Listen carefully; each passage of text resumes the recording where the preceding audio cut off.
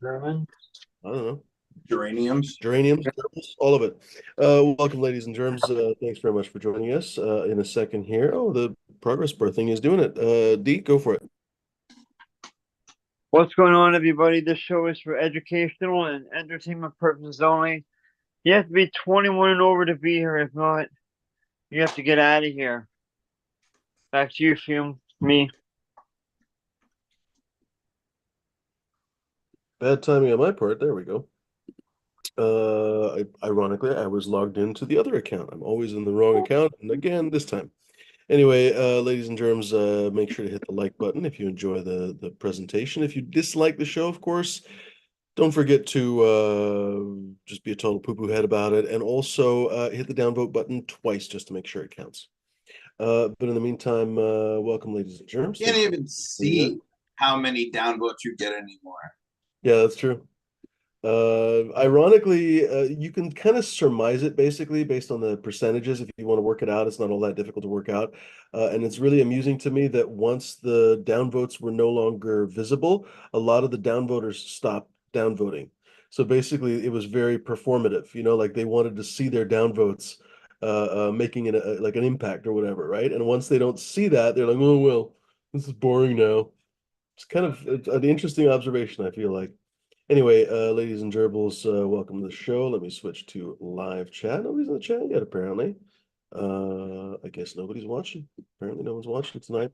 Anyway, ladies and look at that. Smash is in the chat. What's going on, Smashed? Good to see you. What a shocking surprise that Smash is in the chat. Cheers, Moss. Good to see you, buddy. Welcome. Moss is first non-panel visitor. All of a sudden, my eye itches. Anyway, ladies and What up, gerbils, Cry? like I said, what's that, Smash? Say what up, Crymore? Crymore's in the house. What's going on, Crymore? Me and him Well, just got everyone, thanks very much for joining us. What was I going to say? Probably going to be mostly a takeover tonight because I have stuff to do. I was supposed to be driving today, so actually, you guys are kind of lucky to have the show. I was thinking about canceling or something because I wasn't sure that where I would be at about 7 o'clock at night has any internet because the I-5 corridor is surprisingly not covered. But what was I going to want to say? hear something crazy. What's that? When my mom first got sorry, that was my phone. When my mom first got her new car, it has Wi-Fi built in. Hmm. So like it has its own network. So you could just your car's your hotspot. So we drove down to Virginia and we go through complete dry areas and somehow the car still had a little bit of service. Well, that's cool. I mean, it's either basically on like Verizon or whatever, or it's satellite basically, which is possible. Maybe they have a satellite internet subscription. That'd be cool. Cheers, Jones. Good to see you, buddy. Welcome to the show. Let's say hello to the panel here. What's going on, D? Welcome. Oh, we can't hear you. At least I can't hear you. I can't hear him. He's muted. What's going on? Thank you. What's going on, panel? What's going on, chat? I'm just hanging out. I'm making a coffee at the moment to keep going. Had a long day. I'm smoking on. Oh, geez. I don't even remember now. Don't forget to check me out on Instagram, and I am on YouTube, so it's been DZombie_745. Just like this channel here, don't forget to hit the like, the subscribe button, and yeah, get all the notifications. All the buttons. Here's All D. buttons. Hey, buddy. What's going on, Yeah. Smash? What's up, everyone? I hope you're having a great night. If you live in Massachusetts and you're watching this, I am having my first event, June 29th. We'll be having a backyard barbecue. I already got 3 people performing live music. Sweet. Nice. Hang out. 4 smashed 20. The number 4 smashed ED and the number 20 is how you can find it. Yeah, man. Sure do. Hop on, ladies and germs. This is one of the few shows on YouTube, basically, where you are actually allowed to come on here. I'm every single time basically surprised that people don't take more advantage of it. People oftentimes want to share their experiences about life and the universe and whatever the shit in general. And yet, for some reason, this show has become harder and harder for us to find new guests. So, ladies and germs, if you've been thinking about popping on here, now is a great time for you to hop on. I've said before that I think that this kind of show, I definitely think this kind of show, but I also think this show is sort of starting to wind down. I don't want to completely remove it off the internet or something, but I'm definitely going to start to focus, I think, on a lot different kind of stuff. So, folks, take advantage while you can. This is supposed to be an open cafe forum, basically. Literally, I kind of modeled it off like a Viennese cafe, like a very open Yeah, place. What's that, Smash? shout out to you for actually inspiring me to do this. Like, or go just Oh, branching out and doing my own event. well, right on, man. I'm hoping to bring my tasting group back when I get back from California. Hopefully, I'll get actually a little bit of progress going on that. But yeah, good job thinking about an event of your own. I mean, I just want a place where all the homies can come hang out and smoke. That's all I want. We I have the mean, coffee up that's a pretty good reason. Like there's a lot of events that are really just basically designed around money, and I think that's one of the reasons why we don't like them. It's not to say that money is a bad thing necessarily. Whether we like it or not, live in a capitalist country, so you honestly have to make money. This is something that's just endlessly annoying to me. Basically, in cannabis, is there's a lot of people who kind of begrudge you from making any kind of a living or anything. But it's not to say that how am I saying this? Like you basically, there's a difference between making money and then fetishizing money, right? There's a lot of these events that you can really say, I mean, whatever, this is my opinion, but I remember you talking about that one event where you're supposed to send in like fuck a half a pound of weed and $500 or whatever. Like, come on, that seems a little 112 bit. grams. Yeah, and then they're also charging you $500 for it. I don't think there should be any. If there is an entry fee, I think it should be pretty modest. It should be 150 or $100 tops, right? Anyway, a lot of those places basically exist first and foremost for the money. And if it were something else, if they could make more money somewhere else, they would be doing that. They have no particular affinity for the weed, right? No particular love or anything like that. It's really just a method of making cash for them. And I think a lot of times you can kind of sniff that out, in the way that people do things. So wanting to have a place where the homies can hang out, that's a pretty good reason. And like, And I'm probably gonna end up doing free burgers and hot dogs, and I really want to do a pig roast. But if I do a pig roast, I can't be the only one kicking in bread. You know what I mean? Because that becomes a really big expense quick. well, you might always be able to get some local butcher who's interested in weed to sponsor it or something. You never know. Well, that's a good idea. I've been hitting up I don't live in Southern Tip New Jersey. We get Satrials to sponsor it. I'm kidding. But fuck was I trying to say? That's funny. What was what was it in the first episode? I think it was Centauros or something. It was actually a real place, and then they were like, "Oh shit, the show's actually going to happen. We better come up with a real place, like a set." So they fucking made up Centauros. Southern VT has the farm and shit. And he said last time I said I want to do a pig roast, he said I donate a pig. That's cool. Um, I mean, I don't mind. I'd make a big enough fire pit to do like a actual like rotisserie pig. I don't know if I would do the whole dig in the ground thing. It's just a lot of work. Yeah, digging that Do a hole. pig in the ground. That's very specific. Yeah, I don't think that's not really a. I mean, okay, it's not necessarily not a Western style, but that's more of a Hawaiian thing. You know what I mean? Like, It's so like tender though. Like when it comes out of the ground, the pig's so tender. so is a rotisserie. So is a tandoori pig. There's a They million make a tender pig. they do it. They Is that do pigs underground. In like, oh, what the hell? That's where Climax, Virginia. Climax, Virginia? In Virginia, they'll do the pigs underground too. Come to Climax. We get you coming and going. Um, yeah, I gotta pop my seats Take for you to other the top and folks. then let you down. I gotta make so I only had a little bit of my apple fritter cross, and I'm down to like 20 seeds. So I'm keeping the rest of them, and I'm gonna try to make more of them because the plant looks beautiful. It's turning midnight purple. I don't want to give it out too much because I don't have too much faith. I mean, I grew apple fritter for a while, so I do have a lot of faith in it. And I know my Chem 91 Kelly is a pretty like stable, but it looks beautiful. It really does. But yeah, same thing with Chem Dog. I only have a couple of seeds. That's why I'm reversing it outside this year. Right on.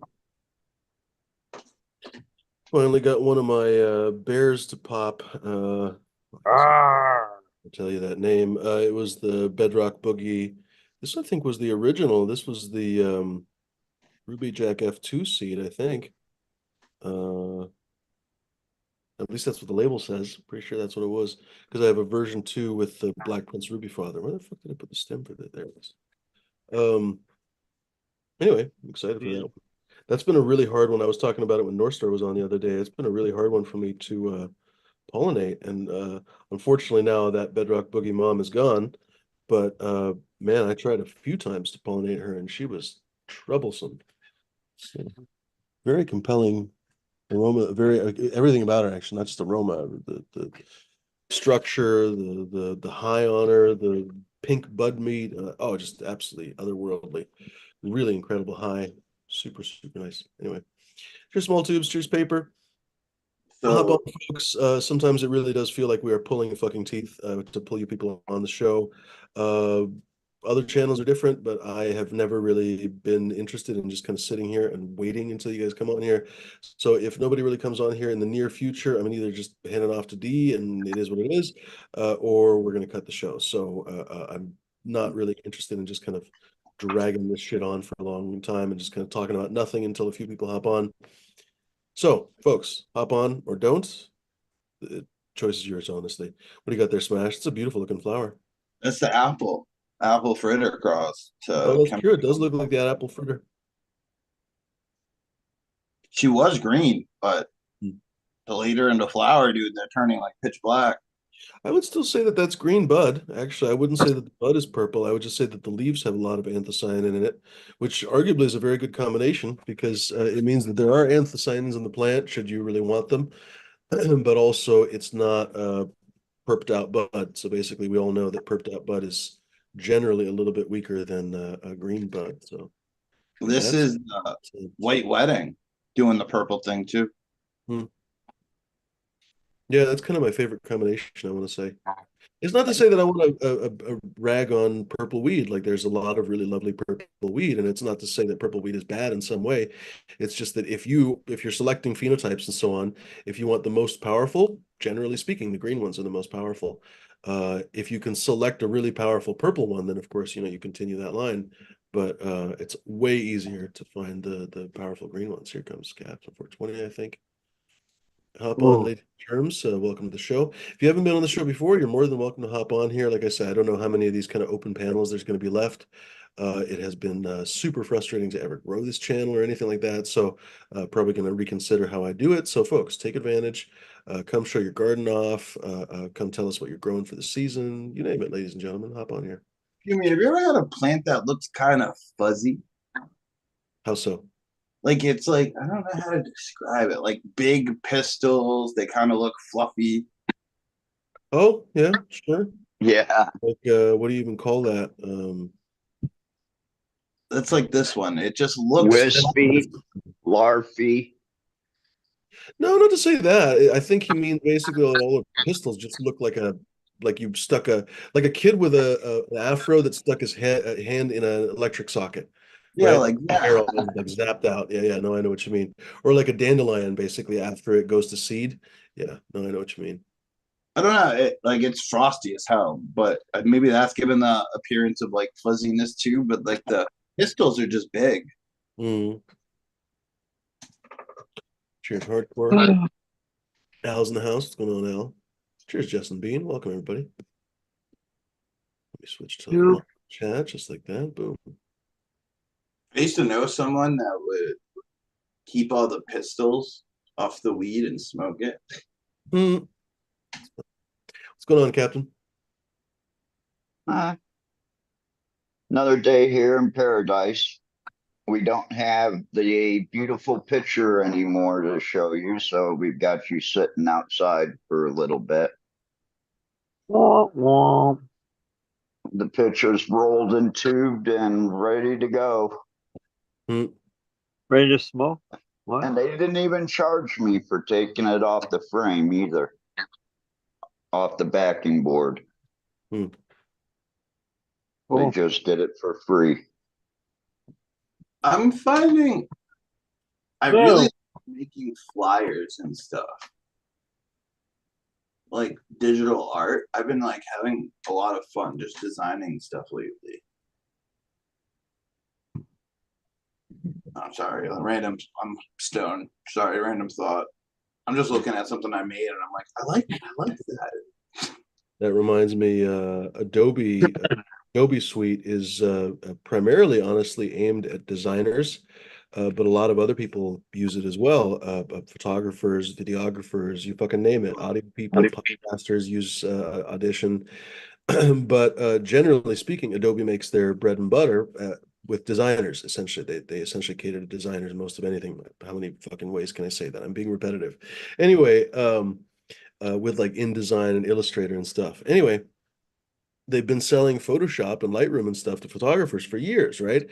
And they are arguably the you put it like the standard, basically. Photoshop and Lightroom both. I mean, a lot of people prefer Capture One for kind of the non-super editing kind of side of photography, but Photoshop itself is the gold standard if you want to turn a dog into a hot air balloon or whatever the fuck, right? Like basically that's where where they touch up celebrities and whatever. They use Photoshop. They don't use random iPhone some shit. Yeah. Anyway, the I other like day, it. Adobe started advertising, skip the photographer, skip the photo shoot, basically. And it's basically advertising to illustrators, use AI to create these photographs of whatever the fuck you want with some prompts and just skip the photo shoot. You're already paying for Adobe, why pay that extra expense?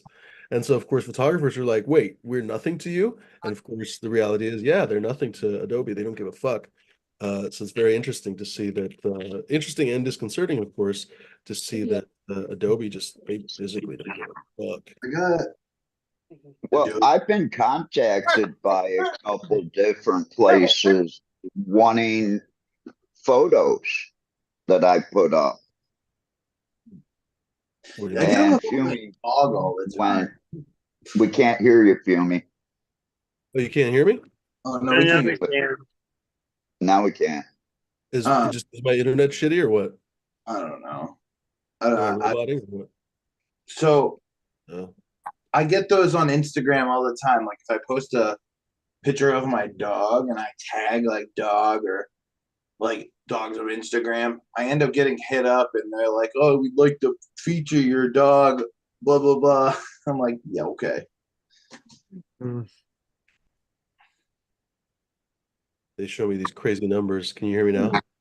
Yeah, you good. Yeah. Show me these just absolutely lunatic numbers on Google Maps or whatever for the few little restaurants that I reviewed. They're like, your photos have been seen 275,000 times. I'm like, what? That one burrito that I took that one time? It's just I fucking asinine. I don't know if I have a good time at a restaurant, I definitely will make a review. But if I have a bad time, I just move on and don't go back. I don't write bad reviews. You know what I mean? No, A lot no, of people no, don't, no. They all get reviewed, good or bad. yeah. I just don't go there again. Speaking of restaurant, Well, save someone else from going there. Someone might like it. Like everyone's taste is different, so I don't know. You know, I don't want to Yeah, but sweat. it's your opinion. They're asking for your opinion, and if you have a bad service, or your food is bad, then Yeah. just reach out to them and say, "Hey, my service wasn't that great. It took a long time to get our meals, this and that." Just be honest. I mean, I'd rather. So it works the same way. If I promote just the good ones, they get a better rating. So it equals out in the end, I bet. But anyways, like I don't know. You're I right. can Like drop your score 0.3 with a 1-star review. Fumidor, what's your favorite color? Good question. Blue. I don't know, green or blue, maybe.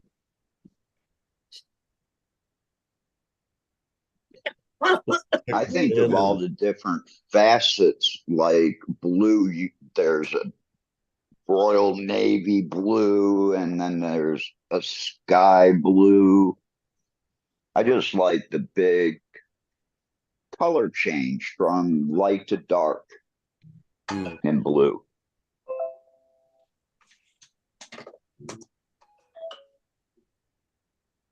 There we go. Community. Hidden users. So by the way, if you guys are watching and you think that you are banned, D asked me to check if Green Fingers is on here. So I'm looking to see if anyone accidentally banned him. I If see. you guys have been accidentally banned, try to get in touch with us. Obviously, it can be difficult if you're banned from the chat. Try to get in touch with us, let's say on Discord or DMD, let's say. That's probably the easiest. Just DMD, and then he can let me know.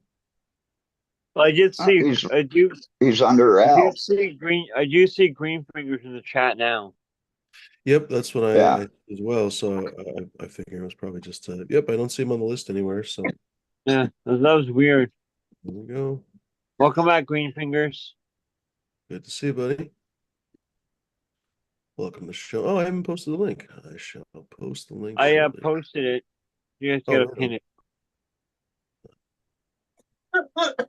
Yeah, I'll mute myself. So, pin. All right. I am feeling this little bit of cookie. I made some edible cookies yesterday, some snickerdoodles. You're fucking good, honestly. They're about 100 milligrams. Well, okay, I calculated they're about 100 milligrams. They're kind of give or take, but gosh, they're nice. They're super. Like I can even feel like a bite, basically. Like it was good.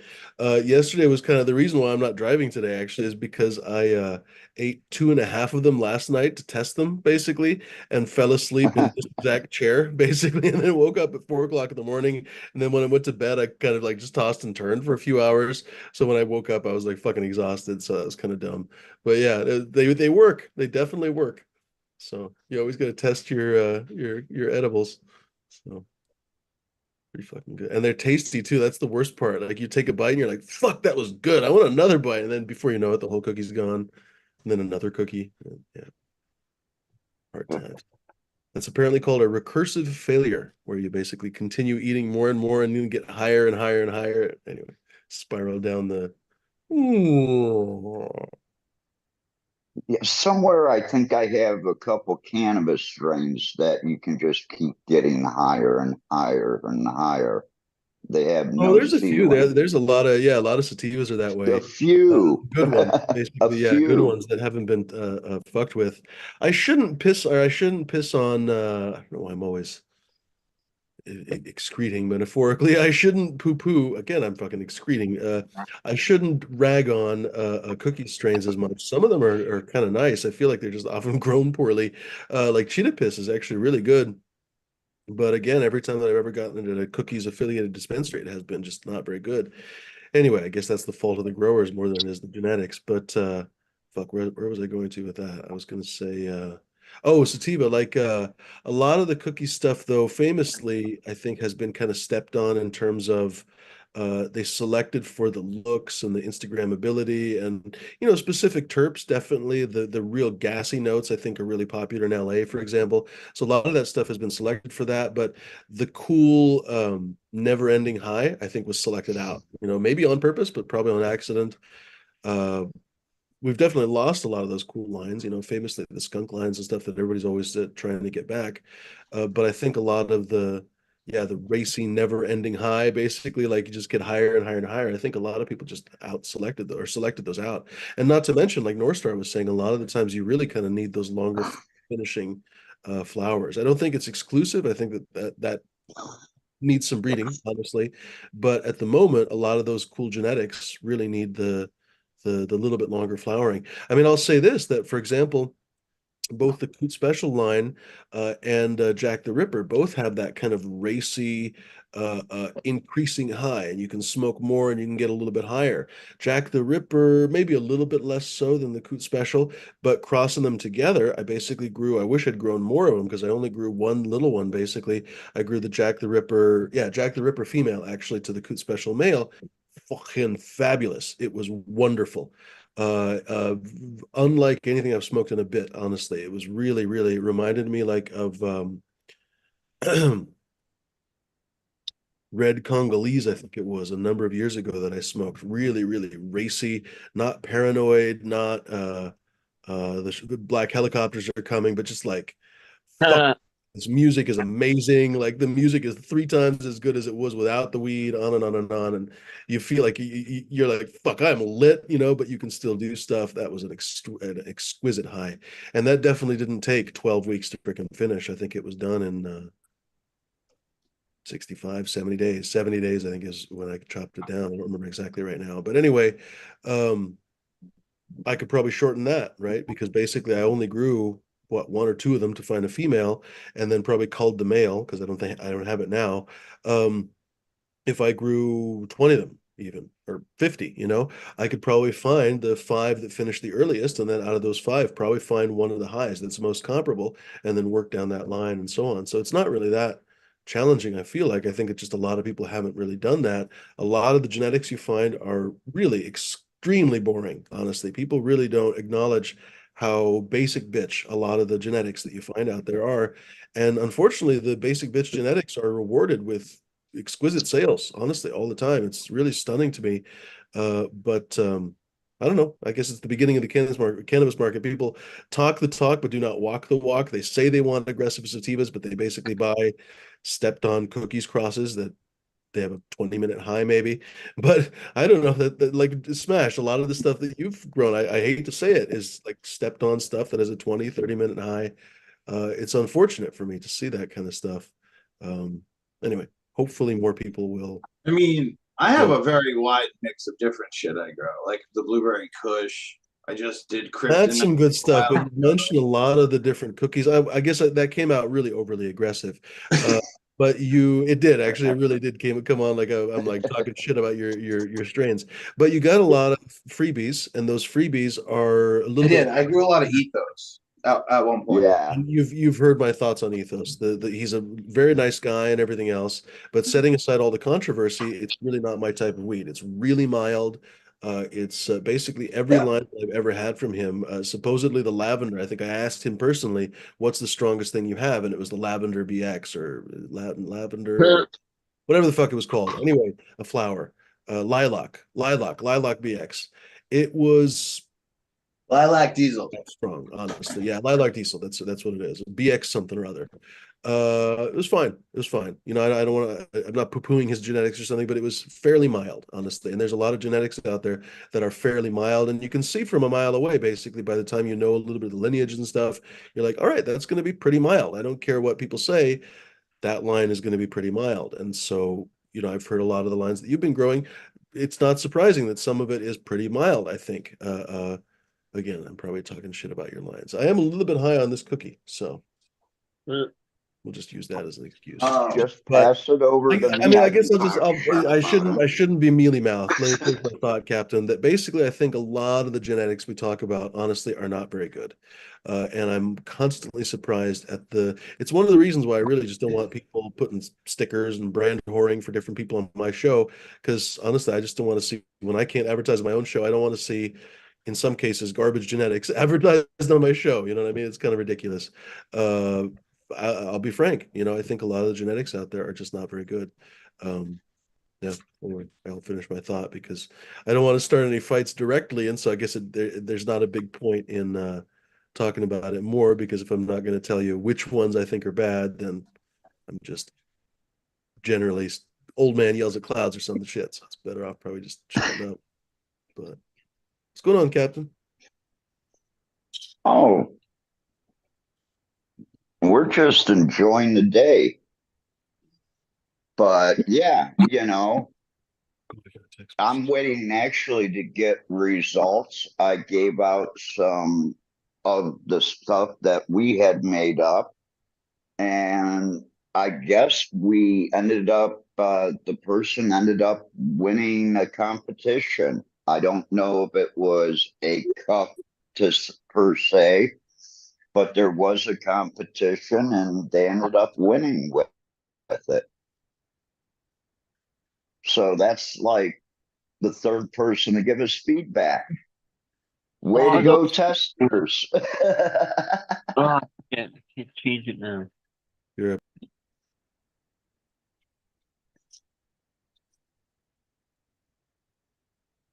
But we're slowly moving along here.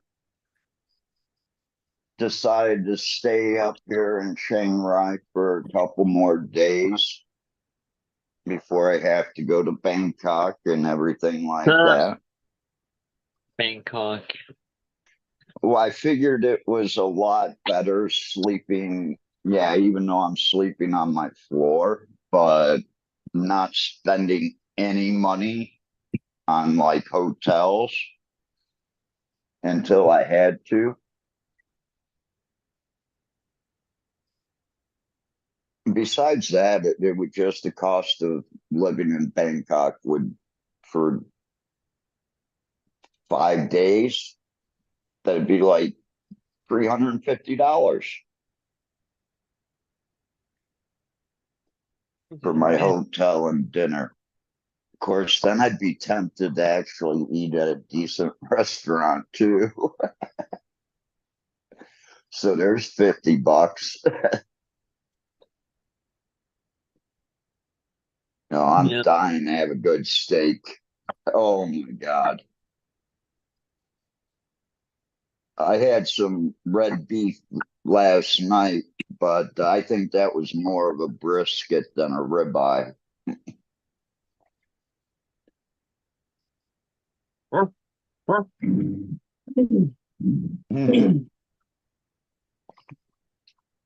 Not a Yeah. cut of meat was too big to be a dog.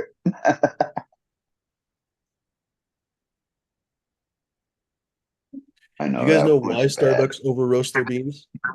Because Starbucks is kind of known for over roasting their beans, but I think a lot of people don't ask, well, why would you over roast beans, right? Like, what are you dumb? Like, could you just under roast them for a change? No, they actually over roast them because that's the easiest way to control the flavor, and they want to have a brand specific flavor, basically across the brand flavor. And when you think about it, Starbucks has that kind of acidic up your ass flavor. Basically, it's kind of bad coffee objectively, but it tastes like Starbucks everywhere you go. It always tastes the same. Basically, it's because they always slightly over roast the fucking beans. They're literally essentially killing the flavor so that it always tastes the same. So it's so cynical, honestly, but that's business for Well, you. you want a I don't. consistent product. That's one way to do it. Ruin it. Yeah, I suppose so. Have you ever thought about quality? Well, no. I mean, gosh, then we would have to look, you know. But it all tastes the same. Yeah. I That's don't it. drink It's like ass, Starbucks. but it always Or tastes the same, like the same ass. uh, Hop on, folks. Join the conversation if you could. It would be nice to, we have some background noise here. It would be nice to have a little bit of, I don't know, interesting discussion about genetics or anything else. Hop on, folks. Seriously, I don't understand why it's so difficult to pull you people out of the freaking blue. You do watch the show pretty loyally. So hop on, talk about your genetics, talk about your grow. We're not going to freaking eat you. D might eat your brains, but other than that, ah, Ugh. I need to make some RSO. I want to make some hash. I gotta get new hash bags. I was gonna say, speaking of these cookies, I was thinking the same thing last night. I'm really never a fan. Okay, not never. I'm generally not a fan of RSO, and the reason why I'm not a fan of RSO, well, a couple different reasons. Number one reason is I don't really like the way it's made, and it seems really difficult to do with. You can do it with solventless and everything I know, but it's a little bit, just, I don't know, it's a little bit fiddly, frankly. It takes a little bit too much time. But I also don't really like the high off of it. I don't like the experience. It's a little bit too deadening, which again, if you really, really need the pain relief, there's nothing really quite like RSO. So I guess, with some exceptions, right? I don't like RSO. Yeah. Generally, I don't want that deadening, melting into the couch sensation, right? And so, for example, I used basically weed. I activated some weed, of course, but I basically used activated wheat flour, and turned out great, honestly. Beautiful balance with the cinnamon, and of course it's it's sweet because it's a cookie, so it's basically probably 30% sugar or something, 30% butter, 30% sugar, and the rest flour. So of course it's going to taste good, but the wheat is well concealed basically inside. It's really a great flavor, honestly. And the high off of it is silly and talkative. I mean, honestly, I had like a big bite a little while ago, and I'm already right. Like I don't know, a couple hours ago for dinner, I went and got a burger, and oof, it was pretty good. I had a joint of ice cream cake and a Nice. nice bite of that. I was enjoying that burger, I have to be frank. Um, wasn't deadened into the couch, wasn't like melting, Even though I might be talking silly now, I'm not like melting into the chair or anything. I think it's a really uh spectacular high. I don't know. Again, if someone needs RSO, I'm not going to tell them not to make RSO, but I feel like it's oversold. I guess is what where I'm going with that. I think that it's for specific use cases that are overused. I think a lot of times just an edible cookie would be the same, fulfill the same duties and do a better job of it. I don't know. I guess I'll get off my. I eat like a gram of RSO when I'm like taking it. I usually do like a half a syringe or full syringe. All Holy right. fuck. Drone cookie. I did that for 6 months when I went back because I completely went off basically all the medications that, well, I was only on a couple, but I went off them all. And I started to experiment with FICO. And yeah, when I eat a gram, that's almost like me snorting a gram of Coke. I mean, my speech is sped up, my thinking, my movements, everything is just a little bit quicker. So you can definitely tell if I ate a gram. I'm definitely talkative. Holy shit. Yeah, or 3 fingers. How many That's people? I let my stuff sit too for like 24 hours before extracting it. So I try to get as much as I can out of the plant. 36 watching. That's enough to get a few people on here to have the conversation, but Green finger says he's gonna cut off on shortly. I don't know. Is anyone else on? I need to get new fucking hash bags. Stop talking about your watering plant. I really do need them though. Like the ones I have, I've had for years and years, and they just don't filter water like they did when they were new. They're Cleaned them clogged. with- I've cleaned them with alcohol and everything. Well, you did say they're kind of old, so go buy some new ones. Yeah, I think It's only $100. I don't think they were that much. Hop on, folks. Like 40, 30. Join the conversation. D, because I have stuff to do and stuff, I don't want to hang out here the entire night. Do you want to keep it running, or what do you want to do? You want to cut it short? What are you thinking about? Sure, I'll run it for a bit, and if not, we can just cut it off or pass it over. Right on. Well, so we might have to Yeah, do that because, yeah, I've had a long day. right on. I'm chilling. And by the way, for tomorrow, no promises that there will be a show because I might be driving or getting ready or whatever. So I definitely don't have time to babysit here and beg you people to come on the show. So I'm kind of tired of that, to be honest. Let's see here. Cleaning my pipe like you do. Would you mind shooting me a message tomorrow either way if we're gonna do a show or not, Jimmy? Yeah. Right on, D. Thanks, buddy. 25 micron to 1 to 220. 2530, sorry, 2573, 120, 160, 220. Put. Yeah. I know I never had 60. I've always done 73. Mine's always come with 73, not 60. Yeah, about a 60. What about the 90? 90 bag? Yeah, 90, 120. Sometimes I skip that 160. What else is the next one? There's another one. I guess 180 probably. 220. I never skip the 220. I usually do 220, 120, 72, 25. Hmm. And it's Yeah. usually all collected it within it. Anyway, for most people, so no real sense. Ah, Metal's bag. I never do understand people who toss that whole bag or toss anything that's not rosin grade. It feels kind of wasteful. You could make edibles and stuff. I mean, I understand why you would do it commercially because you don't have time, but when you're doing it for yourself, that kind of doesn't make sense. Um, wait, you mean like the material? Yeah, a lot of people when they wash, they just keep whatever falls in the 90 or 73 bags and then just toss everything else and just they don't even bother with a 40 Oh, and a no, 20 bag. You just wash it down the drain. And I'm like, I well, try to keep as much as I can up. but again, if you don't have time to process it, then what are you going to do? Just accumulate material? So I understand that, but still. When I bubble lay it man, out, what bubble? I just kind of lay it out in sections so I know what's what. And normally I'll just mix it all together and I end up making like temple balls with it.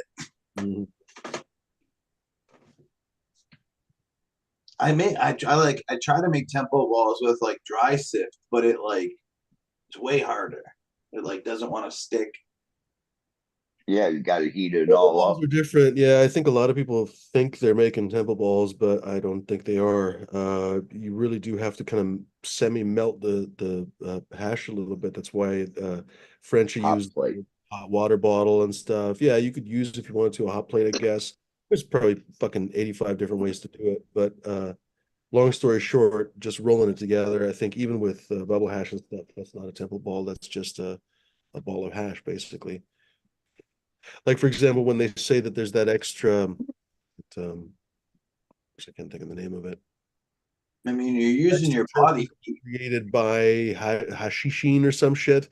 Anyway, it's supposed to have all these amazing properties and whatever. It comes from the working of the trichomes, basically. It comes somehow from the chemical oxidation, maybe, I don't know, of but the chemical interaction, we'll call it that way, of the essentially melting together trichome heads and terpenes, basically, and somehow that hashishin is produced.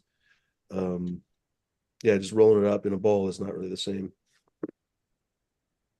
I mean, you are using a little bit of heat, but it's nothing crazy. I've seen people put like keef in their like in their bag, like in parchment paper, and then in a bag, and then put it underneath their sole of their shoe. Mhm. Yeah. We Seen that. have we have a couple bigger sized blocks that they would use at like the grocery store, especially in the produce section. And it's for when they put on that really thin plastic, and that metal plate is kept at a low temp, and we just throw the keef whatever onto that and then work it with our hands Like your mama does. and then end up rolling it. It turns out more blackish.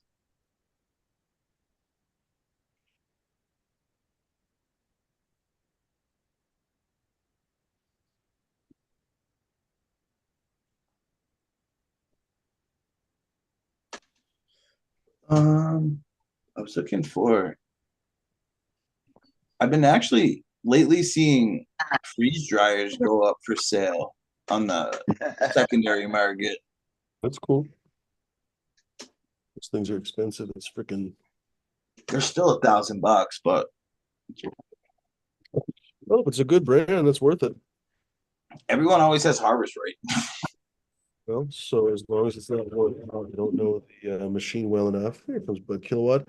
I don't know the machines well enough to know what parts where, but I don't know. Pump. It doesn't tell you. But yeah, basically, I just wouldn't want a blown out one, kind of like your mama. But shit, you know, they're what, $3,000-4,000 new. Yeah, they can get up there. But have you thought about getting a freeze dryer?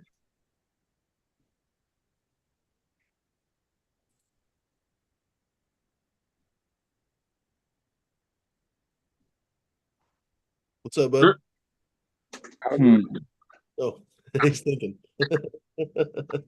He's warming up.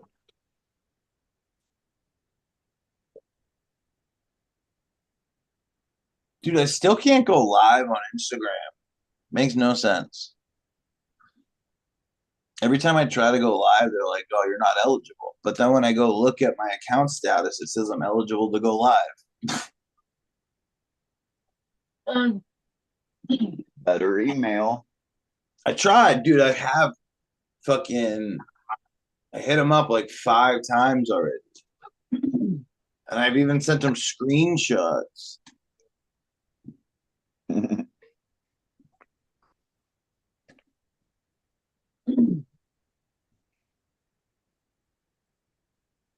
That's AI for you, I'll kicking you out. be back in a few minutes. I'm trying to find a picture, but it's like I haven't made hash in a fucking long time.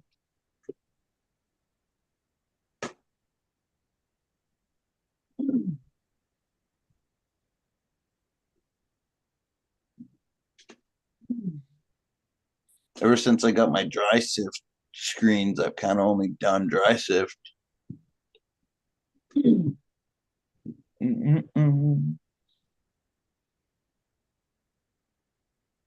Ba-da-ba-ba. No. Yeah. That's what I'd like to have. Some dry sip from Red Setter, some strawberry and cream. Dude, yeah, I want to try. I always want to try some of Red Cider stuff. I heard it's fire. Like the one he gave me was great. And I mean, that sucker smelled like grape for, well, I've got it at home still. So we'll see here if it held it over a year. But yeah, his dry sip is really good and really, I mean, When I'm actually the terp- trying, I get some nice hash, not like good color and everything. If I could freeze dry it right there, I think it'd be nice.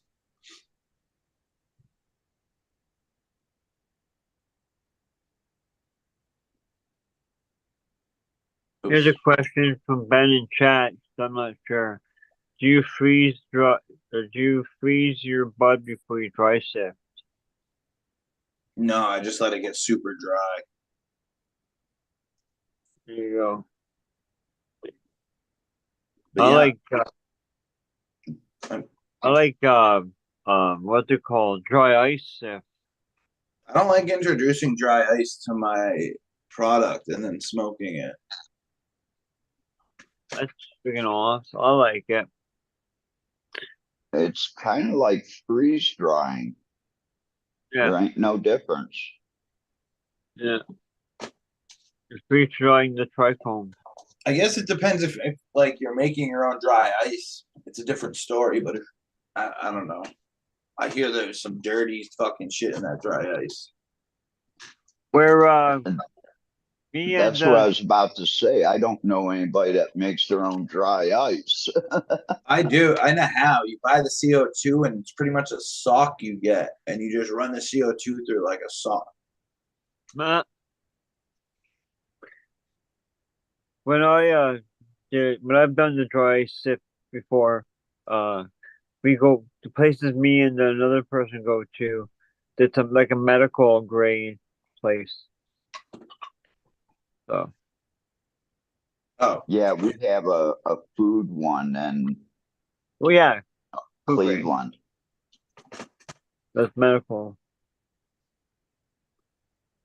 it's pretty good for 'Cause doing nothing cold. Like I used ice. I kept my water as cold as possible. I kept everything as cold as possible. But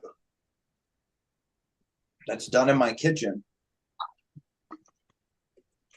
You don't need to have your own laboratory.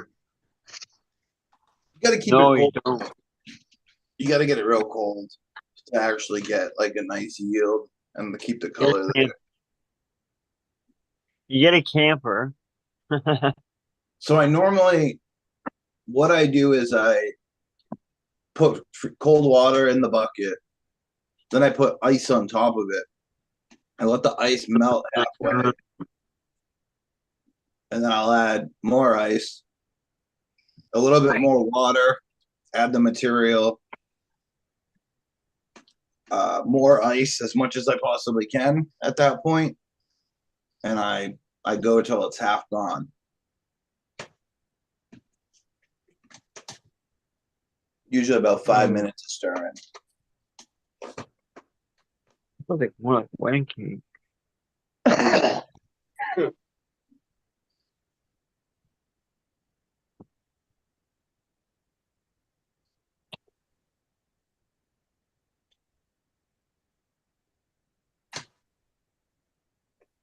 I keep seeing everyone do fresh frozen stuff though. That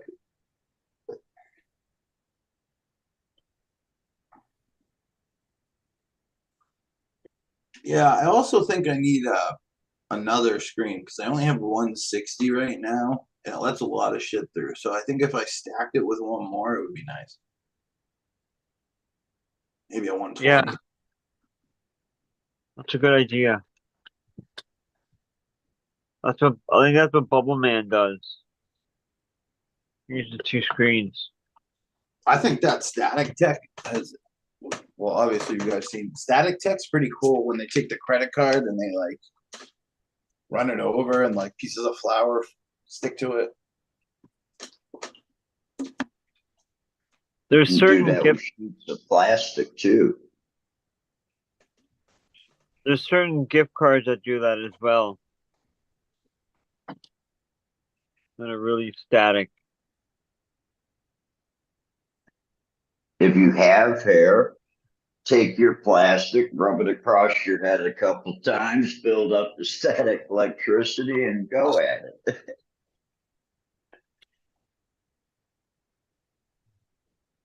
Mm-hmm.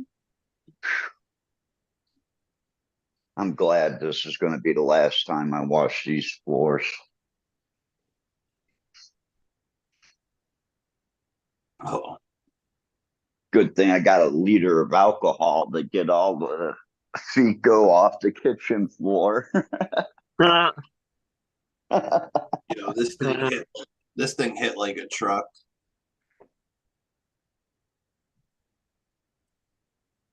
Boom. 750 milligrams. What is it? ISPO? No, just the homie.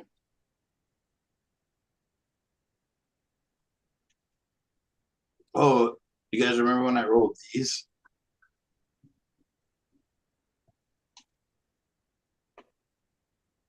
This little one's got 4 grams in it. This big one's got 15 grams.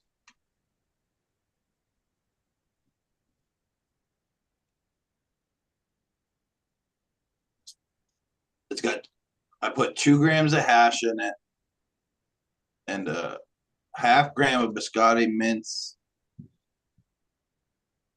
Oh, yeah. So this one's 15 grams. This one's like 4. Huh. I want to do one of those again this year, I think.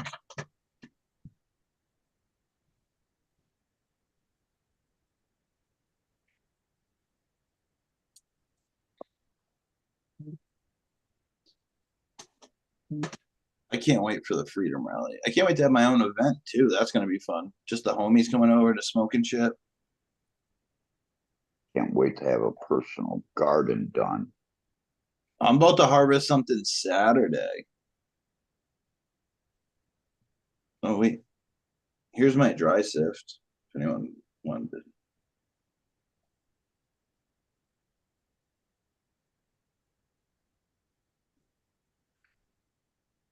That was like the first time trying.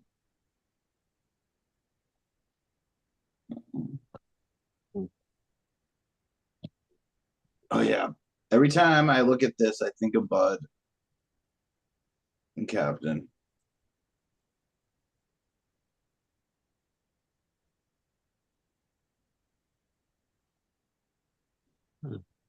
What, the bottom of a bag? We're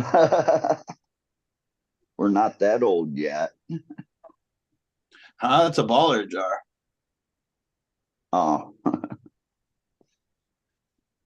That's all glass work. A glass artist made this. okay. It's got like the dead colors. It's like blue and red Red, white, and blue. flowing through it. Yeah, it's like a blue skull and roses. That's what that art is called, skull and roses.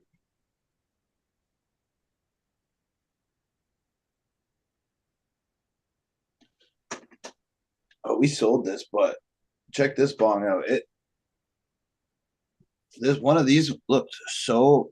Hold on, Oh. I gotta go back to the beginning. So, Go back. Come on, it's only gotta be a 10-second clip. These things are $400.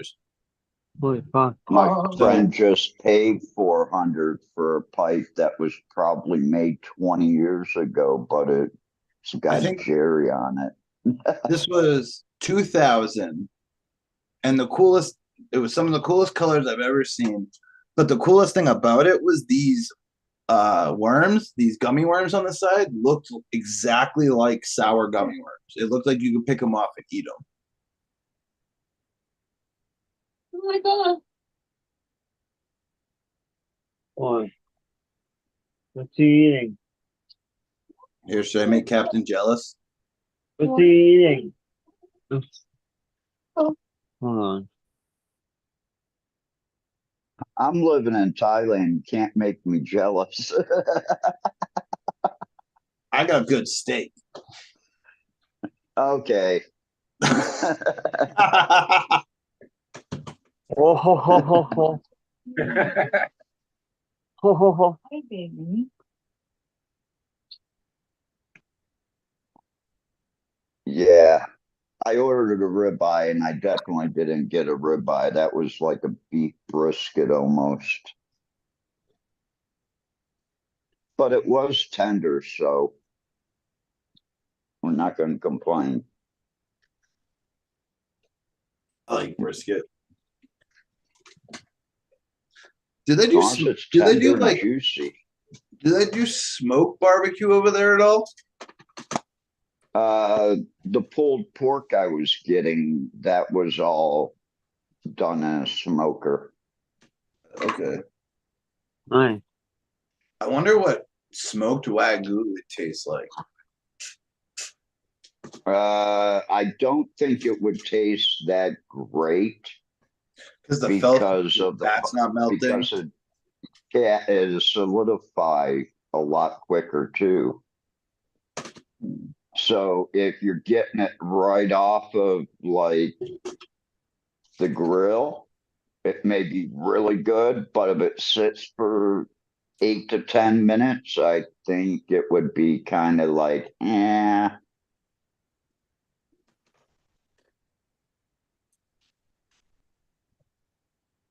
Because when I cooked Wagyu for my dad, because he had never tried it until I went and bought some.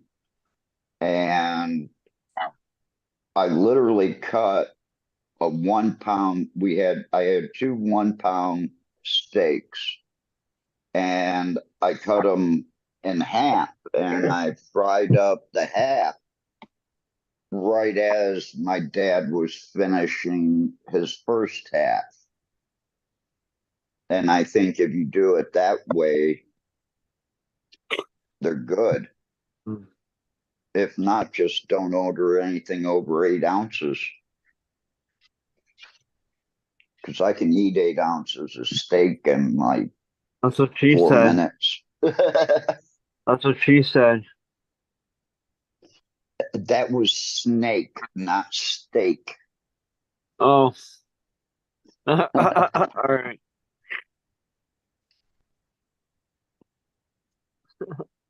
Good one. Up on Mamma Jammas. Oh shit. Look at that. Trying to roll this hash joint.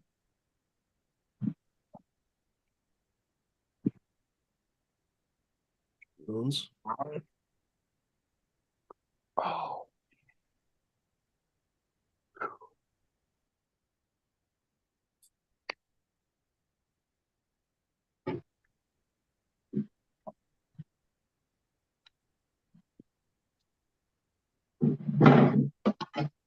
Ding dong.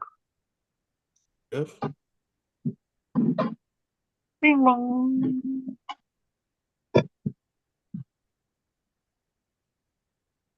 I got 1 gram of cheese left.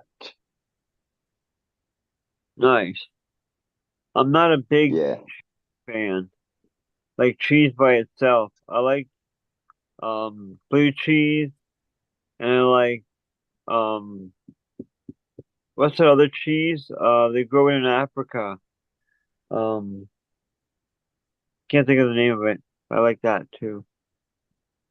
Exit. And UK Exodus, thank you. And UK cheese is good too. Oh, here, I thought you were talking about actual cheese. All right, never mind. I'll shut up. Look, everything's starting to purple out. Give me good color. That's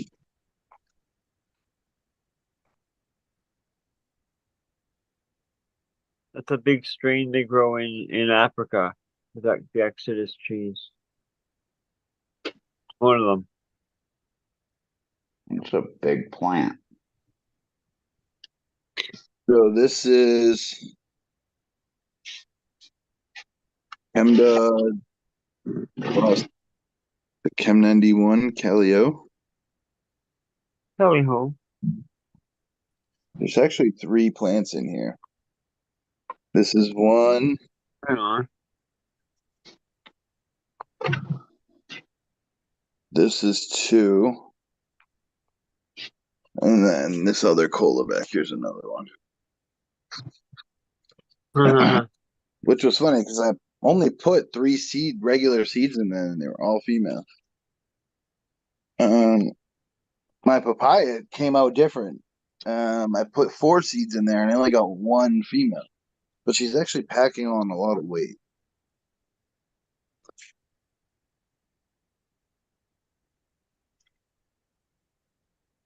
Um, Smashed, probably. I mean, when I was sounding harsh earlier, you're going to start to understand me, I think, more and more. I mean, perhaps I'm just an asshole. That's always possible, right? But I think you're going to start to understand me in that the work you do breeding interesting phenotypes to other phenotypes. So interesting phenotypes to other interesting phenotypes, and then selecting from that, those seeds are going to be consistently better than anything else you grow. It's going to be really kind of like it's going to be very puzzling, honestly, because you're going to say, well, fuck, I have this killer cut from my friend so and so, and I got this other killer cut from my other friend so and I know it's a really good cut. Yet these seeds that I popped from seed are better. It's just one of those things. Part of it is that F1 vigor, of course. Part of it is that you literally bred it for your garden. But it's interesting to see when you really put a little bit of love into the breeding, you really pull out some very specific or some very special phenotypes, honestly. Yeah. I'm not surprised that in my opinion, best stuff in your garden right now is the stuff that you bred. Like the other plants are fine, but your plants are standing quite literally head and shoulders above them. yeah, but that's also because I gave them preference. I mean, that happens for sure. You have to be careful basically in selecting phenotypes because you'll always have a favorite and you'll treat that one a little bit better without paying attention. You'll water it first, you'll look at it first, everything, you know. And so even if all the plants in the garden got bugs first got bugs, you take care of that one first. You have to be careful basically on playing favorites and then selecting based on those favorites, because just because you like it doesn't mean it has all the characteristics that you really want.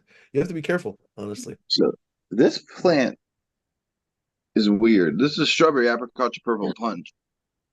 And like she doesn't even look close. Like her pistils are already all turning brown. She's starting to give me color, So but like, another good example, like I'm not even a little bit surprised. Perhaps I sounded like an asshole, but strawberry apricot, great flavors. I'm sure it's really, really flavorful, but I wasn't expecting a lot from that breeding. I don't hear people, many people complain about strawberry phenotypes not being super strong, and I agree with them. Almost everything strawberry that I've encountered has been a fairly weak plant. It's quite rare when you find something like the Grand Poobah, or I'm sorry, that was one of the parents, the Bedrock Boogie or the Ruby Jack lines. You get something that's from a strong line that has the strawberry flavors. That's something worth holding on to. Purple Punch, again, this is divisive, of course. Some people really super love Purple Punch, and that's fine. If that's your bag, that's fine. But Purple Punch is not really known for being such an exquisitely powerful flower. Uh, Breeding strawberry apricot to Purple Punch is going to be very flavorful and arguably very interesting for hash purposes, but it's definitely not going to be some knock your socks off weed. And I'm also not even remotely surprised that it's a weak, sickly plant. You know what I mean? Like I'm not. Once you start to pay attention to the lineage, you're like, okay, I know what this plant is going to be. Before even popping it, you'll start to know, you know. yeah, I'm in it for flavors too, though. What's that? I'm in it for flavors too, though. Oh, I'm not arguing with you. Yeah. Oh yeah, these just rotated in. Little couple of plants just starting to flower. These are plenty of the grapes. I got a couple other things coming in on Saturday. I'm gonna rotate. So it's a wedding cake crossed to Cindy 99, crossed uh, a strain called Cindy Cake from a local breeder. I have a couple of those coming in. Then I got a whole bunch of blueberry kush that I popped. That is going to be the next round, and then a whole bunch of my stuff is coming in too. I got to pop some stuff for my outdoors also. Blueberry crosses, in my experience, are really hit or miss. They have somewhat poor growth characteristics compared to other stuff, I feel like. And Hold on, show Bud's cam. He's showing off some nice buds now. Pardon? Bud's showing off some nice buds. Funny Oh yeah, enough. yes, has been for a while. Here, let me switch. Oh, look at that, gorgeous. Fuzzy buds, look at that. That looks like maybe grape gas or something. You ever? This one's kind of like when I touch. I still got smashes. What's that, Kevin? I still have smashes screen. There we go. Oh no, yeah. Time lapse. We still are about 50 seconds, 45 seconds. I'm watching from another phone inside the house because I sold all my extension cords. So the power just doesn't make it to the outside. So I'm actually watching this through too. Yeah.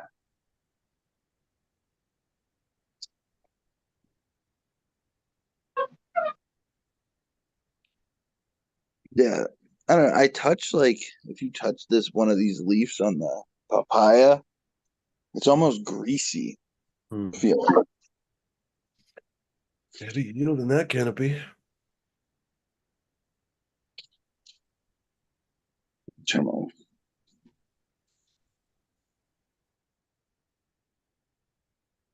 I'll telescope Uranus and cast this cool setup smash. Mm-hmm. Yeah, I think it's really going to pay dividends for you. Cheers, everybody in chat, by the way. I'm actually changing. I'm gonna put that 315 CMH online. See if I can get $40 for it. Huh? $20, and then get an LED. No shit.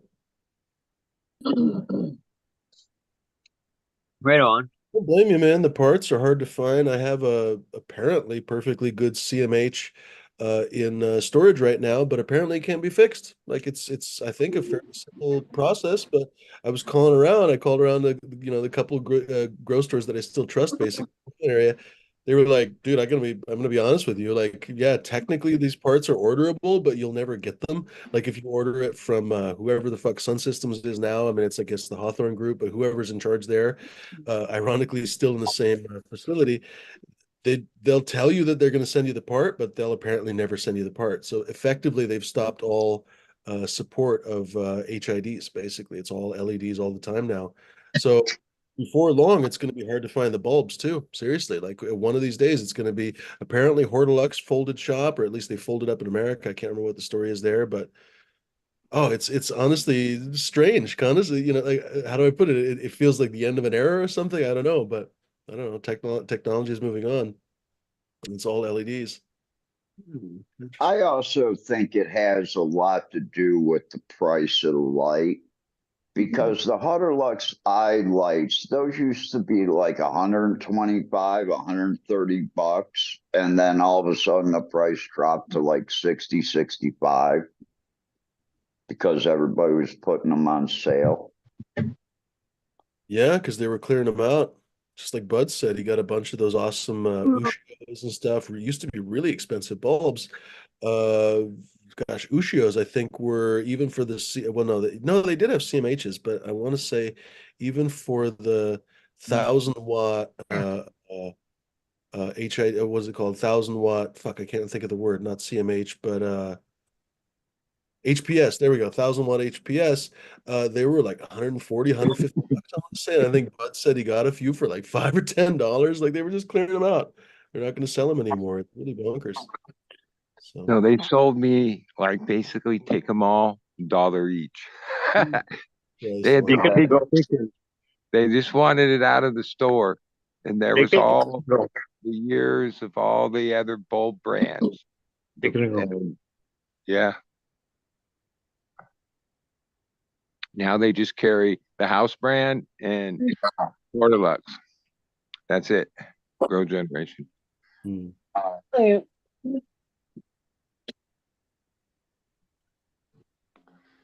Jason online is saying your mama likes banana punch with purple punch.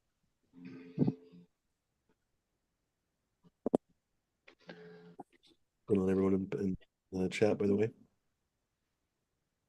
Ben says seed plants are always better than cuttings. Outdoor, that's almost a rule. And one of the reasons why they say is basically it's got a tap root. Uh, I think there's probably exceptions, if you have a nice healthy clone, but gosh, those seed. Well, like me and a couple of my long time growing buddies, we don't even fuck with the seed plant. We take once we realize it's sex it, then we clone it, and then we grow the clone. The seed plant stretches too much. It's not going to be really a representation of what now we skip that. We just call the seed plant. We use it for clones and then flower the clones. Now, yeah, I don't know. We've been doing that a long time, and Yeah. we have my reasons for it. I don't expect anybody to have the same kind of reasoning I do. But I bet you they'll be similar. Most of it is that they stretch too much. Like, Get more weight with clone. And yeah, by the clone, like outdoor, you really are less about acclimating to your environment. Indoors, like acclimating. Like I wouldn't even judge whether something's worthy or not till like the third run. Like because yeah, they have to like some things that might on that first run not really do so well. Oh, by the time you clone them third run, they've acclimated to your environment. At least that's my experience. Your mom only taps roots. You know, a lot of people they just grow it out the one time. That's it. And yeah, I don't know how you could know that much about it that way.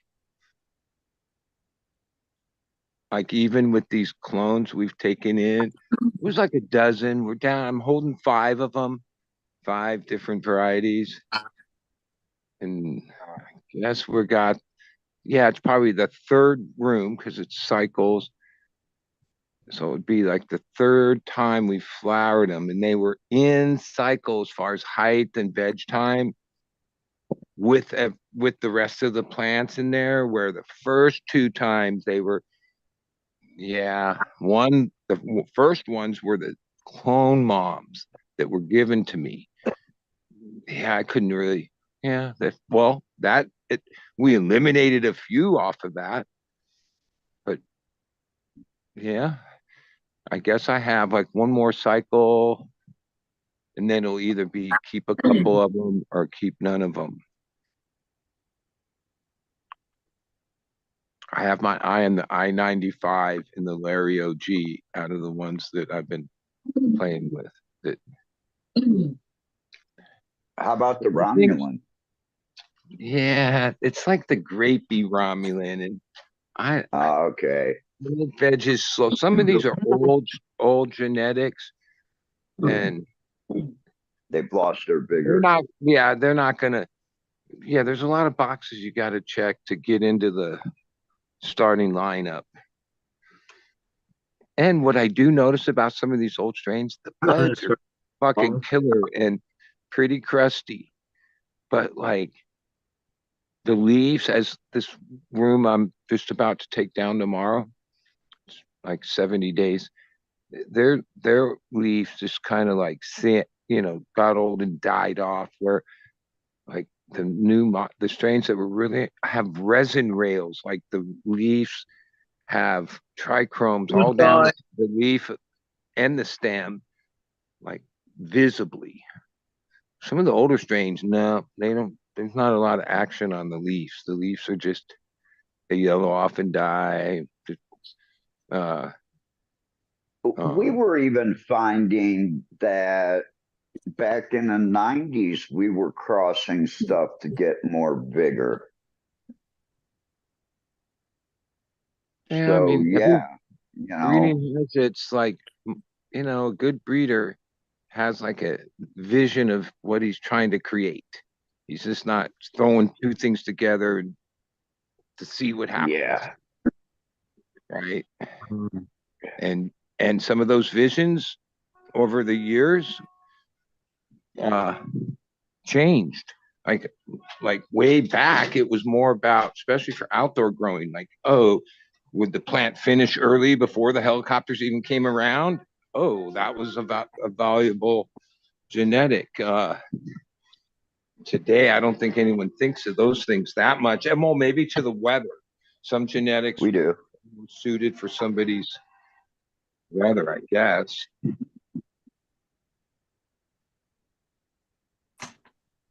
But when it comes to bag of poop peel and the business of it, yeah, I'm a legacy strain guy. But like a lot of times I realize, yeah, there's reasons why all those strains have been replaced by all these strains. I I I I I, I see that. There's no like arguing that. I see me coming back home and Bud calling me up to ask me what I got in flour to send out to him. I don't want to grow it, Rob. I just want to smoke all that old shit. Just send it to me. One thing I noticed about like Larry isn't purple, I-95 isn't purple, uh, Nope. Bubba Kush ain't purple, like no purple, not even trails of it. I don't even think if you got the room cool, those aren't purple strain. There's no purple in those. It's green buds. No, buddy. So many other things. Even before I started with these things a few months ago, I didn't think cheetah piss was that purple. I didn't think, well, slaps is purple, red gas is purple. Yeah, three of ours, but actually they're all purple. Like there's like some purple in like almost all of like everything these days. Where oh, I even if it's new genetics, like people making new gen, I think green weed needs to make a comeback because like we went way, Lime. yeah, purple's cool, and fuck, it's been years of purple craze, and purple's been bred into like to varying degrees, almost everything. Right? Yeah, I kind of just miss good green bud, period. Like none of Like that. that. Nice gram of cheese. Yeah, at least out Lime in green. LA or SoCal. Yeah, the purple craze has been on for like 5 years or long, right? About 5 years, where almost everything's some got some purple in it, which is cool. You know, they're yeah, there's bag appeal to that and flavors to that and killer weeds in that, but I kind of miss just green, but That lime green, that really bright green. yeah, Mm, that cheese still smells like it did the day I put it in there.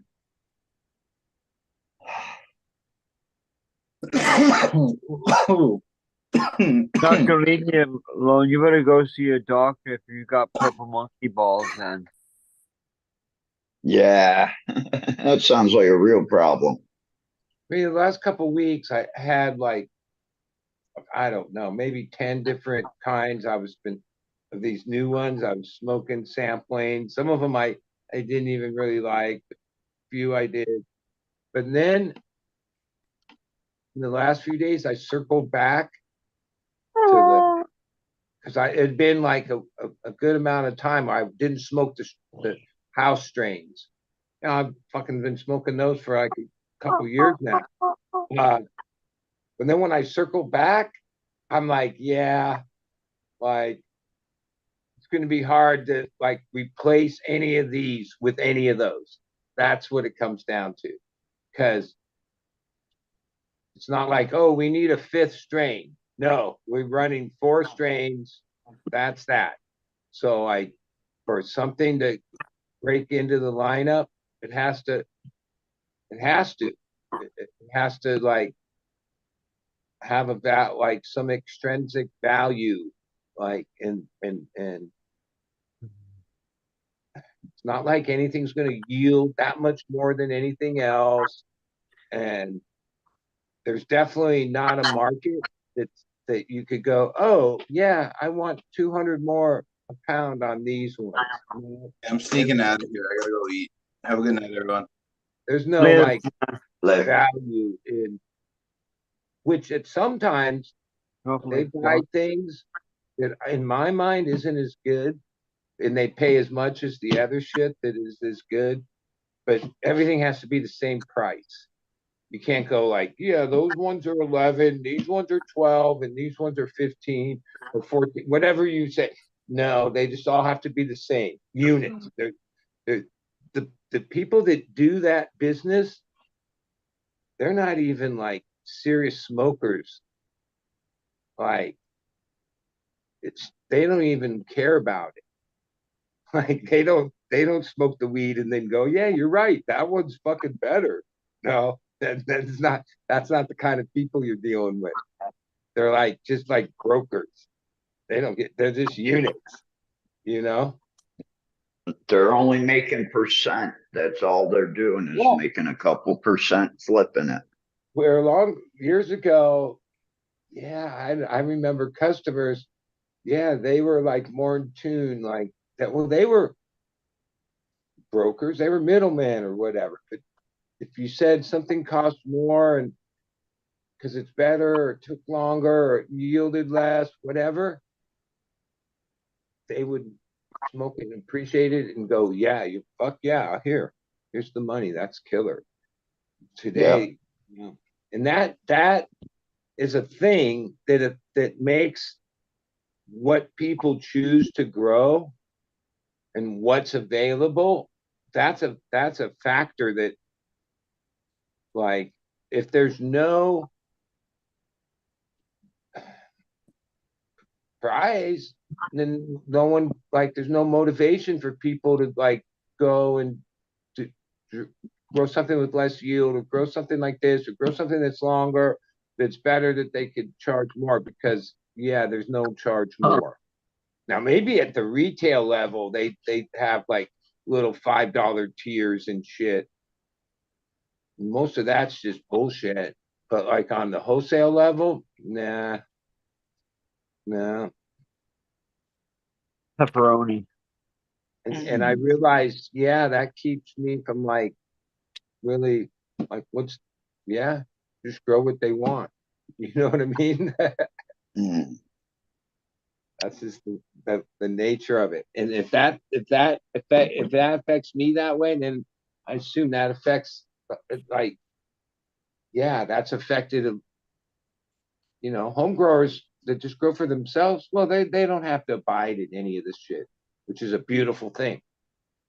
But yeah. And yeah, I don't see it getting any better. Like, and a lot of it is the low price of mids is what is the baseline of the business anyway. Like, so things that are definitely worth way more than what those are only just a little bit higher in price because they're good weed.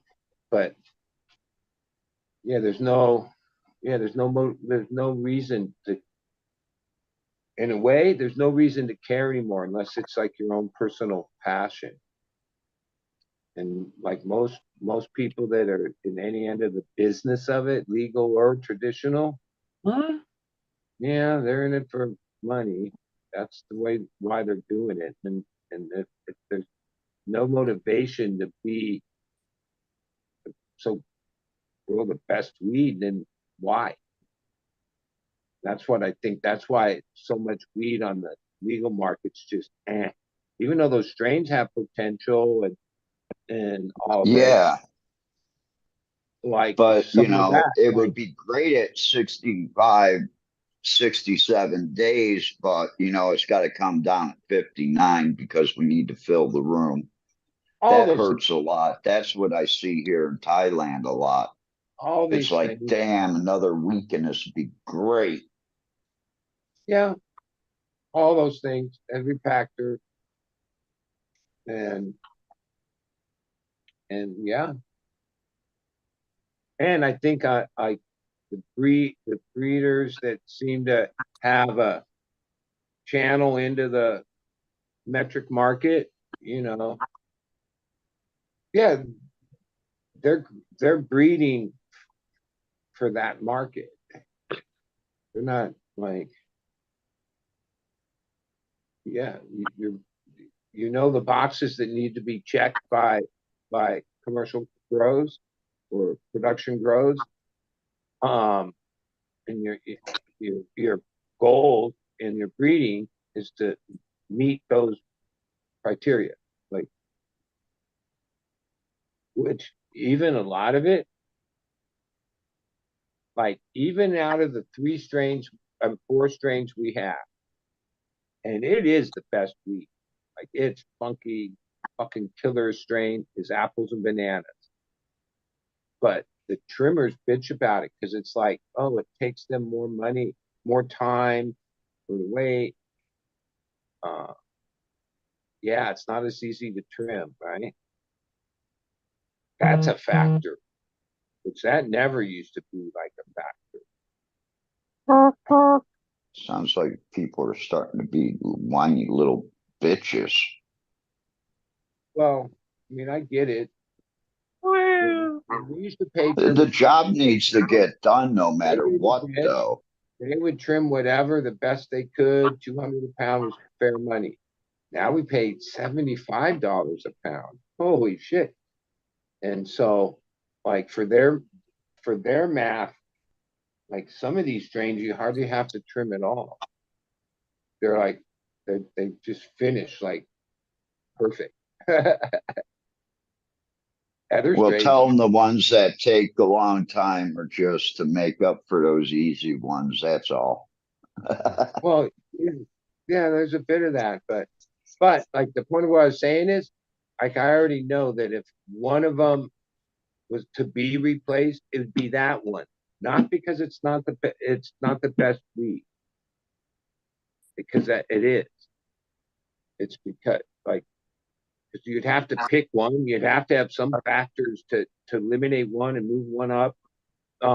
Yeah, I already know my partners in the team would be like, yeah, give her to the apples and banana. Even though there's a couple custies and smokers, that's all they smoke. They out of the four, they realized, oh, that one's the fucking best one. It's fire. Yeah. I thought apples and bananas was one of the best ones you had. Yeah.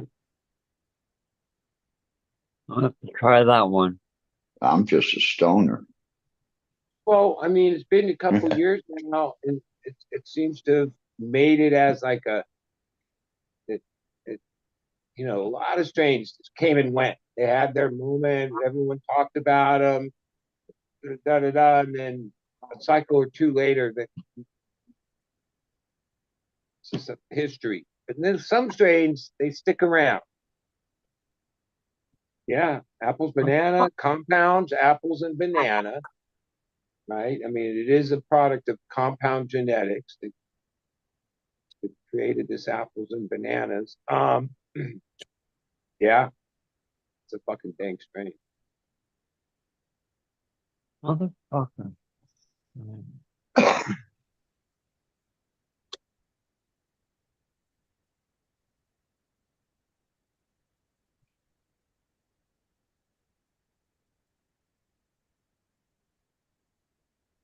Here we go. Cheese. Where'd the lighter go? There we go.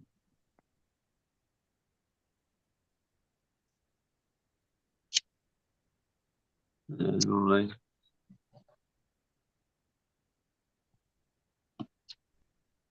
So we are now in the time of Thailand, the time of the year where you do not leave weed out, even a rolled joint. Because within 5 to 6 hours, if it's out on a tray or something, you're not Wet. smoking until it dries. Yeah, that time again, huh, Cap? hmm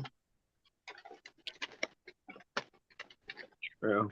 I left some out last night and I came home from Oh. being out, rolled a joint, looked at it, thought about it, rolled a joint, went to light it and said, you know what, this probably ain't gonna work. And man, I was puffing and puffing and puffing and I couldn't get any smoke through there. I put the rest of the rest of it, the whole joint out and dropped it in a cigarette pack with like six, Oh. 7 cigarettes in it for overnight Mm-hmm. or for the 2 hours and 45 minutes before the show started that I actually got sleep.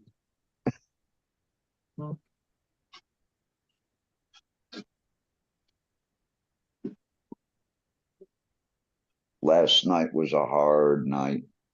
Whoa.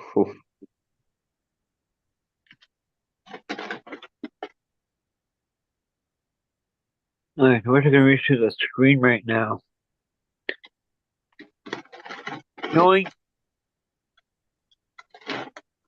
where'd that bag go?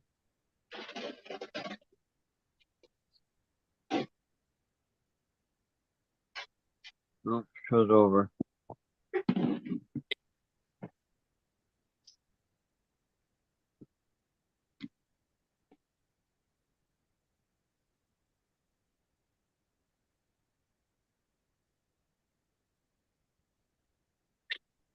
Your mom hops on me all the time, hardcore.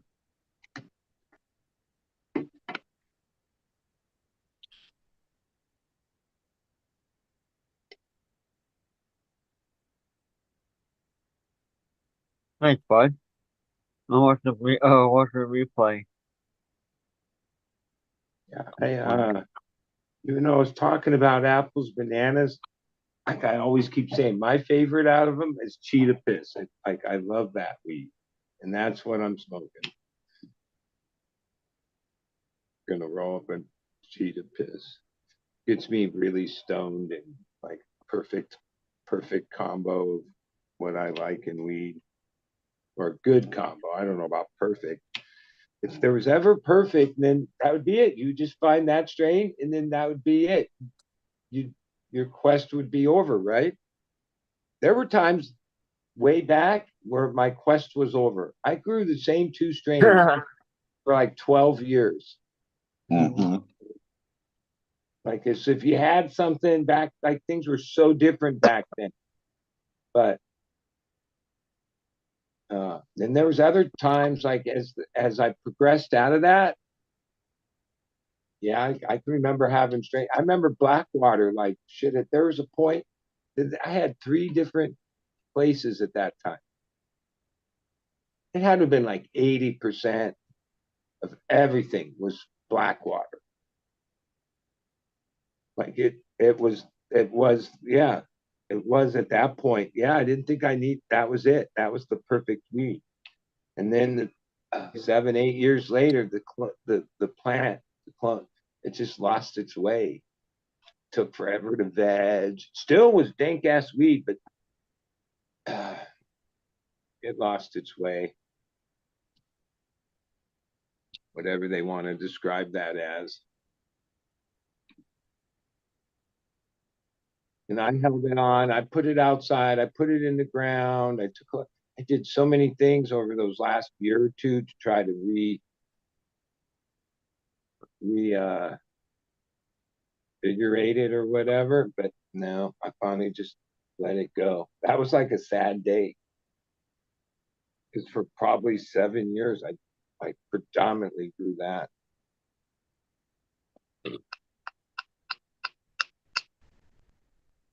Cheers, green fingers. I had a sister of some seeds that got made from a Hermie Deadhead OG, and then so there was this other plant that was mixed in there called Deadhead OG into Blackwater, and it was like accidental seed thing that happened along the way. That shit was pretty good too. I kept that one going for a couple years after the original mom or the original plant just yeah it gave like a lot of generations like and a lot of clones and a lot of people I gave it out freely. A lot of people grew it. Like someone's mom gave it out really. Yeah. Oh, I gotta say who's mom in the chat. Cheers, guys. Cheers, green fingers. How's it going? Yeah, their phone died. Won't turn back on. So I had to jump on with this one. Oh wow. At least I can show you guys the garden with this one. The other one I can't move. But let's see. Shit. Green fingers is mobile. Cheers, Billy Barton. I'm just glad to see you. How have you been, Green Fingers? I've been good. Just getting rid of these spider mites with the sulfur. There, with sulfur. Multi-pronged. Use all alternate. Spider mites are a long battle because like even when you think you got rid of them, you got to keep on a regimen. And I found that the best thing is to like switch up products, mix it up. And always think you have spider mites, so you're always fighting them. Yeah. I had at the moment. Get out of my room. Look, I have drips like creeping around a little bit. But they're easy to Handle. Yeah. I mean, those ailments are just part of indoor growing. If you are long term, year in, year out, indoor. Yeah, pest pressure is like a fact. Yeah. It's not a matter of if, it's a matter of when. That's pretty true. Because I've known some guys that went a lot of years, never had any of those ailments. They were just humming along, and then bam.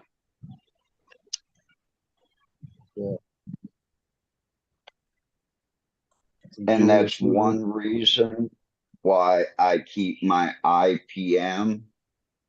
If I don't see it, it doesn't mean it's not there. I'm spraying for everything. Every time I spray, I'm spraying for everything. Yeah. Because the one time you don't, you get them. We're on like maintenance only, and after a lot of years of using a lot of different products, yeah, I would recommend that shit from Athena called IPM. Like Yeah. it's cleaner and seems to be more effective. Matter of fact, the plants seem to fucking like it.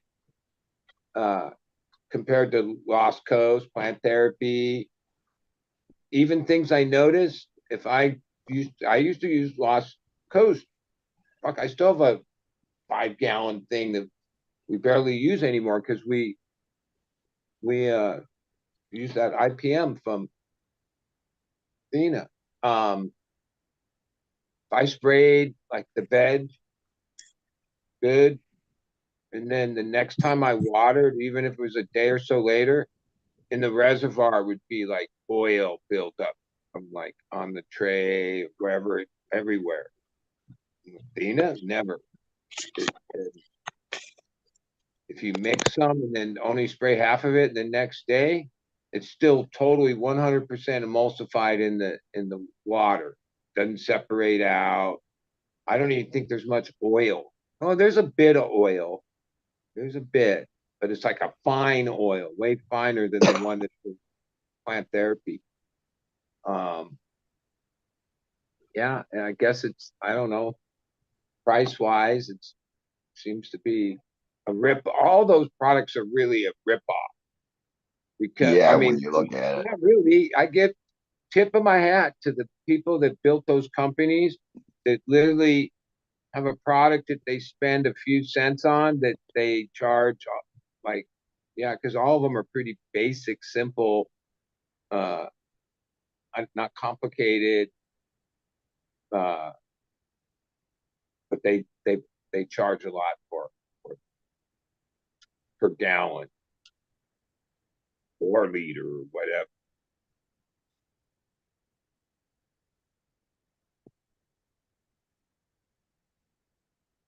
But I still use Monterey, like different thing, like switch it around. That's the best thing. 'Cause I find that if it's on that, then bugs will eventually like become like they become more resistant or resilient to whatever you're giving them. You mix it up, it's more effective. That's just my experience. Sulfur, all of it. Put it all on the table. You switch up every spray or every spray. That'd be my advice.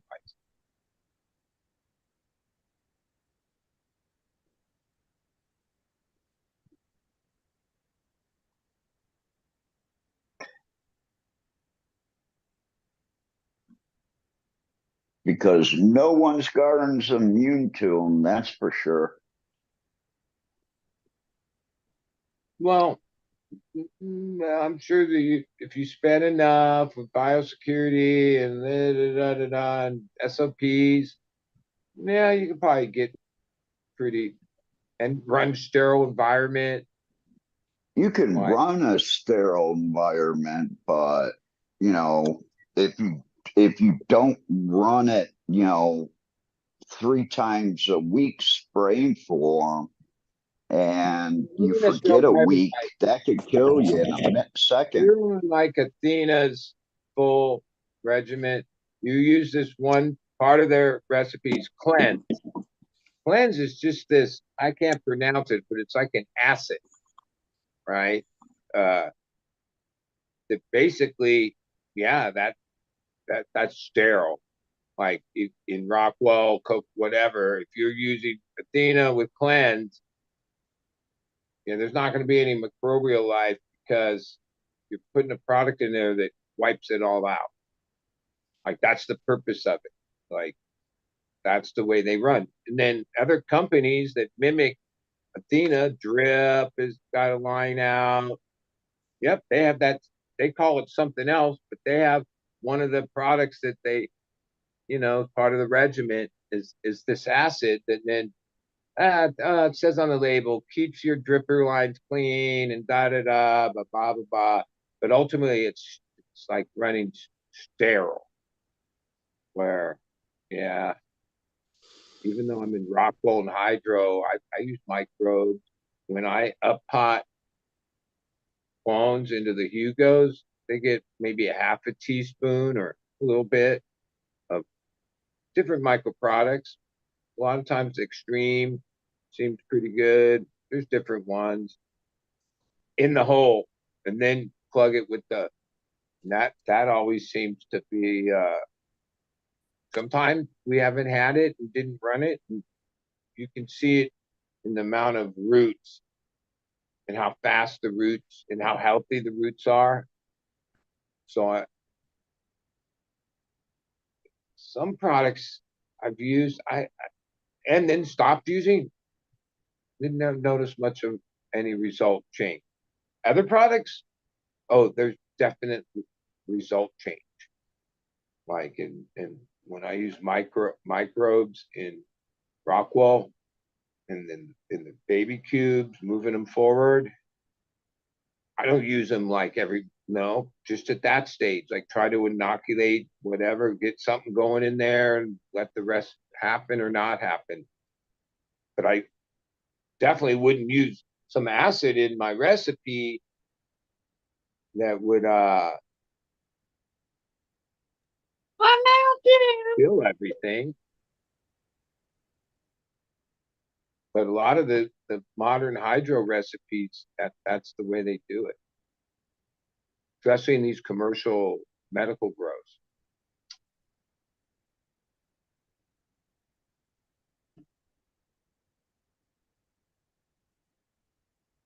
Well, you seen that grow the other day that I showed. That was Athena. Yeah, well, you don't have to use the cleanse. Like they gave me bottles and bags of Athena at the store. God, it was a couple years ago. And I ran it. But when I read about it and everything, I just didn't use the cleanse. But then I used that cleanse when I like took down a room and would want to like clean the trays and flush the resis and the drippers. I just put that in the water and I used it, but I didn't like feed plants with it.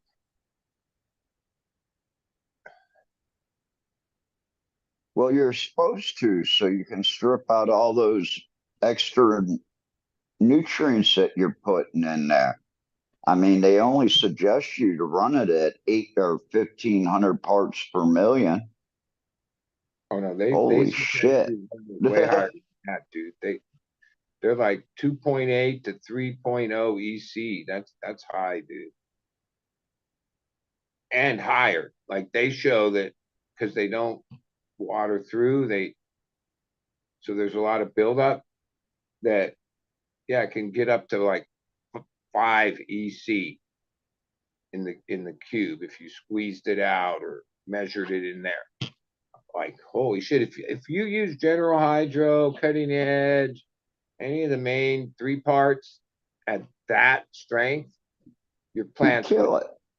Yeah, they would fucking freak out. They would twirl and curl and not be happy at all. But somehow, it was hard for me to. I remember researching and hearing some of the explanation. The bottom line is, I didn't like the way the plants grew. when I used it.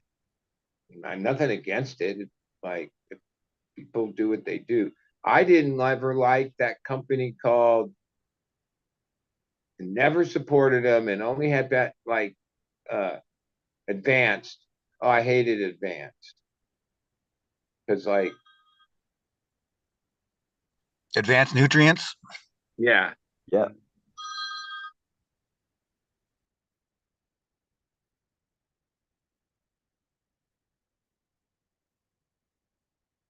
Yeah, they took the companies I like away. Had to take more market shares.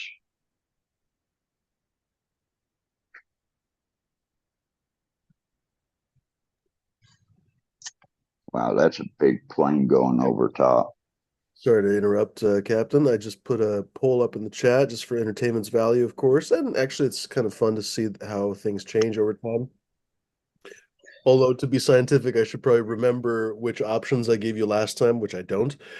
So we'll just pretend this is scientific. It still is fun to see because when I first did this kind of poll, the results were mostly synthetics actually that were watching the show. And then one of the most recent times, if not the most recent time, probably more than 6 months ago, I asked, and almost everybody was organic. I was really surprised, honestly. And we got a bunch of votes too. We got maybe 65 or 70 votes that time, both times, I think. So anyway, question is, how do you grow these days? Like right now, I just basically want to know, how do you grow? Not 6 months ago, not how you'd like to grow. I'm curious how you grow right now. And there's only 4 options, so it's not super scientific. First option is salts, drip lines, high-tech shit. Second line is cocoa, some organics, sometimes a mix. Again, there's only 4 options, so not everybody's going to fit in the categories. Just use your best category, I guess. Mostly organic, but some salts. Currently, that's actually tied for first place. And the last one is, obviously it's a joke, but kind of no-till, fully organic. I'm a microbe farmer, motherfucker. That's the fourth option, ladies and gentlemen. That's the one that I would pick.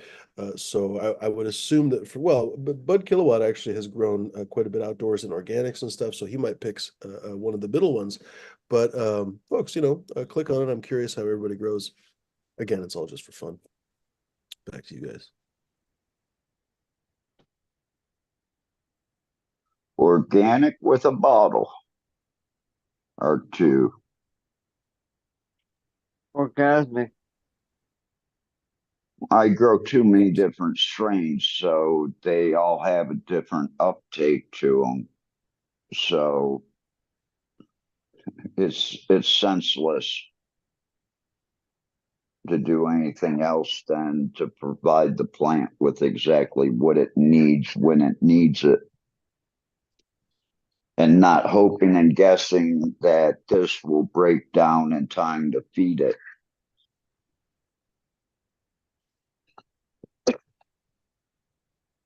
Or may need nitrogen a little bit longer. Or may not With need egg it at dates and all. make it work.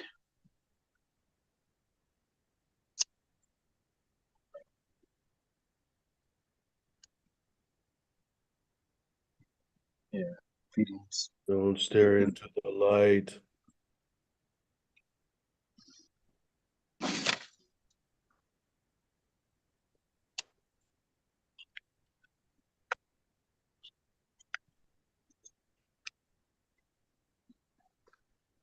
I just got smoke in my eye like a motherfucker. The Eye of Sauron. This one's a different model and it's flat across here, so I can't spin it as easy as I normally do.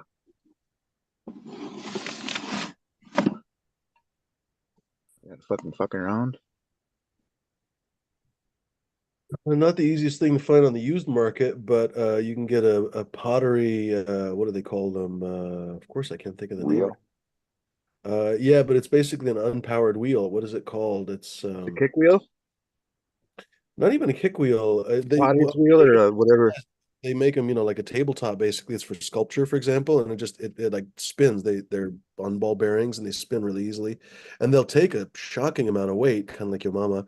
But the small tabletop ones, you could put 100-pound wheel on there, no problem, and it'll spin like nothing. Yeah, I usually just free like just to spin it, I'll usually just spin it just a little bit, just get to the next That makes sense. arm or whatever.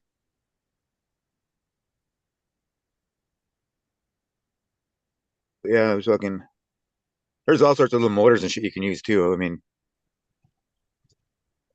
turntable or some shit. Rotisserie.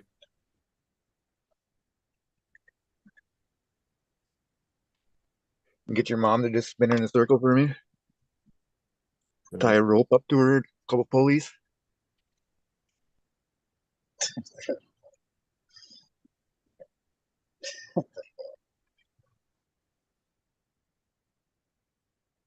Sit her down on her butt and give her a spin like a top.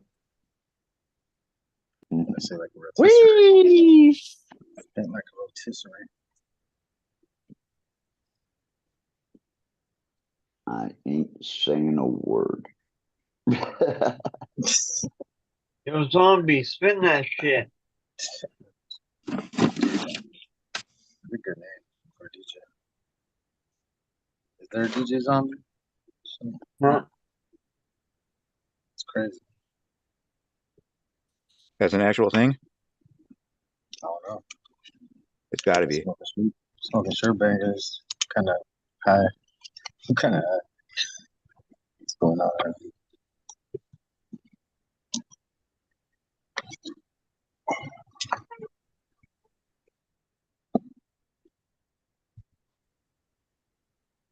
You got that cut, don't you, bud? That banger. But I like was it was from maybe asking like Bud if he had that banger cut. yeah, this is I shirt thought he did. bangers with the Z, so Skittles times shirt banger.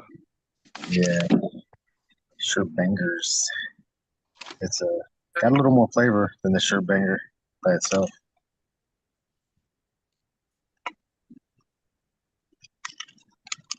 It's more skittly, more fruity, more flavorful.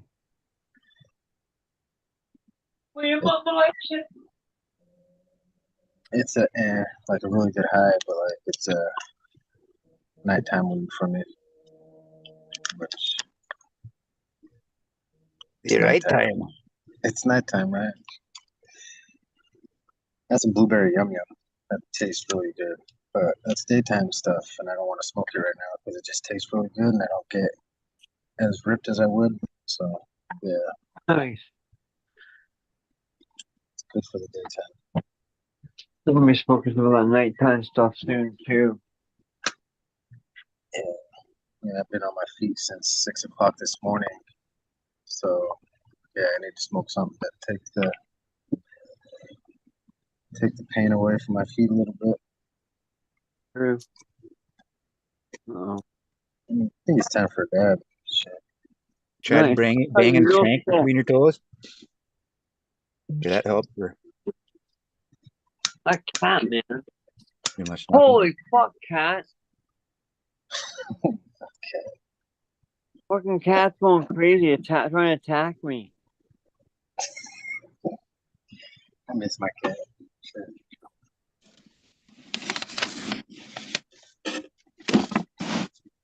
Yeah, it's time for a dab. That cheese joint was pretty damn Dun, good. dun, dun, dun, dun, dun. I did the Colombian UK cheese, did it, mine and some of it from Joel. Forgot the name of it right now. Trying to freaking find the. I did Funky Comadina too in the greenhouse. 5 of those. That's basement jam times super funk from Joel.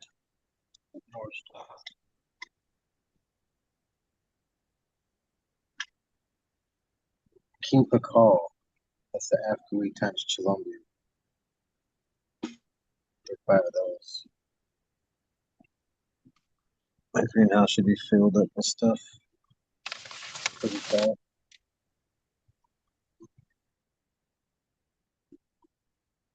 Afterweek Colombia. Yeah.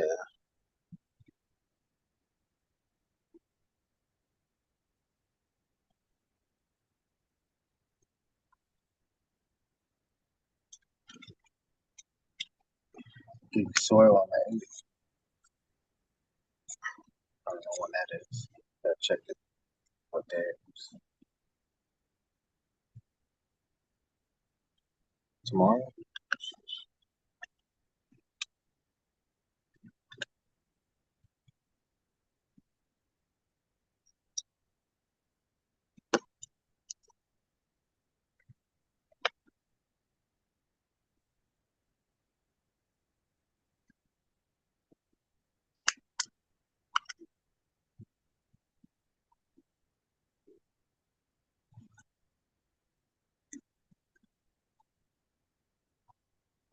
I really don't go by calendar days anymore. Amazon does, so so I guess I do. Like I just wait for the delivery. I'm like, come on, man, show up, please. Please show up and be the right thing this time. Sure. And Use a March big when abacus or what? What? I was asking if he uses a big abacus or how he does it. Sundial. The Analima sundial tells you seasonal change and everything. Pretty awesome. Tells you when the seasons change from the sun and the sky above you. Gotta get one of them $50,000 Joe Rogan watches that'll show you the moon phase and shit on it. Those are pretty cool. Because I often wonder what phase the moon is in without having to look up. Really? If that was really something that you thought of all the time, that'd be Well, yeah, because I need to know what the astrology and what I can't even make up astrology facts like my make sure my fucking spirit animals in the right. It's so funny to me still. I don't know why I think that's so funny. Bah. It's like I don't know. I stopped doing all that stuff when I was a kid. Like looking at my what's a Horoscope. horoscope. There you go. Yeah. So I figured there's so many people reading the same one. Venus is in retrograde. Oh no. We're all reading the same one, everybody with the same birthday, and we all think we're special. Like, what the heck? What the heck's going on here? What the hell's going on? Actually, Mercury is what? Still in retrograde or just going out of retrograde? You fucking nerd. Who wants to hear that? It's one of the reasons why my life's been fucked up for a couple months. That's got to be it for me too. Then I'm blaming the moon or Mercury. Well, Yep. shit, I've been having a pretty good freaking time, so I don't know what. I can't blame it on nothing. That had a great first half of the year, first quarter. Thank God. I think that's why I thank God all the time. I'm just like, thank God. What's going on this day? I have Oreos. Acted You like have a Joe crap. Pietri on speed dial. Yep. I like to call him up and tell him thank you every once in a while for all he's done. For everything. Yes, thank you for Yeah, it's everything. everything. That's all. Yeah, bounce out. Dude, I just burned myself with the freaking. Ooh, I just touched the back of my hand on it, like doing the temp, and I just burned my. I touched the back of my hand on a red hot freaking banger. Jeez Louise. I can't even look. Oh no, it's just red, not burned. Not yet.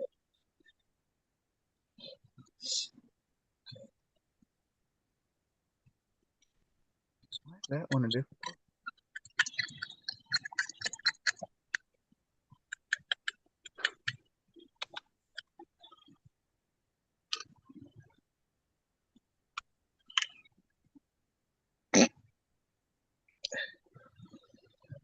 Pretty soon. Oh man, it's starting to get hot in here. So Yeah, don't what you take think off all your clothes. is getting hot. What makes you think I got clothes on? Okay. I just imagine like people with the most clothes on when I can't see them. I'm like, I'd be scared of geckos and shit. yeah, they got the most amount of clothes that they can wear possible all the time. Get out the burkas. The hijabs out there.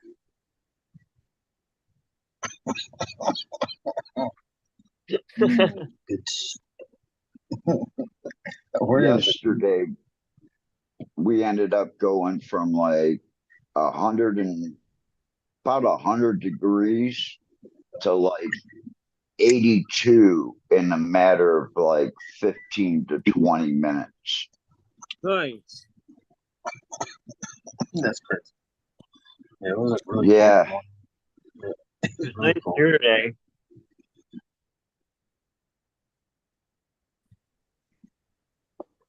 Mm-hmm.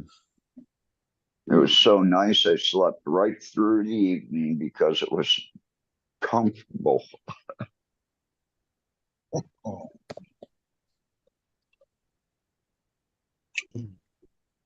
Hey everyone. I'm back. Hey, Jeff. Had to Welcome talk back, to my Jeff. brother. Cheers. Butter. We were just talking about Captain being naked when he's on the show here. I don't Yeah, agree with it. No, what I do you think of it? just brought up the fact that maybe I'm not wearing any clothes. Which was a confirmation that he was wearing no clothes.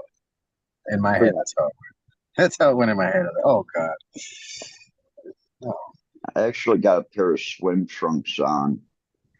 My oh, so shorts it's are more, being washed right now. Well, as I've been listening, it's I more than I thought thought.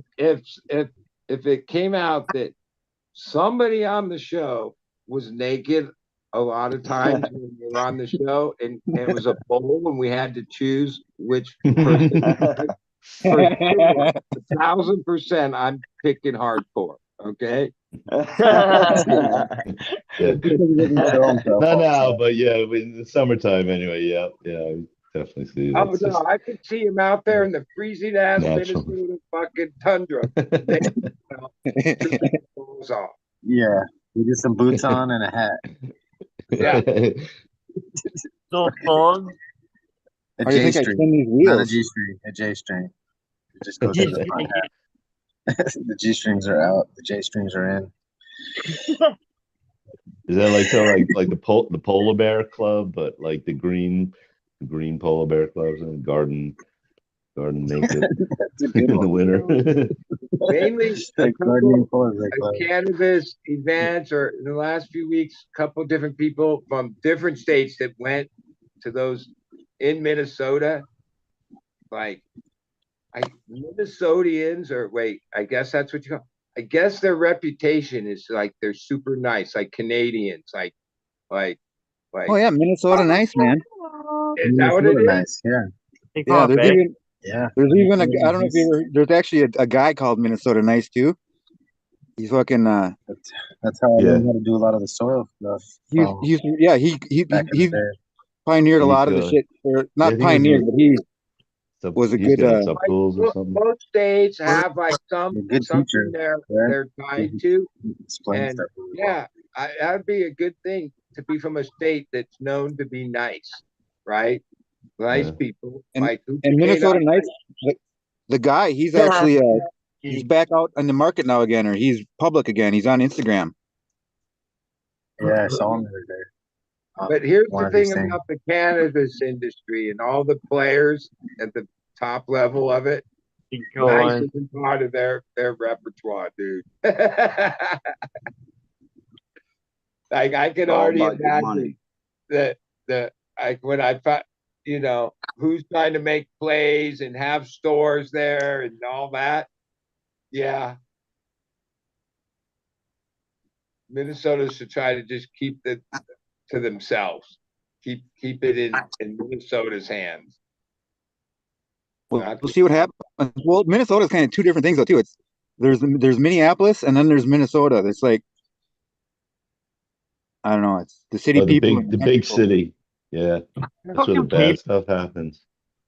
Yeah, I mean, I've been there for shows in the Twin They get a Cities bad rep. over the years ago. But my mom grew up and born and raised in Minneapolis. Yeah, like even though she left there and spent most of her teenage and up in LA, but pre that she grew up in Minnesota.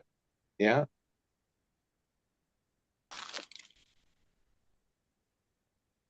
It sounds like a Beatles song, man. Now that's like 80 years ago or so. So yeah, man, that must have been a small ass Minnesota 80 years ago. It wasn't. I mean, Minneapolis it was been over a Pretty million big for a while, yeah. and the thing about Minneapolis too is they call it the Twin Cities because it's Minneapolis and St. Paul, but there's also like 20 suburbs that are all like just right next to each other, like on top of each other. So when you're driving through, like a lot of 20, times you think, 80 years ago, like most of the United States still had dirt roads, right?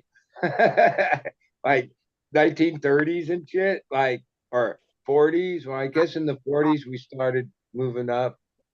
we started doing a lot of Yeah. the interstate shit. I think interstate was World War II, wasn't it? Yeah, So they could haul It's like- tanks across the country and shit. yeah, that's what they say with the And Autobahn. then you In get Germany to first. today where the state of Michigan sent out letters in 2013 because I got a letter that stated that if your road was not a main thoroughfare and I gotta stop you for a second. it was going back to like deterioration, back to rock and gravel and stuff, that they were not going to come and repave your road. You were just going to have a dirt road from there on out because they were broke. And you get one of them really dusty roads. You can tell when you're when the farmer's making good money because he'll pay to he'll spray down some like oil or something on the road. I don't know. So I mean, I do that during pollen season. If I need to get my plants pollinated, I'd spray down the oil on the dirt. I did that to your mom last night. What, the oil or the dirt? I sprayed her down with the oil.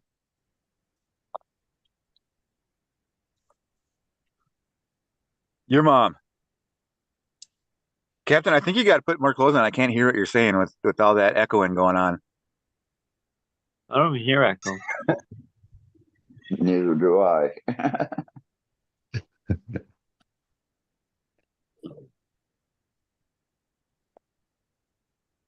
Oh, this paint is too dry. Mm-hmm.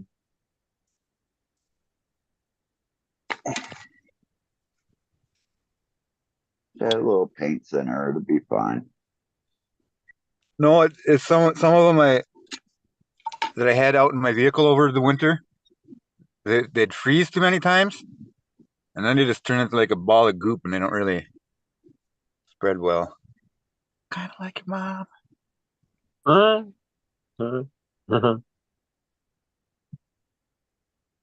So you kept them in your car. Well, I just had them out in the elements, yeah, in my truck.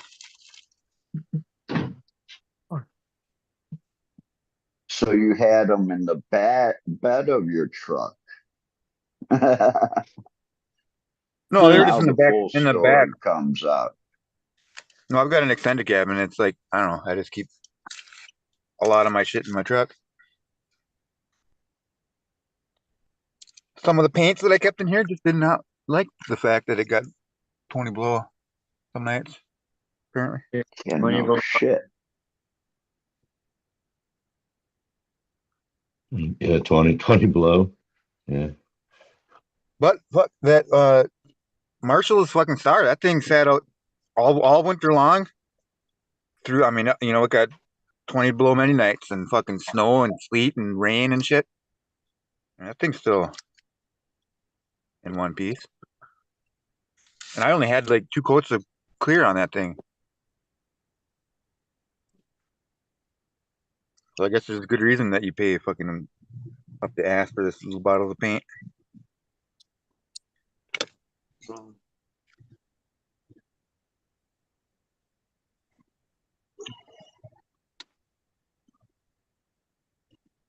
Yeah, good material is expensive. There's like some famous mosaic, like they'd make tiny, or they'd make probably different size, different color tiles for making mosaics from. It's like from some international company in Italy. The company, their family's been making it for a huge amount of time. You can pay a lot of money for good tile.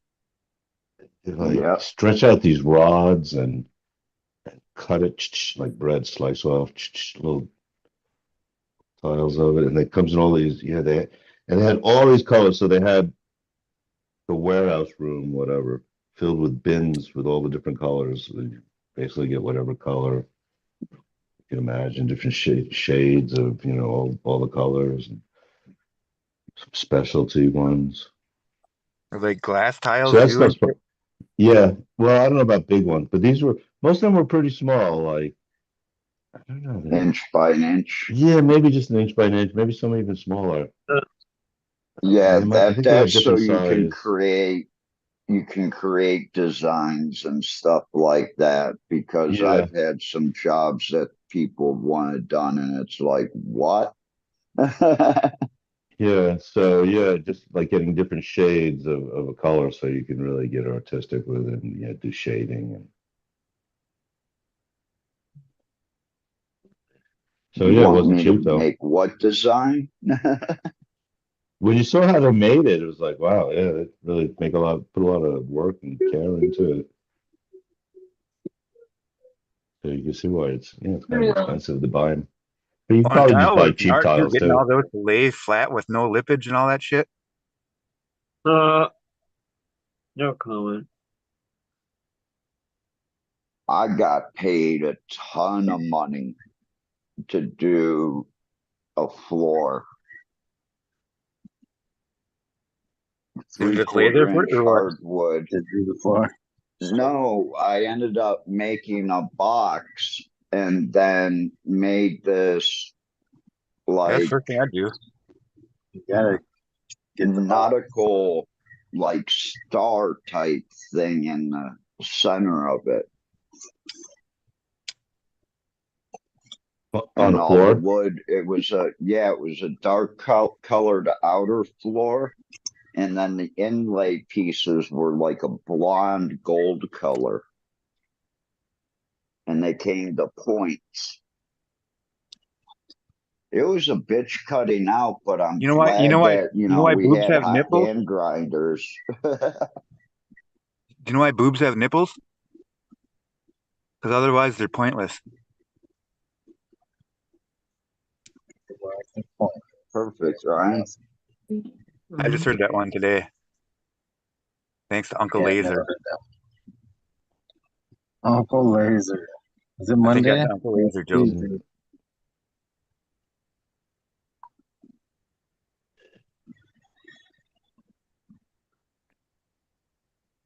Tuesday? Oh,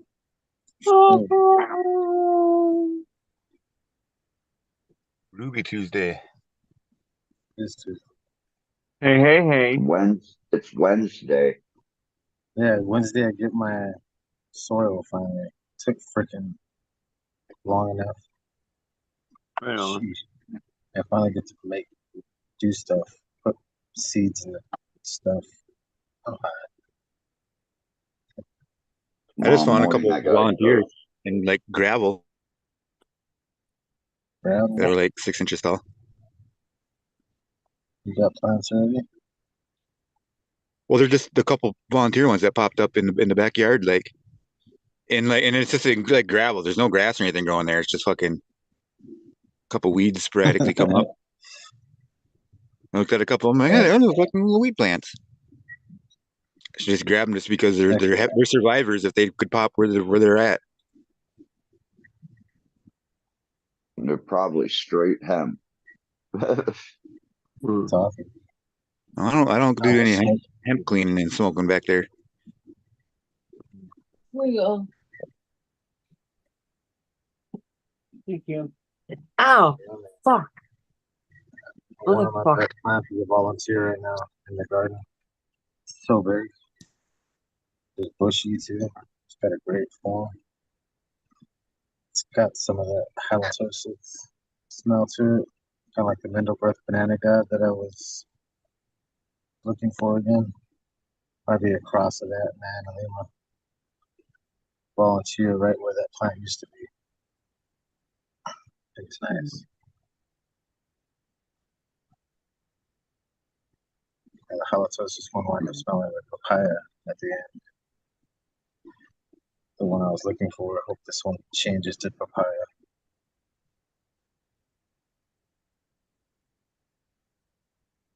Nice. Different flavor for me.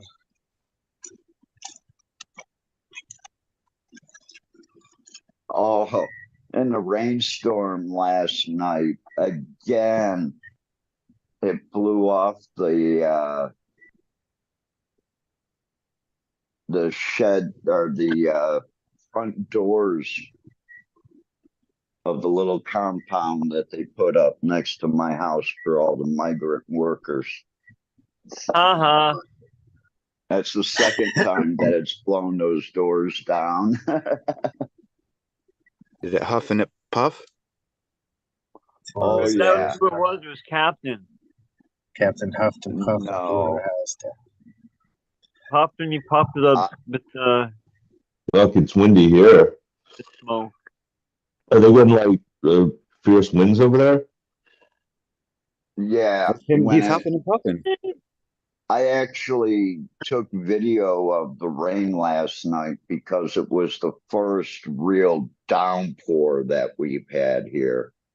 Here you go. But yeah, when it rains, the winds kick up. Yeah. Yeah, so that's just part of the season. 6 to 10 miles per hour they'll pick up. How many baht is that? Doesn't equate, just like your mother. 0. Oh. They've been having some bad tornadoes in Oklahoma. More down. Yeah, I mean, it's been windy as hell in Colorado. I was waiting for one to bust out here. My hometown got fucking hammered years ago. Like your mom. Tornado damage is crazy. It's like no other damage. It just snaps trees. Like 5 feet above the ground or 10 feet, just like snapped and just ragged. So it really never touched the ground. It was just taking the treetops off. Those are maybe that one. Those are the real dangerous ones.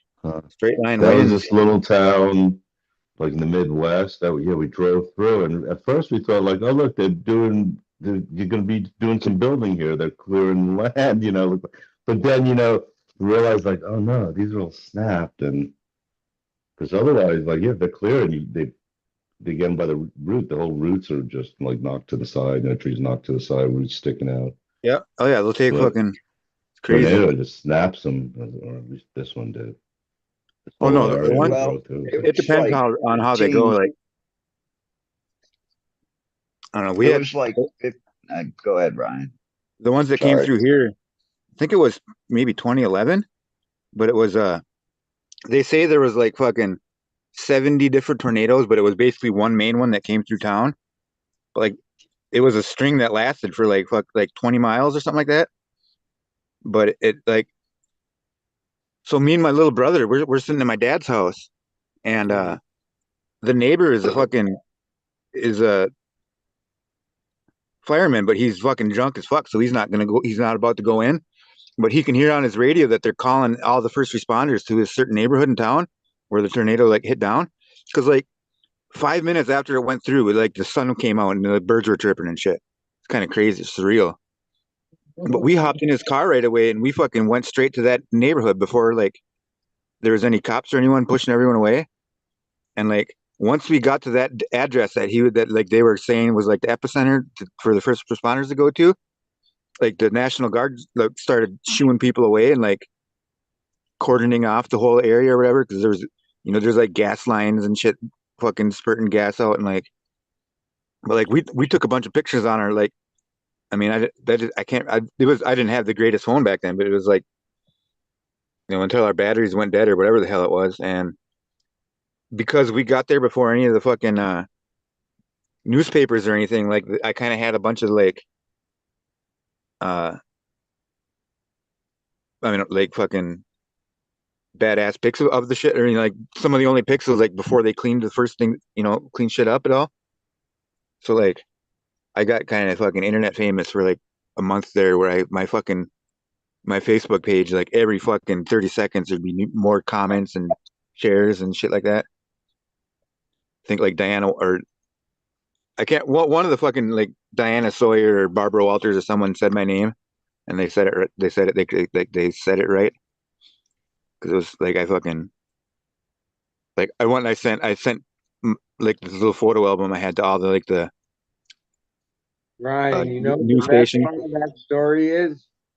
The drunk neighbor fireman that was too drunk to go report for duty. Oh yeah, yeah. That's the best no, part of the story. the firemen around here Yeah. they like to drink, man, because they're all Always volunteer calm. firemen.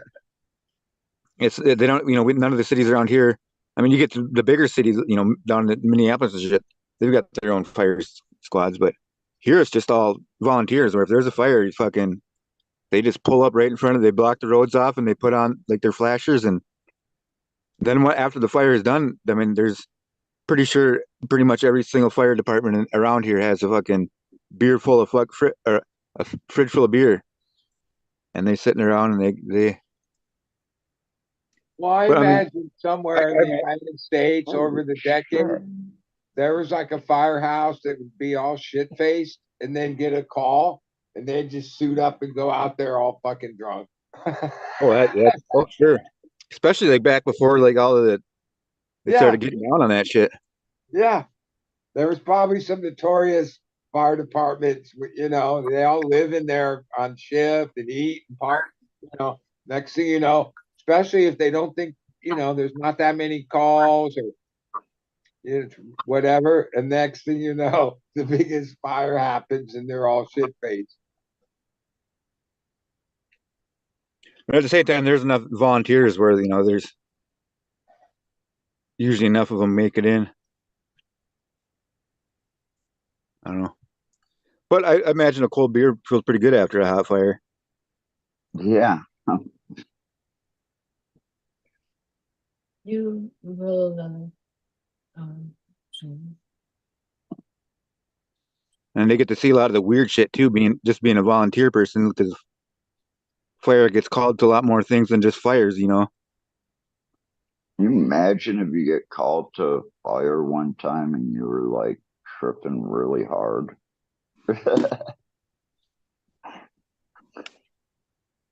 Yeah, I don't think I would be going in. No.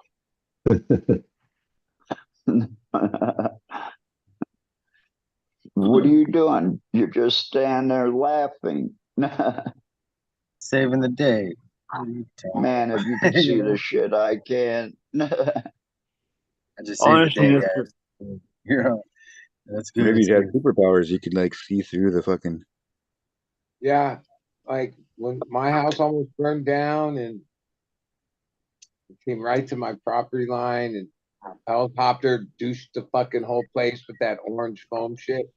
But like before that, it was a ways away. I mean, not that far.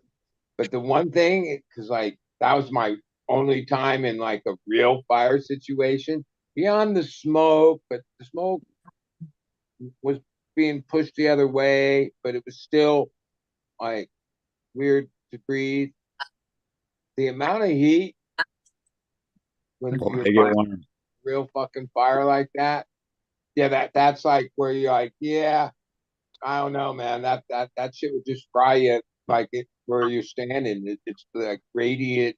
It's weird. It's like I don't know how close you could get before it just fries you. Well, you'd melt your face off trying to go into a burning house. With all the gear and shit. It was just brush burning. They saved all the structures.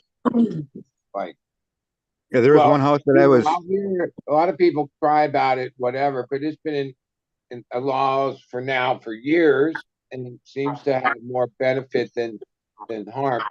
But like, okay, they give you these recommendations. Some of them are actually rules of like how to your property, keep it clear, do this, that, and the other, right? And pretty much if you do that stuff, like, yeah, these fires are going on and they gotta pick their spots, right? Like yeah, I watched it twice, right there in the same spot. Uh and it was a big fire on the news, all this shit. Uh yeah, they saved like people's property, but like I've heard like the scuttlebutt around town is, yeah, that's if you do everything. If they come there and then because you didn't have 50 feet clearance or this, that, nope, they'll just go on to the next place and let your shit go because Tell you you what, didn't, I'd be having a moat out there. Kind of always wanted a moat. which makes sense because that's part of the whole thing. If you do certain things and with the assets they have, even if everything else on your property burns, they're good at like keeping houses from burning down. They might let a lot of brush and miles of brush go. Once in a while, fires get out of hand and yep, the whole fucking town burns down. But for the most part, in my experience, like I remember going, yeah, these guys really know what they're fucking doing, right? And then once the fire's like at a certain spot, the real firemen all leave, and for like days, it turns into like a prison thing. They have like the fire camps, so they're all like guys in prison that work, and they come, and then it's smoldering for days and whatever. They dispatch them for days to make sure it doesn't flare back up or whatever, and do cleanup and do all this like hard work, and then they camp there and everything. Like they'll bring out a couple hundred of them, and yeah, they stay there for days cleaning it all up and shit. But they're all like, uh, and where they were camping is in this field down by the mailboxes at my old house, right? And after like one day, I drove down and I like when I went and checked my mail, and then on the other side of the road, I just fucking left like a bag of weed there because I knew one of them would find it, right? They were all prison camp guys, and then yeah, I'm sure I some remember. people. So I like when I was. Oh God, I was young. I was still like fucking. Had to have been like 15 or something like that. And I got community service for just fucking stupid shit. Like we went and we did like vandalized a bunch of shit. And fucking we had to clean ditches in the highway.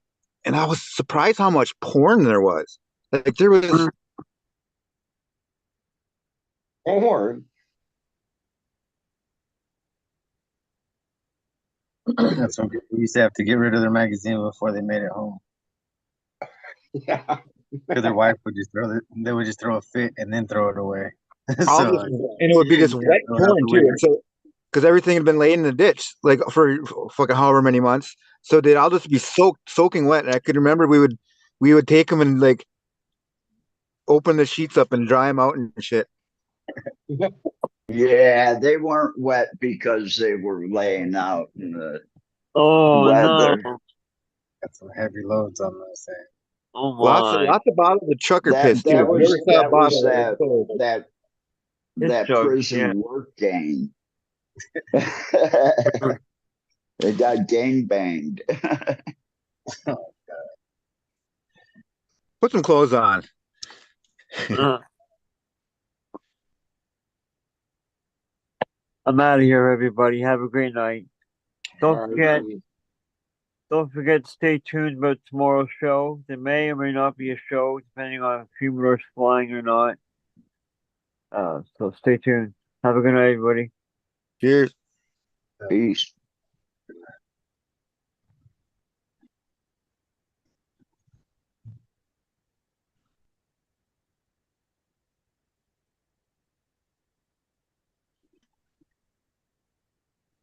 Wah, wah, wah.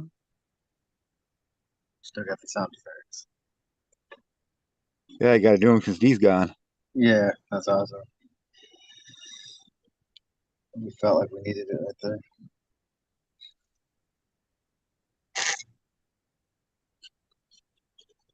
Dun, dun, dun, dun, dun, dun, dun, dun.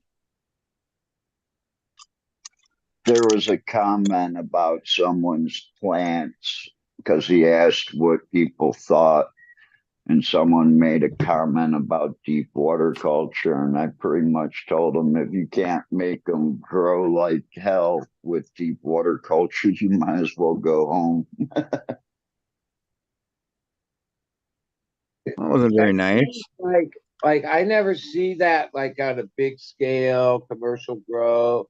Like I remember when that was like a thing, and there was a lot of promotion and I even considered it one time. I mean, it's basically just high pressure. That's the part where I was like, yeah, like I've always realized that, yeah, I've been doing like go year after year after year after year after year. And keeping things simple is the best way to have the least amount of breakdowns or maintenance or all this stuff. Where I remember looking into their system and realized, wow, that's all under like pressure and all this and everything was so like once you aerate at that point, then the nutrients are like, oh, you did save nutrients, but yeah, you were like on a fine line. But when it was dialed in, those things grew like monstrous plants. But I don't think they ever, I don't know, they must not have had any long term viability as a system, or you'd see places using them. Remember, it was a company called Underculture or something. They were like the main one and had like the system, and they put out a lot of publicity and ads and pamphlets and Yeah, current culture was the name. culture. Loki was That was one of so the good few that when you did see it. like giant commercial places using current cultures. I don't see any of that. No, you never hear about it anymore. Yeah, Loki The concept makes and sense. I mean, Copy but also. Copycat. uh, yeah, I don't know. One, in systems like that, it's hard to veg and grow and like move plants around. That's the thing. Like that, which at commercial level, they still have a bedroom and a flower room. You know what I mean? I've always thought, yeah, you could veg and flower in the same room. You know, just turn back the lights, tweak the environment a little. Like that's one of the reasons I never really considered growing in soil indoor or anything like that, because yeah, you're not flexible on size of the pot, moving them around and stuff like that.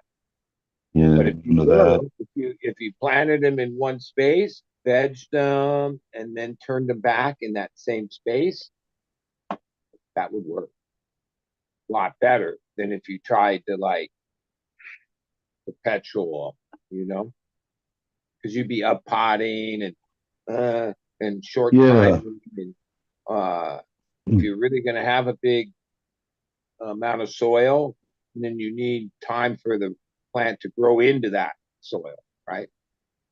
Yeah. Like for me, I always thought of any of the systems that how am I going to go from the bedroom into the flower room? Like, and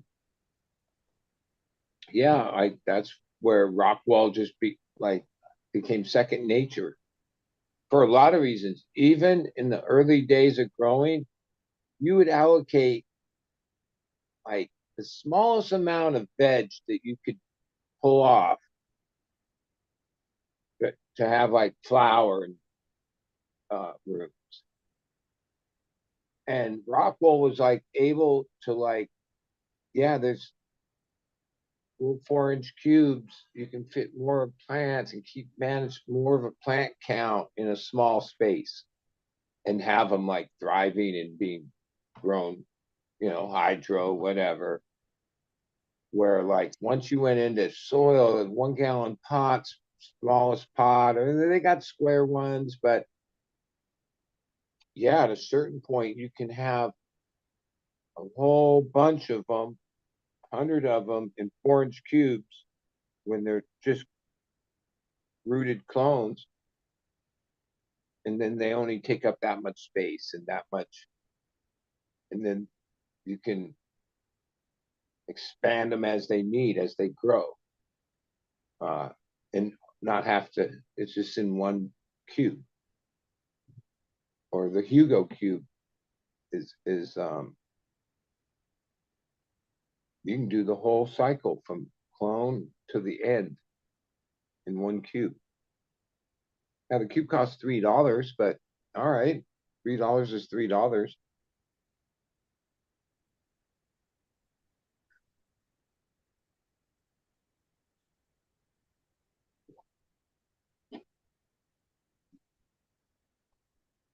I tried different things along the way, and none of them have a cocoa. I played with that, played with this and that, and this always like powered through with Rockwell and kind of have that down. So it's not like, all right, yeah, it's been so long. Like, why would you? Like, I think, why would I change?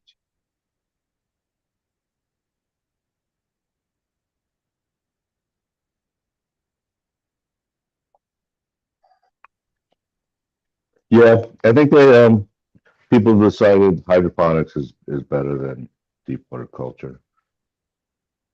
Well, It's pretty close. You don't get as fast growth, but way back it's a in little like easier. the late You have 80s, Rockwell to get rid of, but that's about it. I just worked at a grow, but I didn't have my own grow. But we went over to this guy's house. I don't even know how we were there. It was a really nice house. It was like in Hollywood Hills or somewhere like that. And he had, and at the time it was a thing.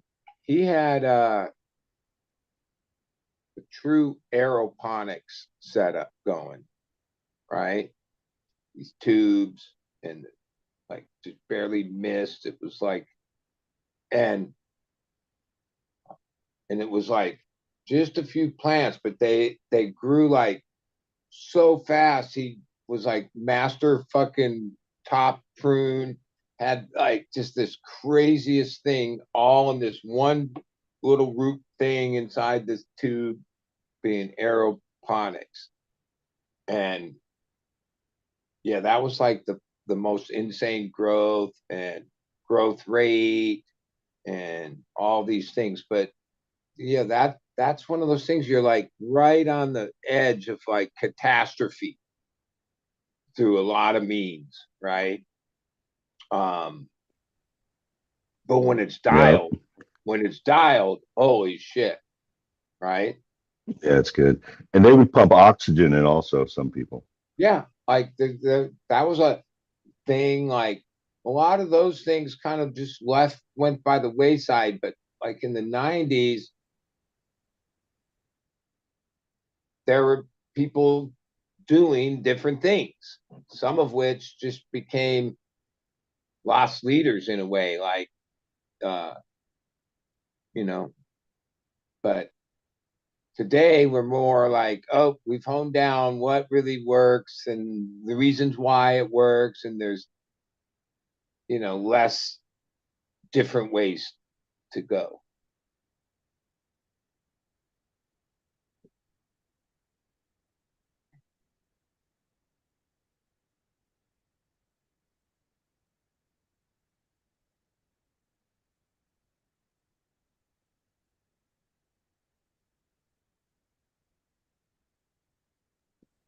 Yeah, AirPods became more, AirPods became more popular, mesh pots.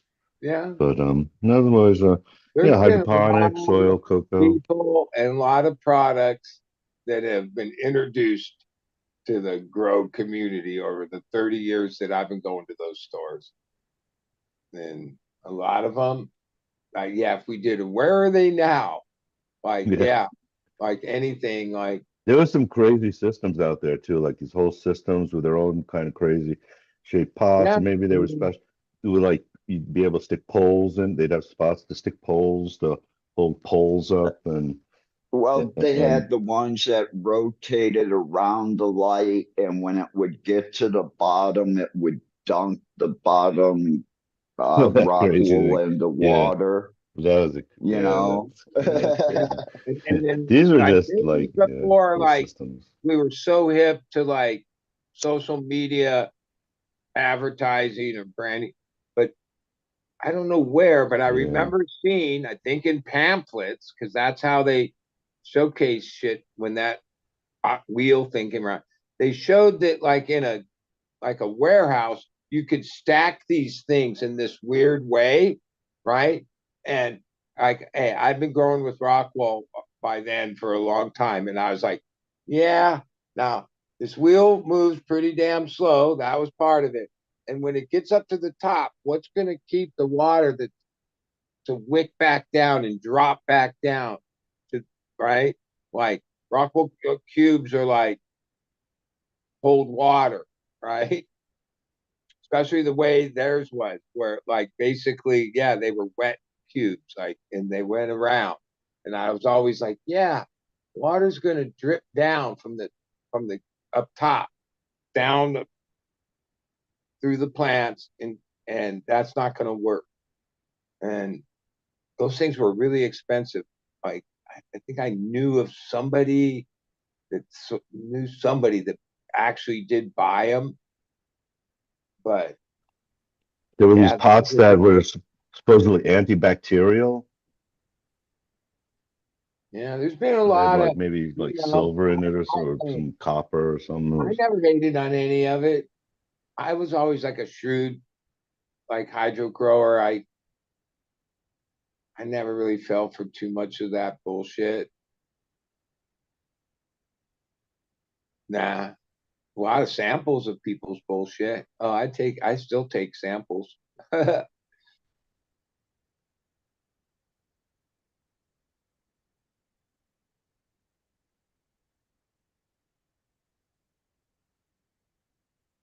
My friend like still manages the store, even though it's grow gin. I think he gave me about 30 of these. It's like a root inoculant from, wait, I don't even know a company, but I used it from because, which isn't that like organic nutrients? What does it say it has in it?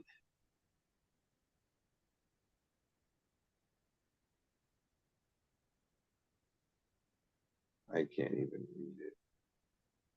It's basically from seaweed, but it's like the root hormones that they can derive from it. Yeah, why not? But I wouldn't buy it. But when you give me a bunch of these little bottles, I'll throw it in the resi, and I know it's good shit. Couldn't hurt.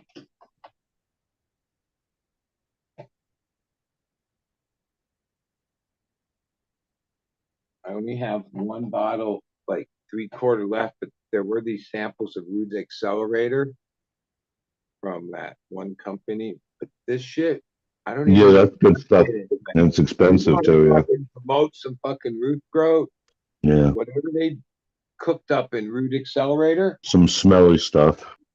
it's effective.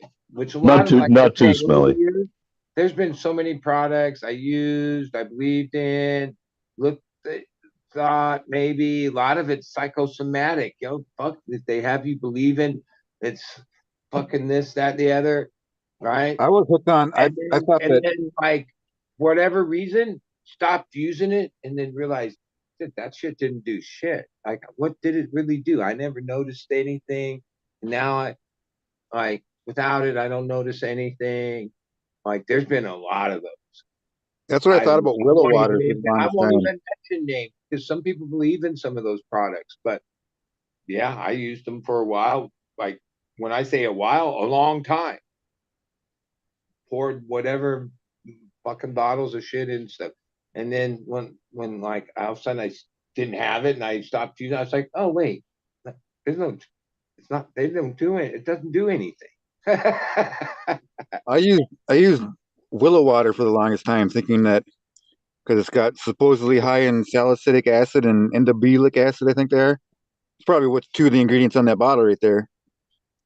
But yeah, I don't know if it worked or not. I've heard people say it's bro science, so I fucking You know, way to even though practice. I've known of this place and have driven by it and seen people lined up there, because alkaline water is like this popular thing.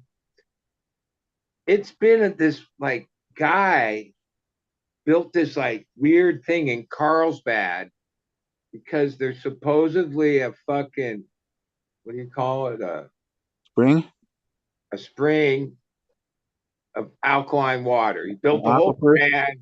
You can go right to the source. Supposedly it's right there.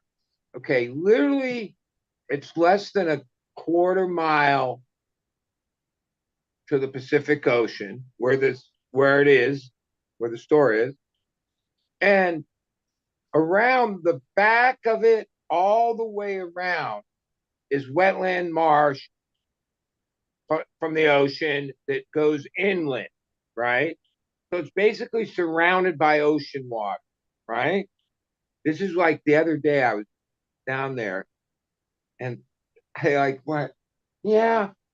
Okay, explain to me how there's a well and there's a spring right here surrounded by ocean water and just perfectly alkaline water comes out that's all this money and it's never contaminated with salt water, which is like, yeah, the ocean's a fucking operation of its own. And like I say, it's surrounded by ocean, even though it's like a marshland, right? Around it.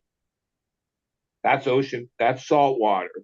And so somehow right there in the middle of the fucking edge of the ocean, surrounded by ocean, there's a spring of fucking alkaline water. I don't know. I'm questioning it, dude.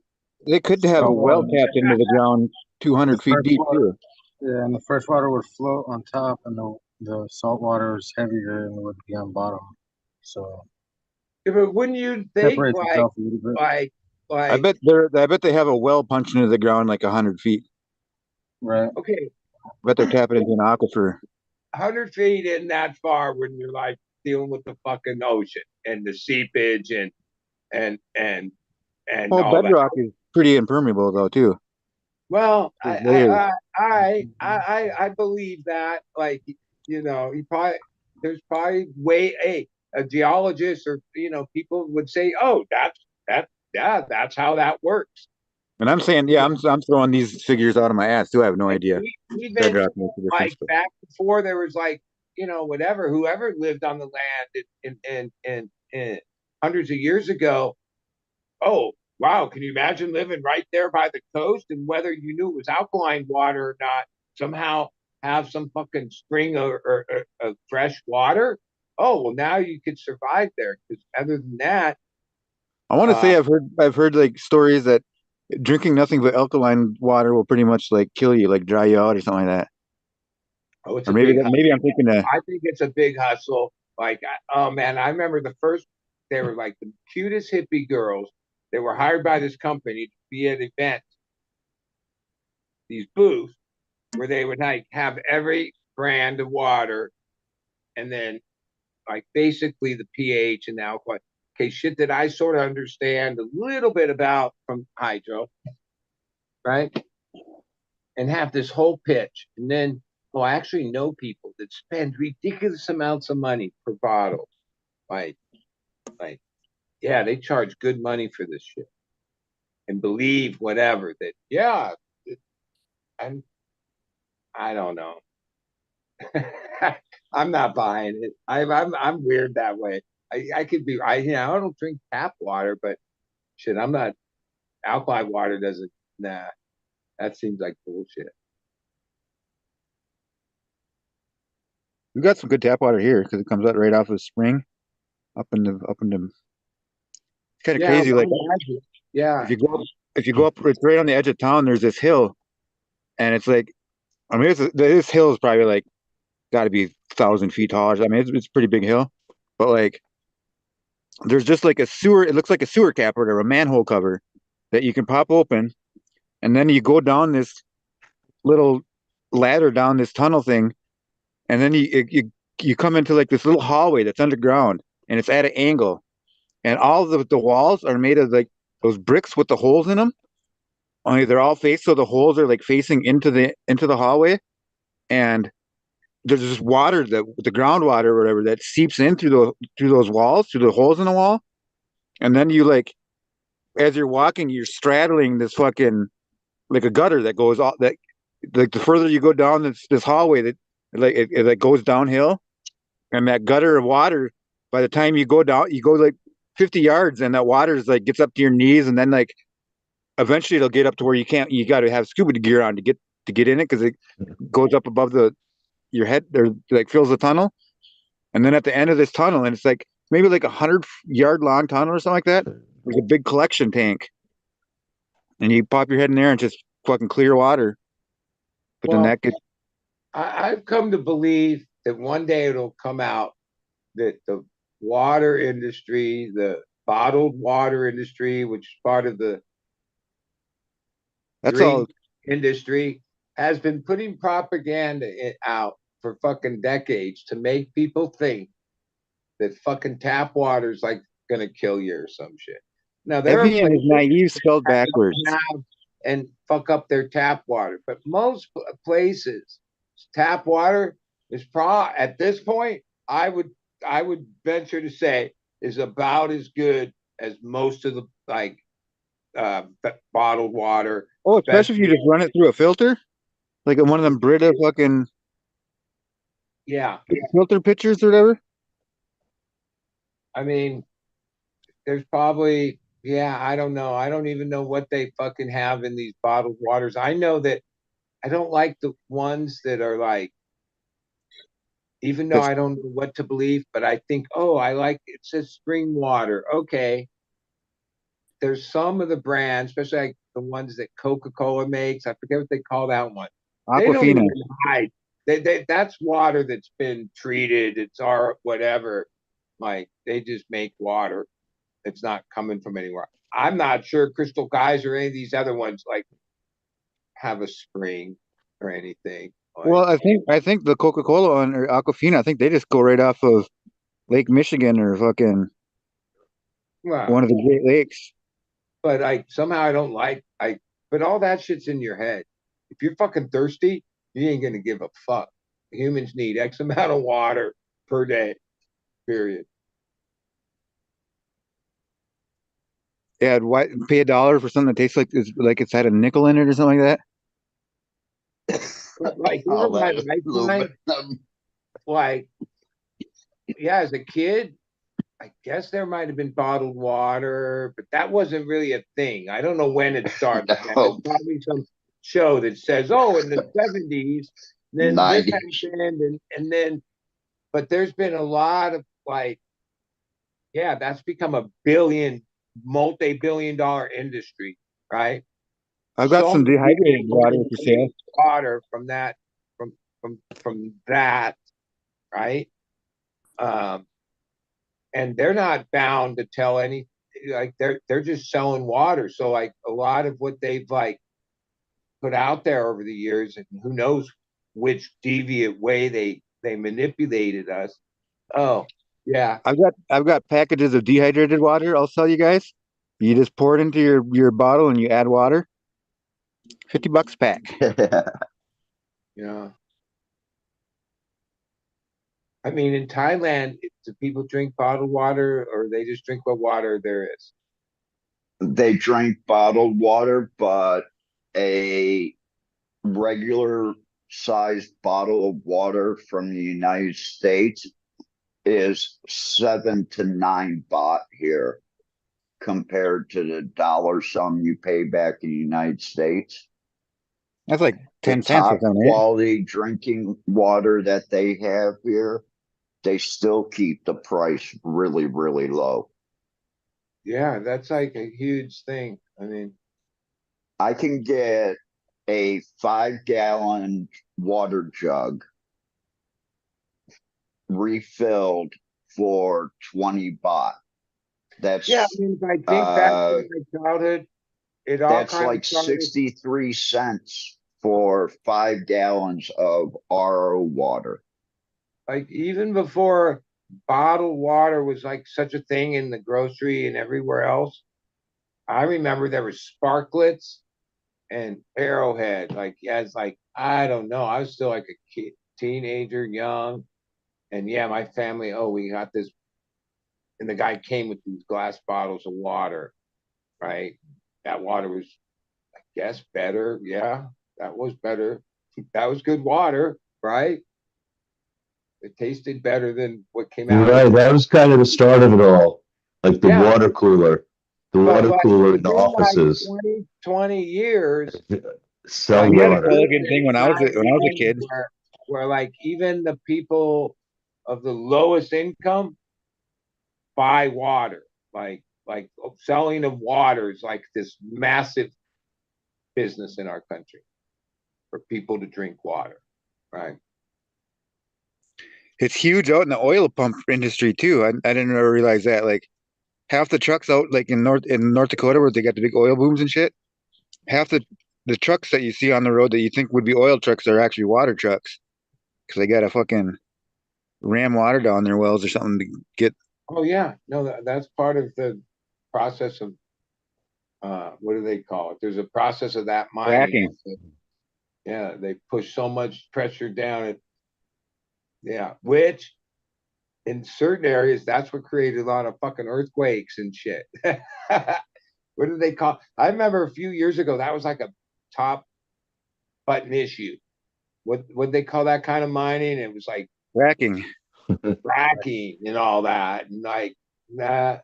I don't know. Contaminates a lot I of guess good we water. got bigger problems than worried about fracking, but I'm sure they're still doing it. What the story about people like lighting? You'd put a match to That their was a faucet and light land it. scam.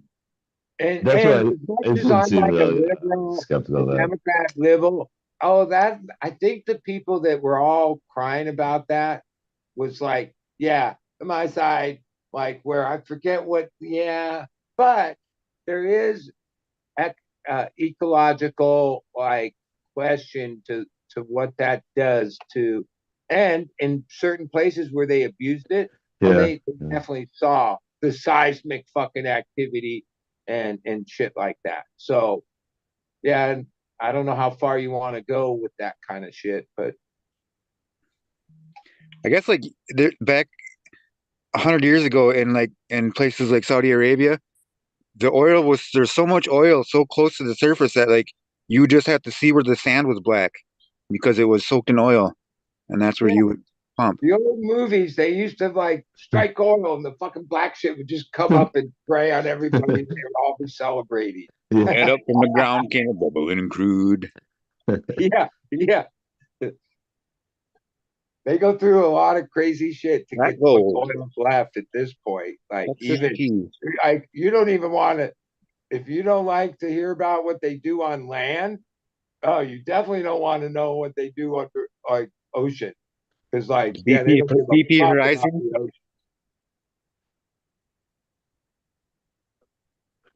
It's where the oil is. Yeah. Most of our power comes from. I remember I wrote a parody song about the BP Horizon oil spill, and I called it "Oily Water," and it was to the tune of "Holy Diver." I thought that was the greatest thing ever. I made a little lyric video for it and everything. Yeah, that was crazy. Yeah, that was like Deepwater or something was the name of it or something. Yeah, the Something Deepwater to do with Horizon. Deepwater. Yeah. Just the pipe just flowing. And so sell a lot of Dawn dish soap. I still see. I just saw a Dawn dish soap commercial yesterday that had him washing a little baby ducky that they fucking slimed with oil for the shot.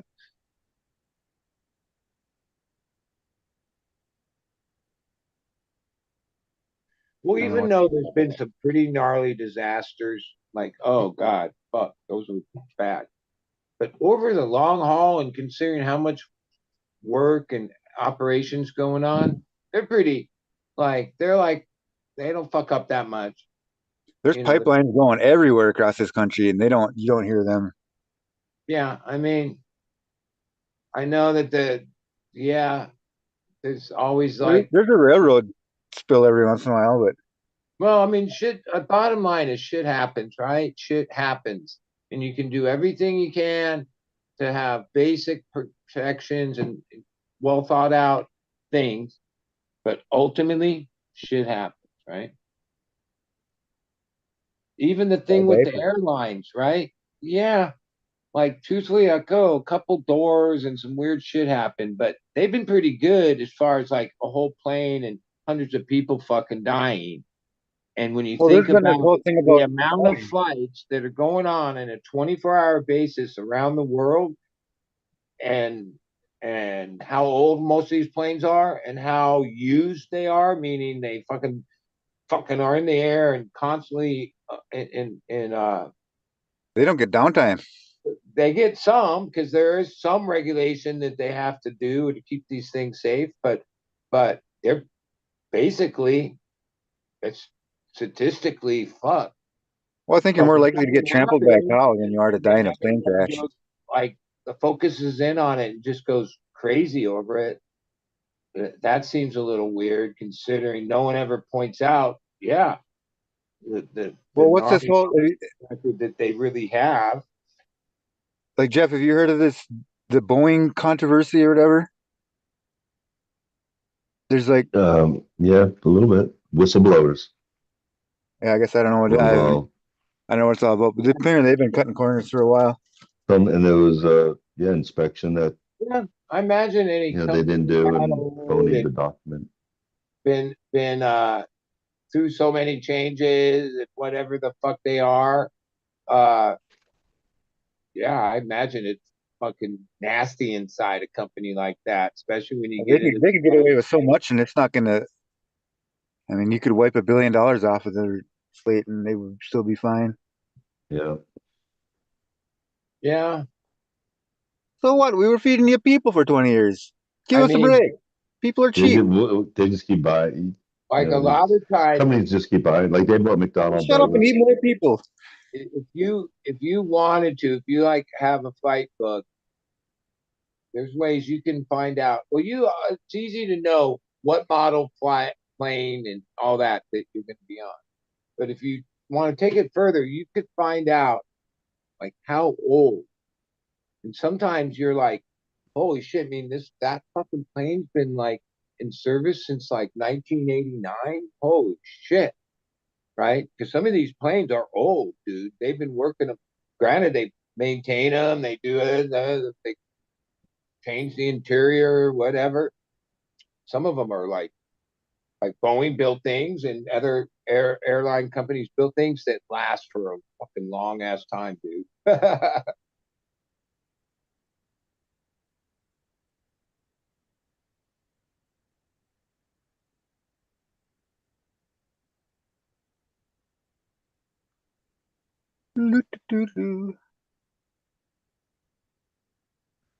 Yeah, yeah. It was two whistleblowers died Yeah. actually with a bone thing. They just In quotes, mysteriously I off guess. themselves. Yeah, mysteriously died. Yeah, Well, like whistleblowing is like, I guess in the dangerous. criminal world it's called a rat, but in the business world it's called whistleblower. But all right, surprised a couple rats got taken out. I guess that's the risk of that, right? Well, there's a different. I mean, I don't know. When there's a big thing that's got to be known, it's I don't know. There Yeah, are rats. I don't know There are anything rats, and there are about people that like people uncover die truth and too, shit. you know. Like people, not everyone lives forever, or even no one lives forever. So I Not yet. okay, There might be. There so could you be. I got bet there is someone out there already that's immortal that will not die for a few hundred years. But that think just so. hasn't. I bet it's a thing already in China somewhere.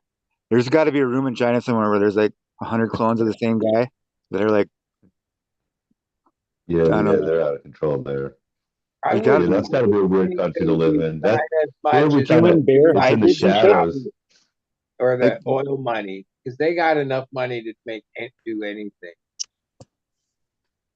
Yeah, you just know Uh, we're in a communist country where they'll just do whatever well, they when you want. make everything, money they isn't really. have the most billionaires. China has the most billionaires in the world. Yeah. Yeah, And what's like let's weird keep about everything that, going. like, isn't it sort of weird? Wait, they could only be It's considered fucked in up. how many years ago? Because for a long time they were fully, what do you call it, communist, right? And there weren't any capitalists, right? So then there wasn't like a Well, you're way still to, like if you're a billionaire in China, you don't do it without being in the China government pocket, pretty much. Yeah, or yeah, Well, most of they them or are. they Yeah, they're come in the in and party. take your company. I'm sure They will Same there's as come in Russia. and If take you're your an that oligarch company. in with Russia, like families that somehow own like massive amounts of land that were inherited from their ancestors, whatever, and that's a way to get. But in the United States, we've been playing capitalism since the beginning of time, and like we have a few billionaires and stuff. But China basically created all that like pretty recently, right? Like a lot of the yeah, they've billionaires got there like were like new to the game, meaning yeah, that the opportunities arose New money. in their country and they seized on I them mean, and they now probably they're got a doing population of 1 billion too, don't they? I don't know what. I call them new money Chinese over here because they are the rudest people in the world. They think just because they have money in their country that you should treat them like they're yeah. better And I than think it you. was what's the Yeah, crazy guy China's that got they've got three Alibaba? times, no, 9 times as many people. They're 1.5 billion. So that's like Yeah. we're Well, not even a India third of a has billion. more. It But doesn't matter. here's something that I thought of about China. I think he was the guy that Alibaba. He was kind of a character and would say crazy shit, but he was Yeah, Chinese, super businessman, all this shit. They took all They his took shit, his business. fucking like took it all from him, and that was that because that what Yeah. could still happen over there. So if you don't play the The, government the game, first then oh, right? the big Smack. hemp company that I worked for, they sell like 70% of their oil on sites like Alibaba or whatever, where they're like these weird peer-to-peer networking, large. I don't know what to even call it. Fucking um uh these weird Sale trade sites where sites. like they trade in bulk, where you like only buy bulk amounts of this shit, and they say, and they Well, probably lie, but they say on there they're like a $5 to $10 million company. I think the first time I made connections into China on Alibaba was in 2011. That Alibaba was so rudimental compared to what Alibaba became like over the next years. Like it it it wasn't easy to navigate. You really kind of had to have some uh and all it was like a contact into these like Shenzhen City, and there's layers of that. There's brokers, and and they make them all seem like they're the biggest fucking factory that ever was, and uh, yeah, that was a huge. thing to navigate. Shenzhen City. I think that's how you pronounce it. Is Holy that Yeah. the big like market bazaar city that's just like a giant strip mall that if you need a fucking a light that goes Wholesales. like every They do a single like, lot of component of wholesale. any single part you could think of has its own little booth somewhere. There's a guy that sells fucking the buzzer that goes bing on the motherfucking machines. I don't know what I'm trying to say. Actually, I've been to a lot of Asian countries, and they literally have 4 and 5 story malls where, like, the first floor is the repair floor for your PC, for your phone, and repairing your phone over here is super cheap. I mean, super cheap, unless you have Samsung. You can just Their wait. You can, screens are Samsung only, by the way. But the next floor up would be like phones. The next floor up would be computers. The next floor up will be clothes. well, I've seen like documentaries of ones where it's like the whole mall will be about phones, but each booth, like one booth, will just be uh see fucking one of the fucking like the One of the microphone fucking company, computer chip or something like that, or some I don't know what I'm trying to say. I fucking or a like it'll just part of the each phone, component so would they have its sell own the little phone. its own guy, and you could Yeah. go and just assemble a whole phone, and then No, kind of like you Alibaba actually was like have shop. that on a macro scale, or like Yeah, any little thing you made. you kind of have those, but they're grouped. You can go to one shop for like processors and stuff, of that nature. And then if you wanted hard drives, you go to the next booth over. That's all they do are hard drives. I saw in one of So those you videos, by the can way, go right down and build a computer that way. like they make these fucking like you know how on your like or like even just on eyeglasses, how you have the really small like Phillips head screws, and then so you got your little small Phillips head screwdriver, right? They've got these ones that they're uh they're pressure activated. So you just put like the screwdriver into the head of the screw, and you just give it a little bit of pressure, and it'll automatically back the screw out. Like they're fucking crazy watching how fast these guys can take apart a phone with those fucking screwdrivers. Well, I mean, Yeah. here in recent years, like, when But they I was only a work one kid, the direction. first place that like you could go to for tech electric shit where you could do it yourself and parts was like Radio Shack, right?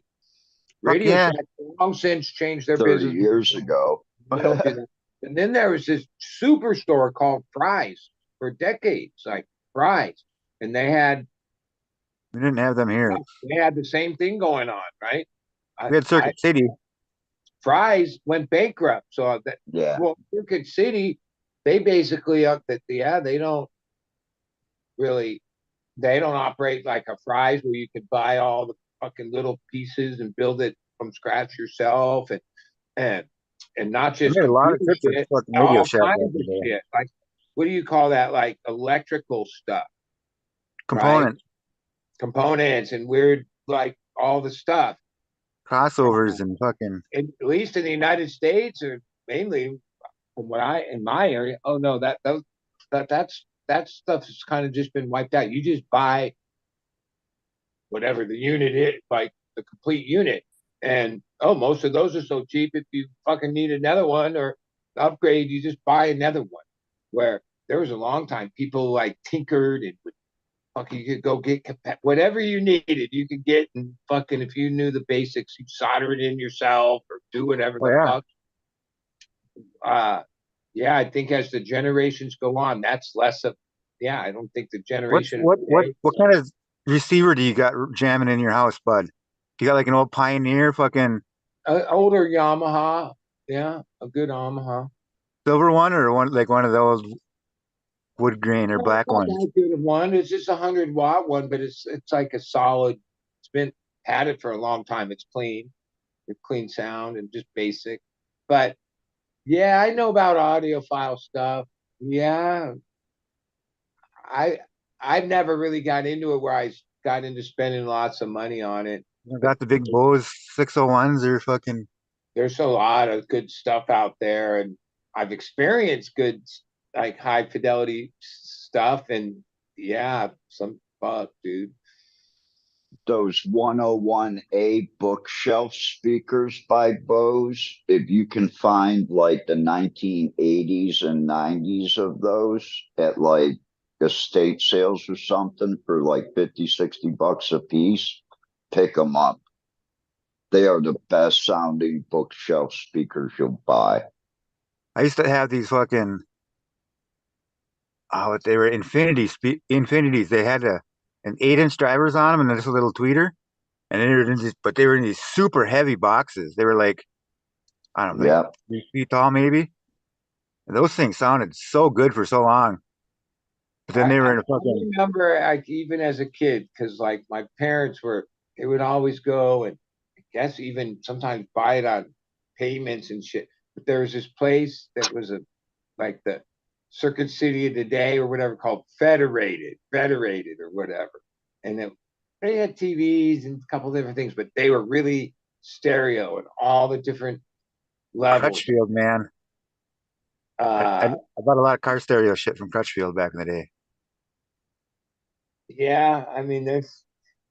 I had a little TMA was the brand, Total Mobile Audio. They were like an offshoot of Alpine, I think maybe. But they made this little amp. It was like a fucking. God, I should remember this. It was like a 200-watt amp or something like that. But it put out power like it was like a 1,000-watt amp. It seemed like fucking. It was like they were just these crazy, overpowered or like underrated or overpowered, whatever you want to call it. But they were fucking.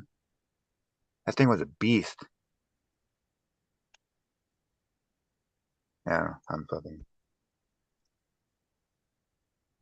Or like, they used to have a solo barrack sub for a little while. They're like these square. God, I can't even think of who fucking made those.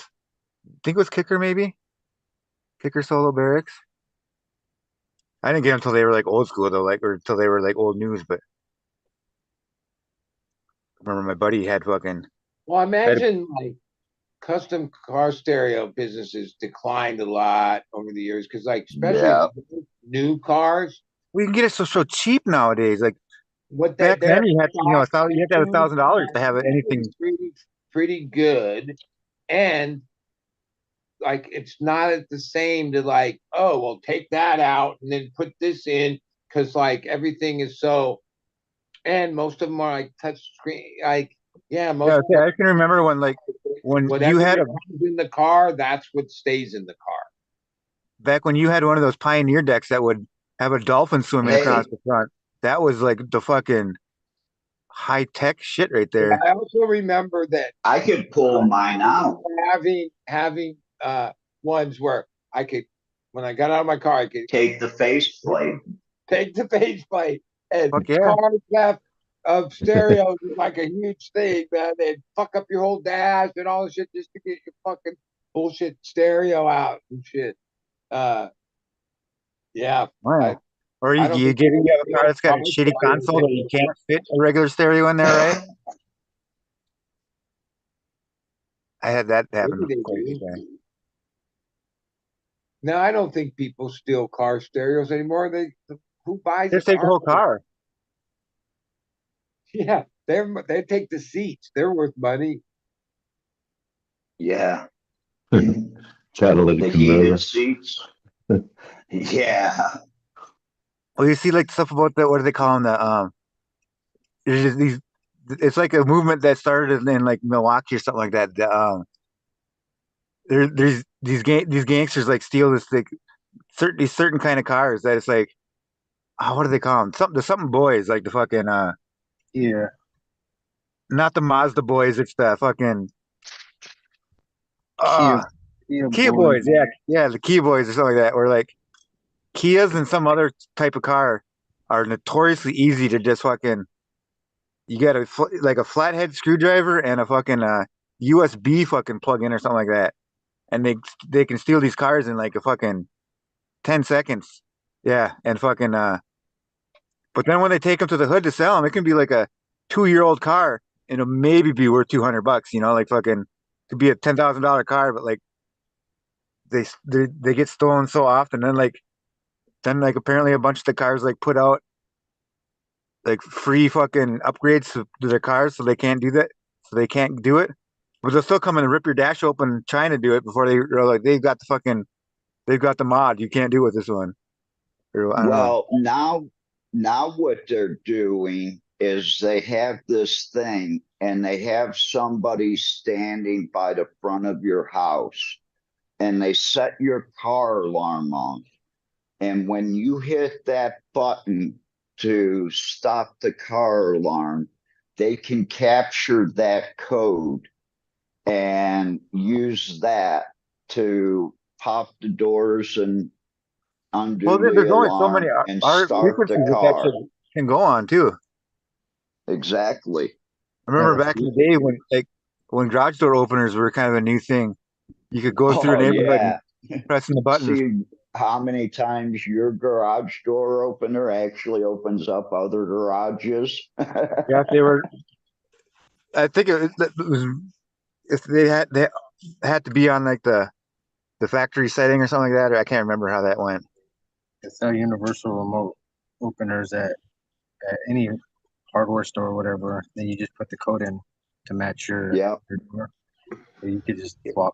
I can remember when I was in elementary school, or no, it was in high school already, not then, at like seventh or eighth grade, when like you were the shit if you had a watch that could fucking that was a little program, fucking universal remote, and you'd turn the TV on in the classroom, and fucking that was like the most hilarious thing. Or you'd turn it off if you were watching a movie or something like that. You'd just turn the TV off, and then the teacher would have to get up and what's doing that? Is this thing? And he would sit and scratch his head and look at it like, well, it's plugged in. I don't know what's going on here.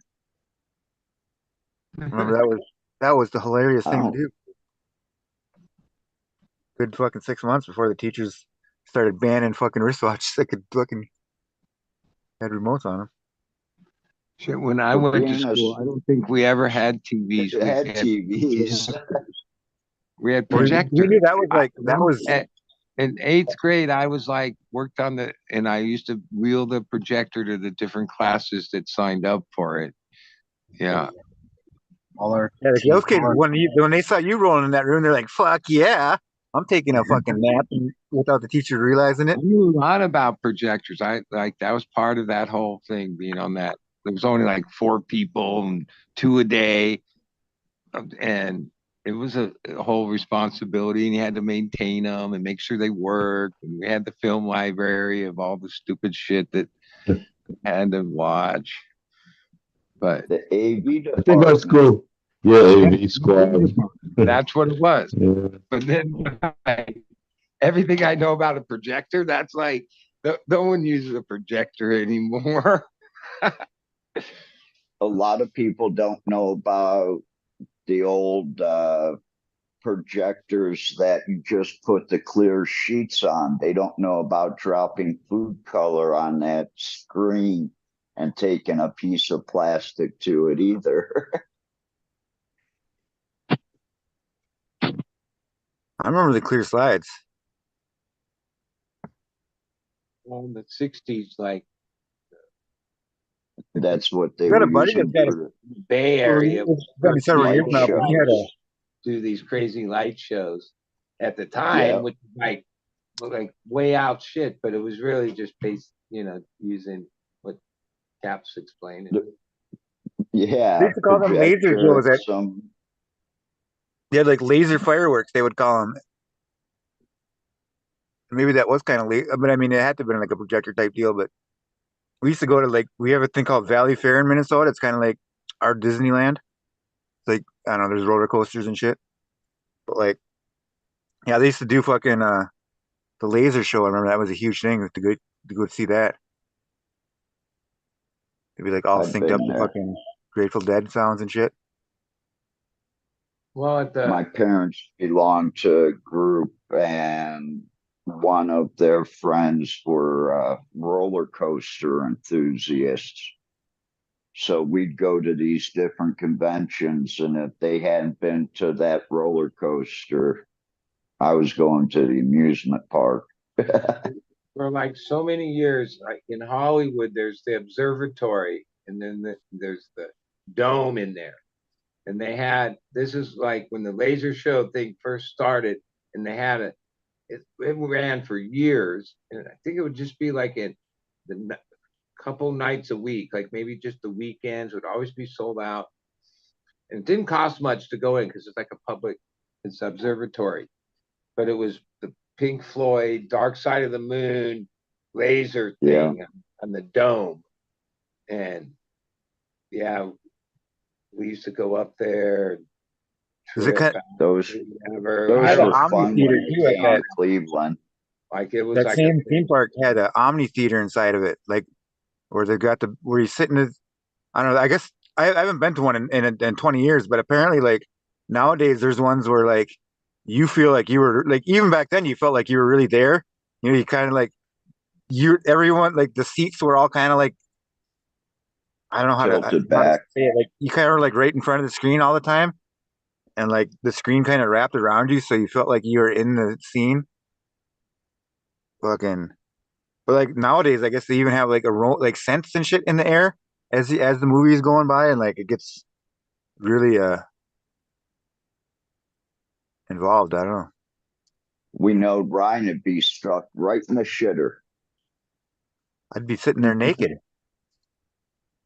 Well, now that I remember us as teenagers going up to the observatory for the Dark Side of the Moon, like one of the first times I got to drive my mom's car, and then my brother, I forget Mike and four of us went up there. No, Was five. Scott was 88. with us, and I don't know what we took.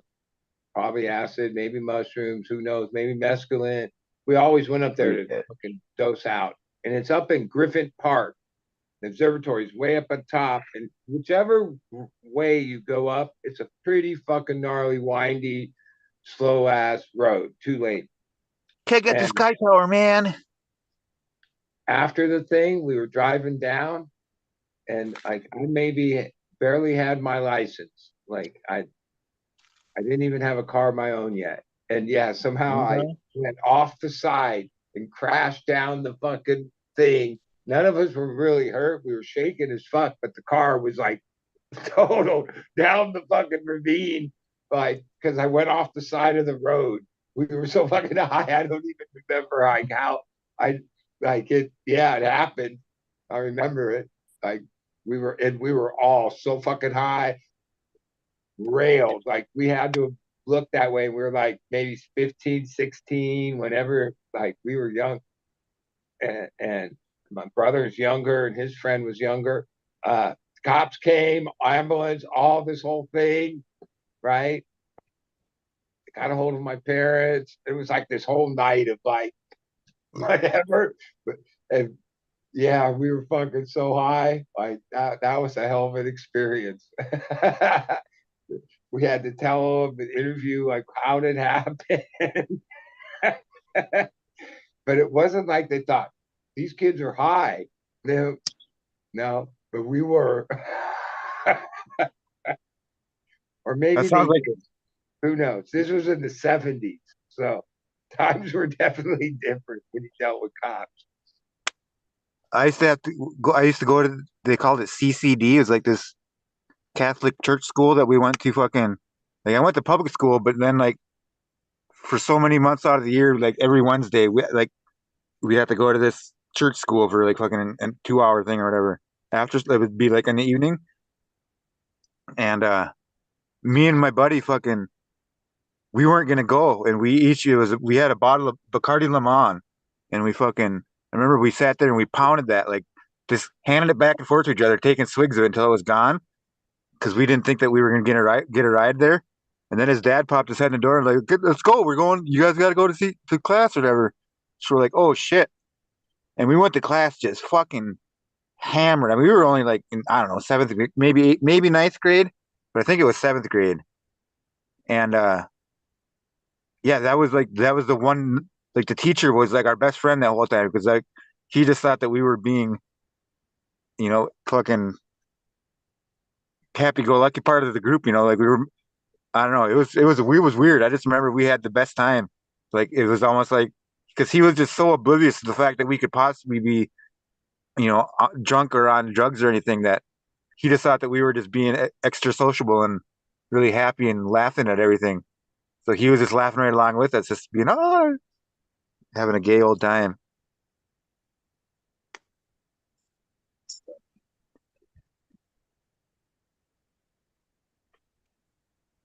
Drugs and yeah. Good time. Man, 2,800 baht for 1 bedroom, 1 bath house. I'm trying to find some place to store my truck and my bike. And they don't have like storage units or anything like that up here.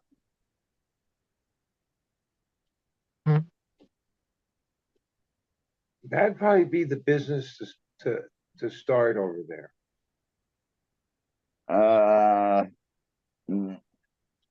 If you It would build be it, so cheap though.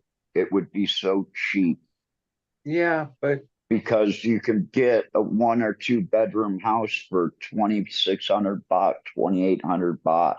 well, I mean, cheap's relative. I mean, it would still be income based on what it would cost to have it. I mean, all that's relative, right? Yeah. I don't know. Let's see how this one is. If storage isn't a thing, then well, maybe some cultures it isn't, but I think if you build it, they'll come. People have tons of shit. I spend way too much on my storage shit. Yeah. Well, in the United States, it's crazy. And when I look at how much I paid for it and what's in there value wise, it's like, well, I don't know if this adds up. That's why I didn't keep my sports stuff, and it actually kind of screwed me because it would have cost me about $16,000 to store all my sports stuff and all my collectibles. And I've got a shitload of old steel I wheels. look at it, I look at it now, and I could have gotten an extra 40,000 out of it, but that was like 4 years before COVID hit, and then COVID hit and everything jumped. But yeah, it just wasn't worth the storage. And the reason why my parents bought the house they live in, they combined 4 storage units. And they literally had the basement of a strip shopping mall that had 6 shops in it.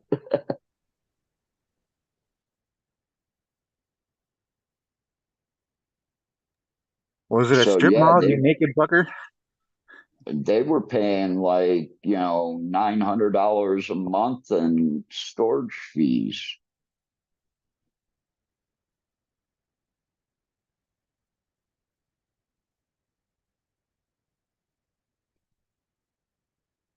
I bet it was a strip mall, right? Because you're naked. Wow, that's a beautiful house for 16,000.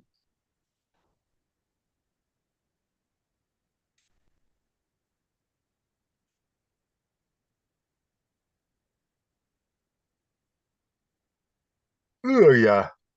What's the most high fidelity system you ever had in your rocking the tunes? What, me? Yeah, you had your Bose fucking I had shelf the speakers. Bose 101As, but my original stereo was a no name from Sears in 1978. And when you actually got the boxes, even though they said Sears on them, they were Kenwood. So I had a Kenwood system. that was, all stackable in a nice little case. That was my Christmas present from my parents and my grandparents I used to have this on old both school. sides of the family. It was like this big fucking. It was from the 50s, but God, what brand was it? I think it was a Zenith. It was this big wooden console model that was like it was like a fucking it was like a tabletop. There was I don't know. It was like 6 feet wide probably and like 3 feet tall, and the whole top had like a wooden tabletop on it, and then like the middle would it had a it would fold up or whatever, um, and it would reveal the stereo and the turntable and shit that was inside there. And then the speakers had like wooden slats that you would, they could be closed, so it just looked like a wood face, or you could open the slats up like Venetian blinds. So fucking the speakers were revealed. But the thing for being so old, it had RCA plugs on the back, so I could hook in my fucking I'd hook them into my laptop back in the day, so I could play Napster songs through there.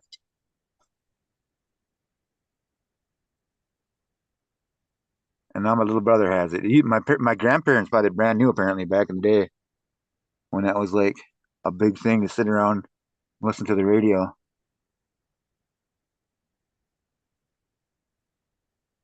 on the farm.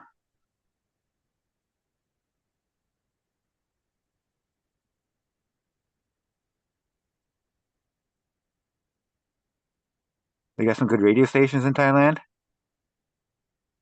If you like Thai music, yeah. They don't have any heavy metal I channels or any what they have some gangster rap.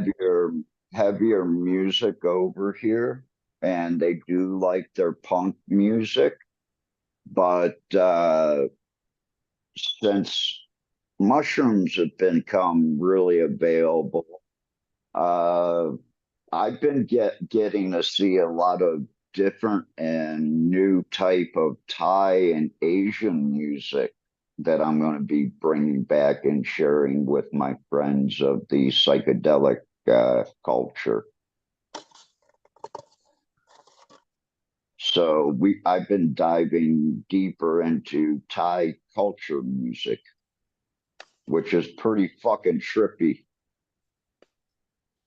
They got like crazy instruments and shit. They have like This a million guy's buttons got and it's strings there. and cranks and knobs, and they No, this guy's got these big things. They're like a big metal bowl, and each one's got an exact top to it.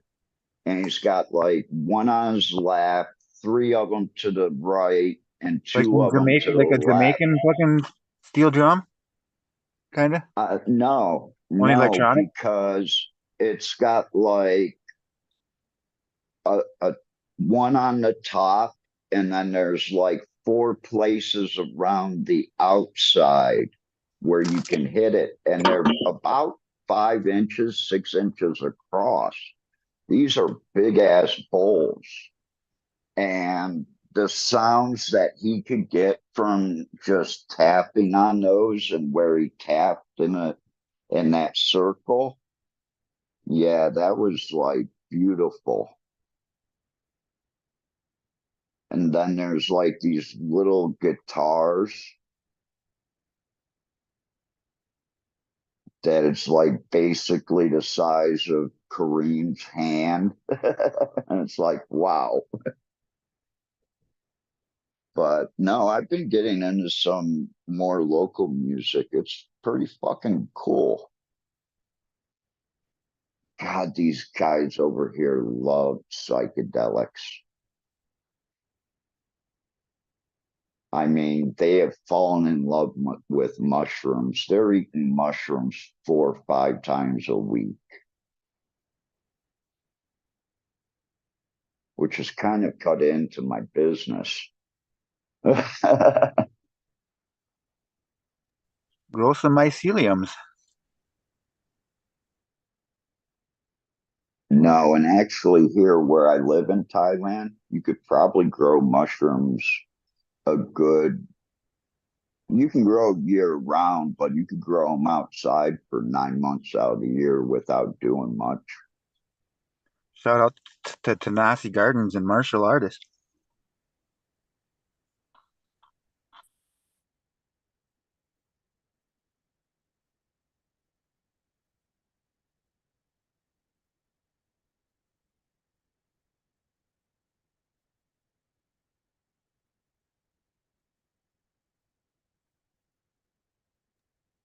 Cheers, it's not a 20.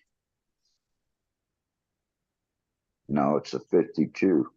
I'm just gonna start smoking on every minute it's not a 20. Figure get higher that way.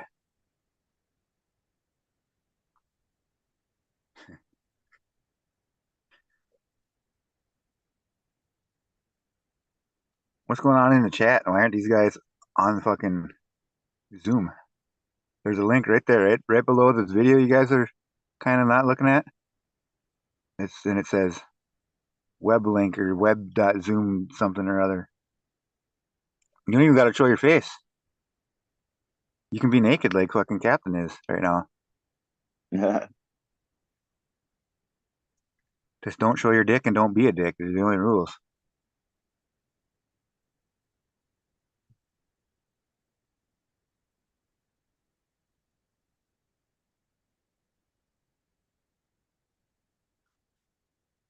Where'd Bud disappear to?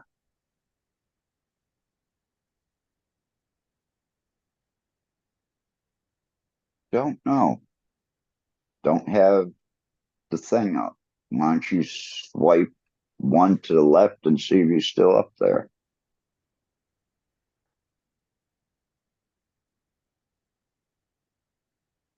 I think he left the room.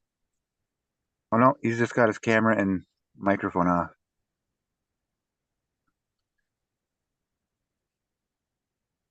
Green fingers, he must have popped off, and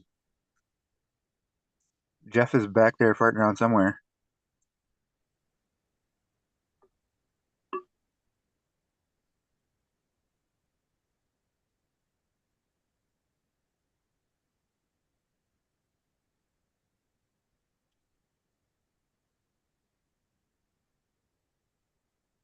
Because I'm about 30 seconds away from eating a bowl of cereal, so I'm going to mute myself too.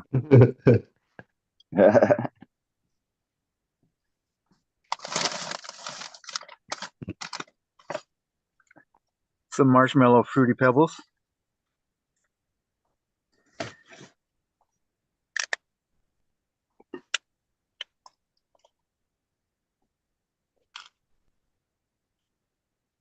Damn it.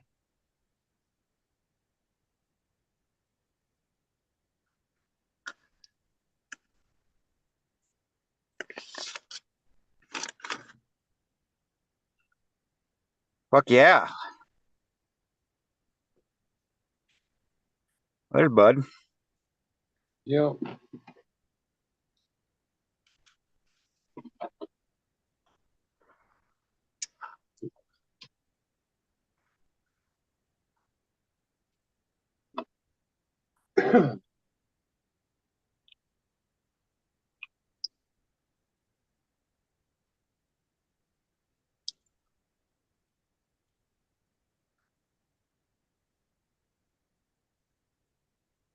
Tell us more about what's her name's boobs. Fucking Helen Hunt.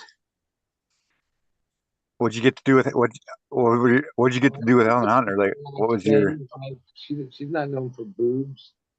But she was a nice lady when I met her.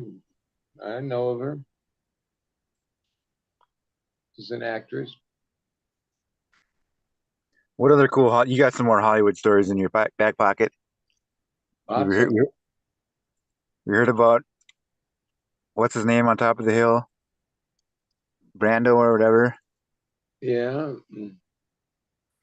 I don't know. Like, fuck, that's a long time ago. Like that was in like the earliest 80s. Like, You ever you have know, any run-ins with Woody Harrelson? 84, 85 is when, yeah, that's when I would, my mom would be like trying to like get me out of being a deadhead on the road. So she would like, when I in between tours, she would like arrange these like killer's jobs, and then always be like, yeah, you can't let me down because I'm, pulling this string or that or whatever.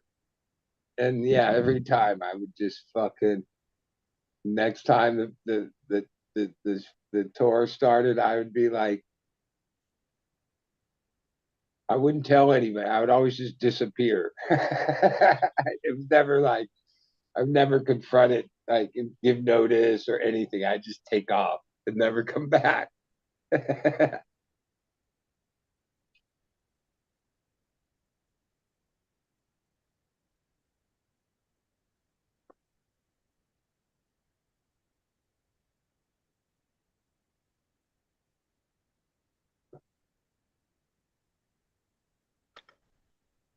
I just read chat and Agnes. Yes, I got the one package of seeds that I don't know if that's the one you're talking about. I know I had the muffin open pollination one and fucking God, I'm stoned. I can't remember what was all in it. Yeah, the Sky Jarrow and cherry or whatever it was.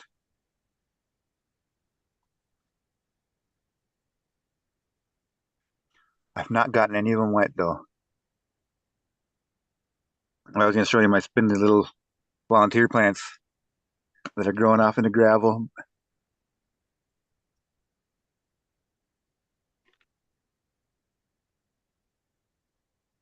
See how long it takes for the neighbors to notice them when they walk over them every day.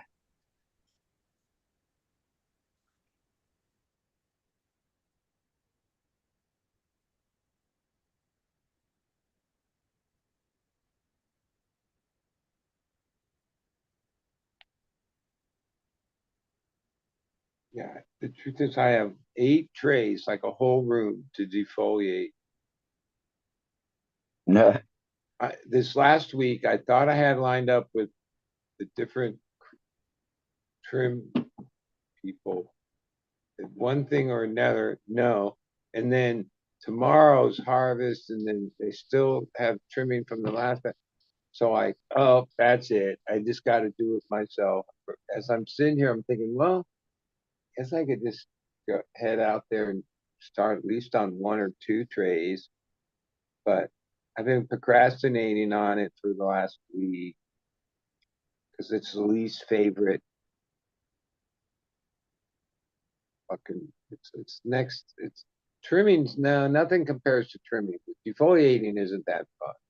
Deleafing or like getting all the suckers off and everything. If it isn't in full light, then it's got to go. Because to do it right, it's kind of tedious. You can't just head in there with some knock it out in quick time, and then your plants get all fucked up. You got to like. Sometimes I think, 5-6 minutes per plant, but then there's 18 plants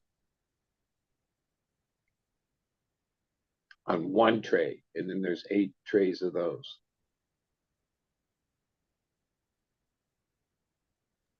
I think it's kind of therapeutic, but I don't do it to the extent that you do because I do it outdoors. Sometimes it is. Actually, if I go in there and start and I get in a rhythm, I'd be like, why did this happens to me so many times in my life.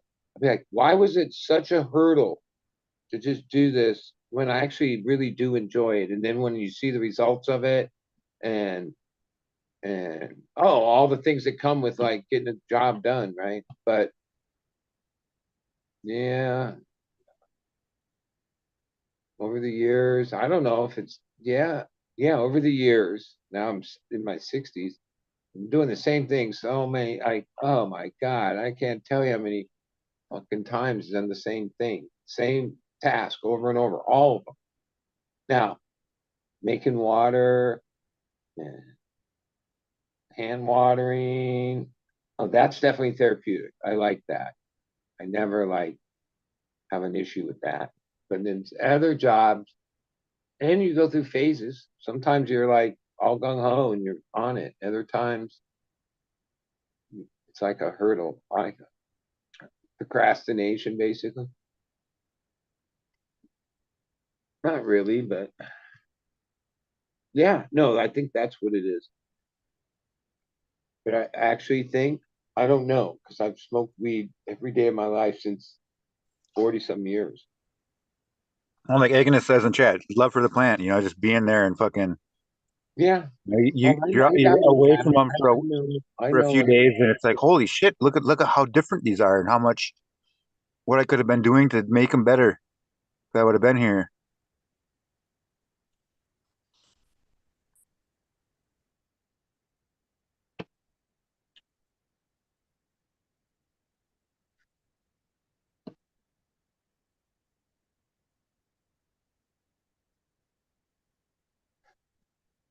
See, this thing's been going on for 10 years.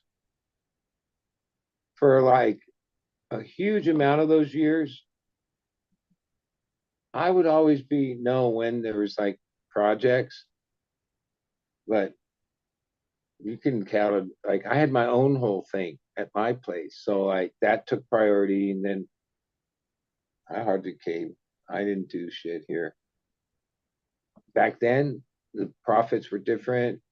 We had labor. Been a couple years, probably 3 now. Oh no, we eliminated all that, just hands on. And then maybe it's been not even a year where the 2 other partners, they're in like total burnout status, dude. Not only that, it's like, oh, okay, well, you need to make up for like lost time. So, yeah, for the time being, you run it, do your fucking thing, figure it out, right? Which is cool. Like, I have that coming where even this last week, I like tried to suggest, like, yeah, remember when we used to just all 3 of us do it together? And it would take like 2 hours and we'd have the whole room done, 2 or 3 hours. That happened like once or twice because like probably 9 out of 10 of those sessions, I'd be MIA for whatever reason. All right. That's the truth. So now it's like time to, like, everything's always like action and a reaction, So, all right, suck it up and get the shit done. Hey, yesterday I topped and cleaned up 140 veg plants. That took like 3-4 hours. How many times do you top a plant? Many times. Like, You're like Mendo Dope. You just every time you're in there, you're just popping tops. yeah, first at the first from clone as they get going, it's trying to keep them even canopy. So some of them that get going taller right off the bat get topped, and the other ones catch up and then top. And even though they're like going back in a few days, like just pinch the like there's different things ways. Sometimes you really Yeah, got to are you a open it up trimmer to or just a hit the pincher little, or a scissors or usually just my hands. a scraper? I just use my fingernails. It's a little sloppy that way. It's sometimes better if you get in there with a the snips. You I like can to get have more that where you control. can get in kind of And the truth is, keep it. even though I have glasses and stuff, I never wear them in there. Yeah, sometimes I realize, yeah, if I put on my reading glasses, then I could actually see. So a lot of times, but however you do it, it's going to be effective. Like, 2 branches are going to come up, or 3 or 4. You got to manipulate them to get them to be that way. Sometimes it's just to let the lower ones catch up, right? All each plant's its own thing of how you're going to maximize what it's going to be. There's no like golden rule down the line. So I kind of try I'm to a bigger fan of. manipulate I it like to have you, as but many tops as you can feasibly have. That's it. when I'm And doing it outdoors too, I like to just spread them out. yeah, And and it's different. It's different than when indoors is obviously, but and I mean from the time they're rooted and go into the Hugos and veg, it's 3 weeks. So I mean, there's only so much that you can get done in 3 weeks as far as topping, growth. But the truth is, a plant that's less than 2 foot tall, that a lot of people would think, what? That's too small to turn back, turns into this huge beast by the time second week of flowering rolls on. If you got everything positioned where, they can do their thing. When do you first top them? Do you wait like the fifth note or something like that, or seventh No, note? Is there a magic number? once their clone is rooted and then going, pretty much it's as soon as you can. On some plants, and on other plants, they're already like branched out. And yeah, like I say, it's each plant's different. I could go in there and show you, like, now they're growing through it. And now for the Sure. longest time, like, okay, that's the SOPs here. Most of my way I grew, I wasn't like that. I would always think, oh, I like the natural plant. I don't like, just let it grow. I didn't always, I grew differently. I can't stand a Christmas tree. Yeah, but Apical meristem is meant to be dead or teased yeah. or something. And some plants would get tired. There's things that happened, but I wasn't like, oh, the first week of growth, you're already topping them, and then top them and top them, and just keep topping them. Like, that's it. You just keep. And for every time you do that, there's going to be another branch. I mean, hopefully. Sometimes it weirds out, like plants that the way you And you took know, it. lopsided. Yeah, I mean, is what it is. And some of this is, even though we have moms, 2 cycles of moms backing everything up, a few of each, we never take clones off of those because they're already old. They've been fucking growing in veg for whatever time. They're just like a precautionary. I don't even know. Like, sometimes I question what the fuck, but killing plants isn't easy. I used to take a lot of them and grow them outside, but It's kind of a sentimental thing, keeping mom around. yeah, whatever.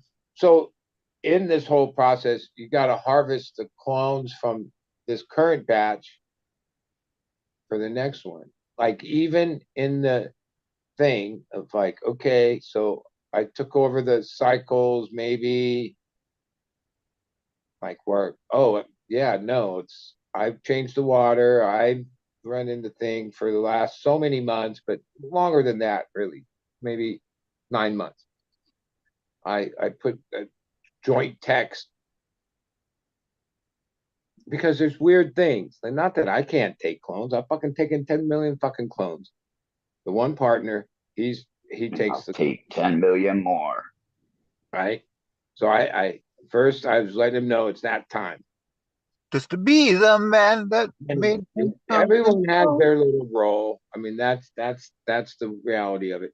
But I put out a text to both of them going, seems we're playing a week behind. We need to adjust the veg cycle. Meaning, yeah, in these 3 weeks, oh, we used to 9 out of 10 times. Tomorrow we're harvesting the room. We had set the room that day.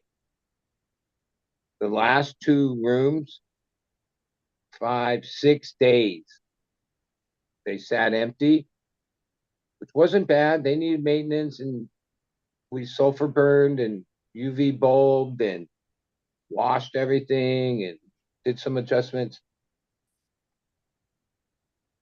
because the plants weren't big enough yet. Like, they needed another few days, a week, to be ready to move and take clones up. And yeah, tomorrow harvest, and then Saturday's clone day. So maybe Monday, set the room. Well, you're losing 5 days. and you lose 5 days, and then you add it up on both rooms annually. Oh, you've lost X amount of days. So when you're like dialed in perpetual, oh, now, even though I didn't have a lot to do with it, I've been for a couple years suggesting a lot of times cut them down and reset them, like all in like 6, 8 hours. Is boom, boom. I've always said, oh no, you need the room empty for like 1 day or 48 hours to like let it air out, let it dry out, clean it proper, do maintenance on everything. If you just keep setting, which okay, there's reason for that too, because if you can eliminate all these days in between, it'll be more profitable, right? But it's a give and take, like everything is a give and take. But then it's not so easy to adjust a schedule. Like, okay, so I want to find a week in the veg. I want to like be a week, we're a week behind, so I need to find 7 days more. If we're taking the clones right now, wait a few days. So it's hard to find, like, if you're following me, it's hard to like, you won't be able to find it in one cycle. It'll be something you have to work toward over a couple cycles to, and it didn't get out of whack in one cycle either, because I've run perpetual for 30 some years. There are always these adjustments you have to make to keep all three things in cycle, right? Or actually, when you have two flowering rooms, it multiplies it, right? I mean, when I would help people or help people set up and sit, I would always use the same analogy to like explain what we're trying to do. So it's like juggling, right? And yeah, you can juggle three, right? That's the first thing. You juggle three. That would be clones, veg, flowers. But I used to draw it out a little. Oh, if you veg for this long, because you flower for this long, okay, so that would be like if you had to throw one of the fucking pins way the fuck up high, and jug, okay? But then if you add a second flowering room, even though now you got 4 of them, they're all like in the same height and timing. Boom, boom, boom, boom, boom. That's how you'd explain that. Because like over the years, a lot of my friends, new growers, whatever, they would start. A lot of times, they would start with like a veg flower. They would only have one thing set up. They'd learn that, like meaning they would veg and flower and then one cycle. Fuck, that's like 100 days between having any weed or longer. Then they decide, oh, how do you veg? How do you clone? How do you, okay. And then they would get that down. And then the final step, however you make it happen, is have one veg and 2 flowering rooms. Because otherwise, in the cycling, yeah, like if you took clones from the plants you turned back, it takes 70 days. We veg plants for like 3 weeks, 21 days, maybe 25 days. That's it. If I had to like veg a plant for fucking 70 days, no, I'd have to take clones off of those plants. So like yeah, the cycles aren't. That's not how you do it. So your partners haven't pressured you into running autos all the time? Oh hell no! Like no autos indoor. There's no sense in it. And the autos I ran outside, one batch was inside. I mean, they were cool. They were very big. They're just not there yet, right? Yeah, and the weed was like seemed impressive. It had terps and looked good, but when you smoked it, it was just like blando, like it wasn't very stony. And I grew maybe 6, 7 different varieties, a couple of them a couple times. They were like a gimmick, or I don't know. Hey, just because I had them, I sprouted 5 autos, I don't know, a while back. And then I gave them to my friend, Fabio. He's an older guy, thinking he would just have them in his at his house because he gardens and has a pretty cool piece of land with some. But no, he gave them to his daughter. And then a couple of days ago, they sent me pictures because they're only like this big, a foot tall. But one of them's super purple and the other ones are green. It's the coolest thing ever. He's been my customer for like over 25 years. And it's the first time he ever like grew out a plant, whatever. And the pictures he sent and then called me a couple times to talk about it. Like, yeah, it's maybe that leads him to, because if he says, oh, I want to do that again, I'd say, yeah, fuck the autos. Here's some real seeds. And then you have to do this, this, and this. So I think it's an introductory thing for some people. That's kind of thing. That's a, a buddy of mine in town here. He's an older guy that really wants to get into it, but he's not the smartest cookie on the in the jar. So I was thinking maybe just throwing him some autos to fucking, so I don't have to be over there babysitting every day to make sure he doesn't have males and shit. It all I mean, depends. Like if somebody's just that's a two different things, casual, obviously, but you don't ever think they're gonna like really take growing as like a passion or be into it. Yeah, but if somebody's really on their path to like learn how to grow and for their life, I'd say don't. Yeah, autos would not be where. No, kids dive in. I don't wait. I've been growing a long time. Met a lot of growers. There were a lot of people that weren't the smartest fucking uh, sharpest knife in the fucking drawer. I mean, and they were the great growers. It's not that complicated. No, Truly, it's not that complicated. that's what I tried to tell them over here in Thailand. I said, get like just a few nutrients. I said, I only use 5 products. You don't need to use all this stuff and keep it simple. Just water the plant. Well, I mean, it needs 17 nutrient, micronutrients, right? But those are like, one 15. or two products have all those in it. But a that we plant, know of. the macro set, the NPK, and the micro set, and that's all the rest of the metals and whatnot. Uh, yeah, A you got to plant go needs through that, like 3 whether different it's in the products to soil, get them all now. whether it's in a soil, or whether it's in hydro, or whether you're supplement. I mean, that's what all the products are trying to achieve. There's some products outside of that.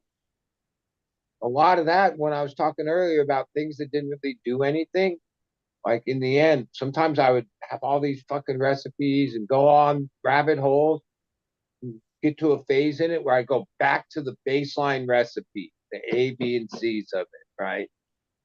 And then that's when I'd realize, oh shit, all this other bullshit didn't have anything to do with it. All it needed was this. And if it has that, and the environment and the plant's as happy as it can be. So over the years, yeah. But I believed in a lot of things. I won't like some of that was like times were different and there was like, oh, they would draw you in. They had ways. There was always the beginning when it was samples and they had ways to try to get you to be a customer of their product. I mean, that was what the business was about. Some of those products, not that science might exist or not exist, or and I like to buy as little as if I ultimately, buy nothing off the shelf in a year, I consider that a success. some of those things that were supposed to bring up more of this, that seemed like a bunch of bullshit. The baseline of what of a plant's needs It's pretty much what all we need. See, whereas I'll take that. There were I'll some make products compost that'll have. that, like, there was results of, right? I mean, now most people think guano and it's a whole political thing or whatever, but way back then there used to be what we called booty juice, but it was Budswell. And yeah, I kind of stopped using Budswell because it's like 35 a fucking gallon. And I know this because I talked to them years ago when this all happened, because I'd used it for years. I knew when PGRs, I knew when they reformulated it, plant right? growth And basically, regulators. they took the stank out of it, right? And some of that was Or because when you had natural seaweed, distribution, or you couldn't have a few gallons of shit, even though it had a seal and top on it and all this shit. Like that shit would reek up the whole fucking store, the whole fuck like there's booty. no PGR in it. It was really stinky shit. And if you used it in your res, the fuck a little bit would, yeah, it was potent shit. We called it booty juice. But oh, it laid crust. Like you could get your weed to be way crustier when you use that stuff. But then they reformulated it for a lot of years because I knew what they did in the reformulation. They even explained that, oh, it's still da da da da, but we removed the sulfur. Like that was part of the reformulation because it was the sulfur in the shit that was the booty juice, right? That's where the stank comes from. A lot of people say. Okay, right. And a lot of this is when they went to Hawthorne, like it used to be when you tried to get it from the hydro store, it was hit or miss because I wasn't the only person buying it. And people would buy it up when the store had it. And then they would have to deal with this whatever shit farm in fucking Humboldt that pumps this shit out that didn't have great distribution, and there was always hit and miss with that. Well, then all of a sudden it was available at every fucking store. 5-gallon jugs, 1-gallon jug, but it was reformulated. This was years Yeah. ago. I used to add like a tablespoon or a little more of micronized sulfur. When I get a gallon, I'd open it up and add that, and then I wouldn't use it for like weeks or months, and I'd shake it up every so often, and it got a little funkier. I don't know if it, like it's one of those things where this expands, da da da da da. Blah, blah, blah. Are you see results? Nah, I can't quantify any result. Then cut the shit out. And a lot of that is a product of the last so many years of the contraction of the business, where you just get down to the basics. There are some products that if the numbers justified it, it wouldn't hurt to use that and this and that. But ultimately, like, wait, at these numbers, no one's paying for that, so fuck that. You know what I mean?